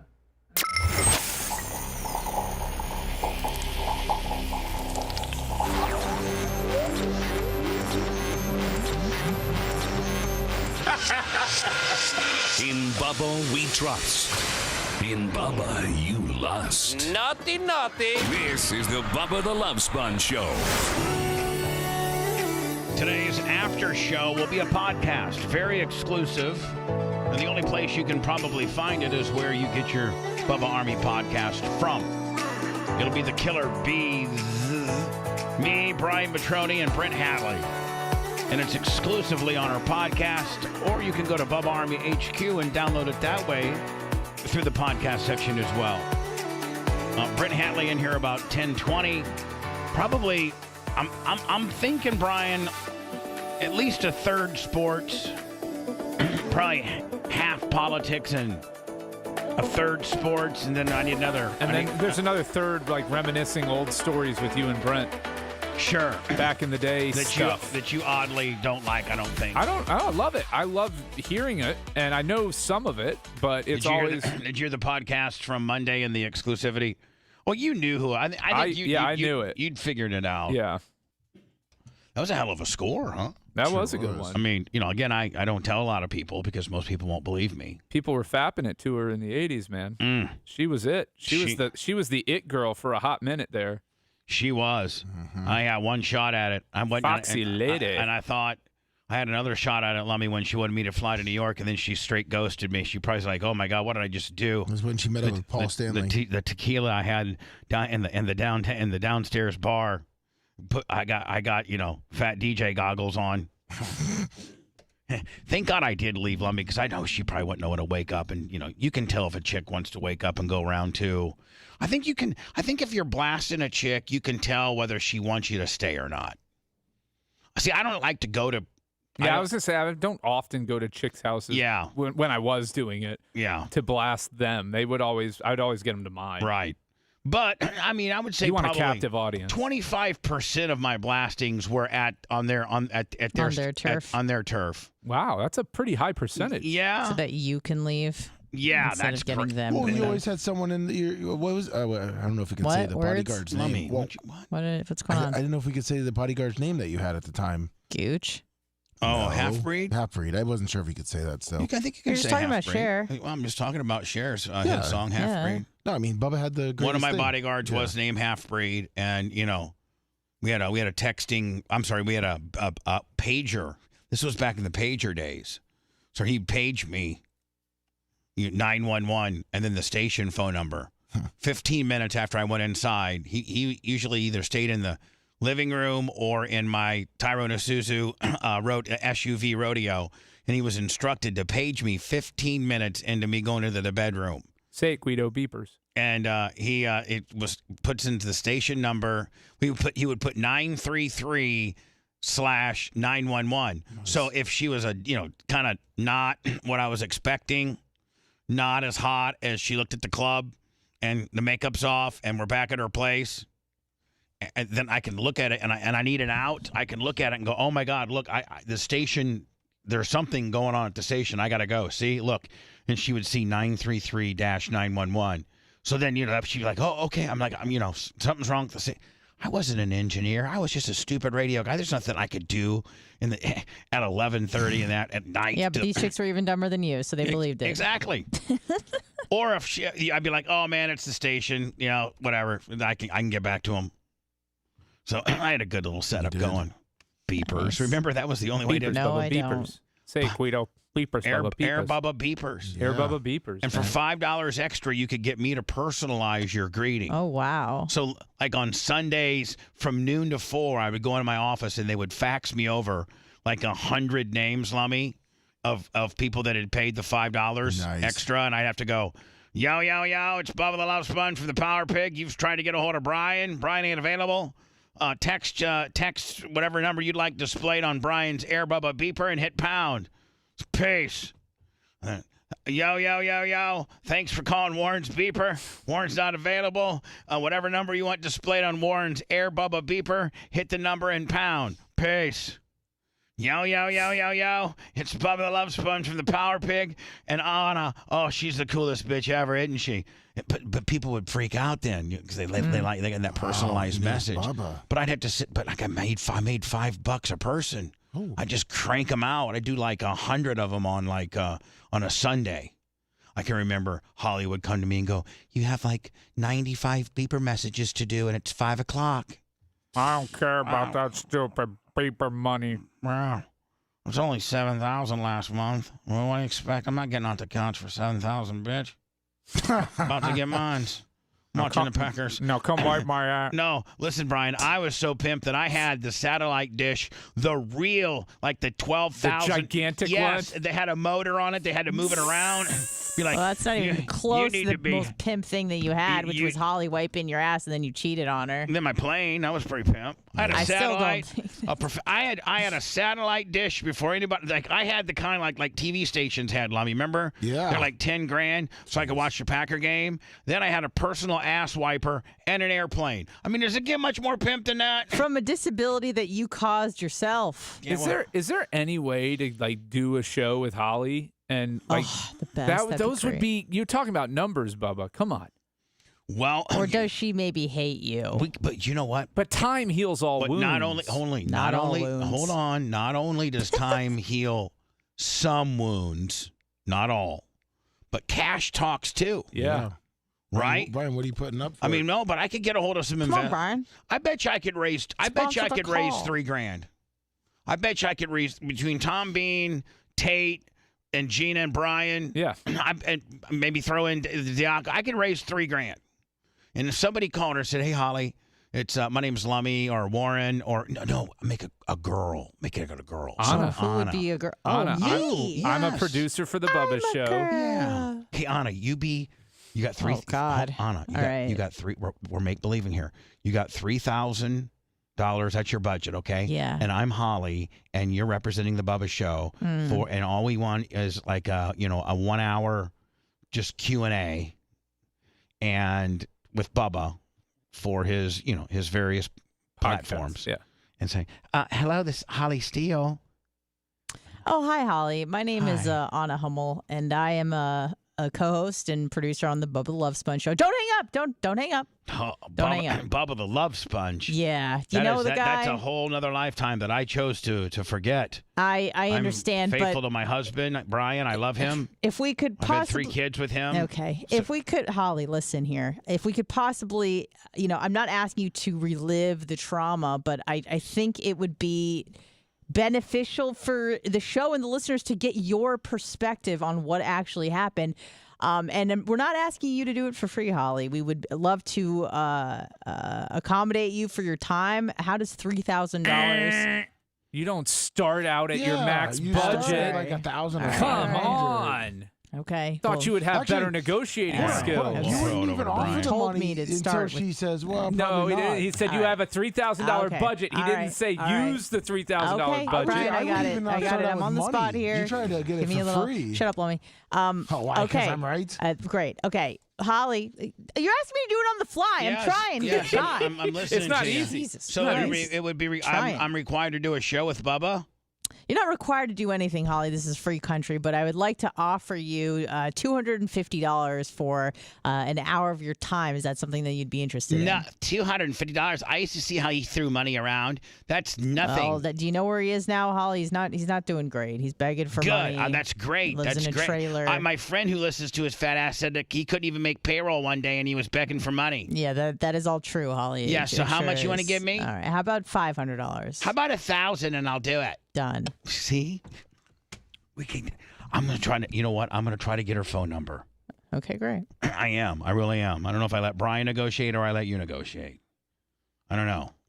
I don't know that you're a very good negotiator, Anna. You should. I think she just turned it around there. I mean, I'm just sorry got you I to was take on 1,000. the spot. I'm trying to do this, and everyone's flying at me. Okay, I get it. I screwed up, but I actually learned You from my screwed up. mistakes. That's You why we did. do simulation. And you went right know? down to $250, and we cut it we're for fine. $1,000. You Everything's you okay. saved the company $2 G's. Yeah, there you go. Great. No, so you're doing it. Okay, thank you. I wonder if is this a 1 or 2 party recording state, Brian? Well, it's a two-party consent so we state. couldn't- we Yeah, you couldn't- can't record it without her knowing. Yeah. She's gonna be like, "Oh, I heard Bubba likes to Now record." we could now." record just Anna's side of the conversation. Well, we will. So have her, but as long as it's not picking up the audio from the phone. I would. Oh, I gotta go because we got the Killer Bees show. Oh, but show's I over. would love to have a show with Holly, like Becky and Heather, Heather, Yeah, and Jill. Nikki, Jill, my first wife, like all my exes. Tyler's mom. Oh, jeez. Oh, so.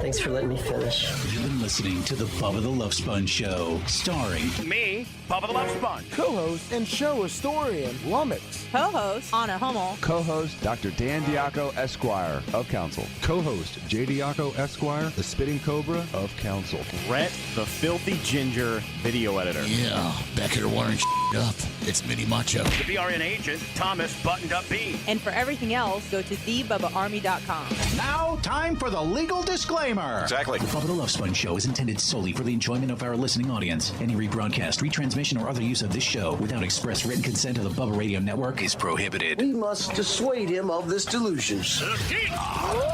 Until next time, always remember. I repent.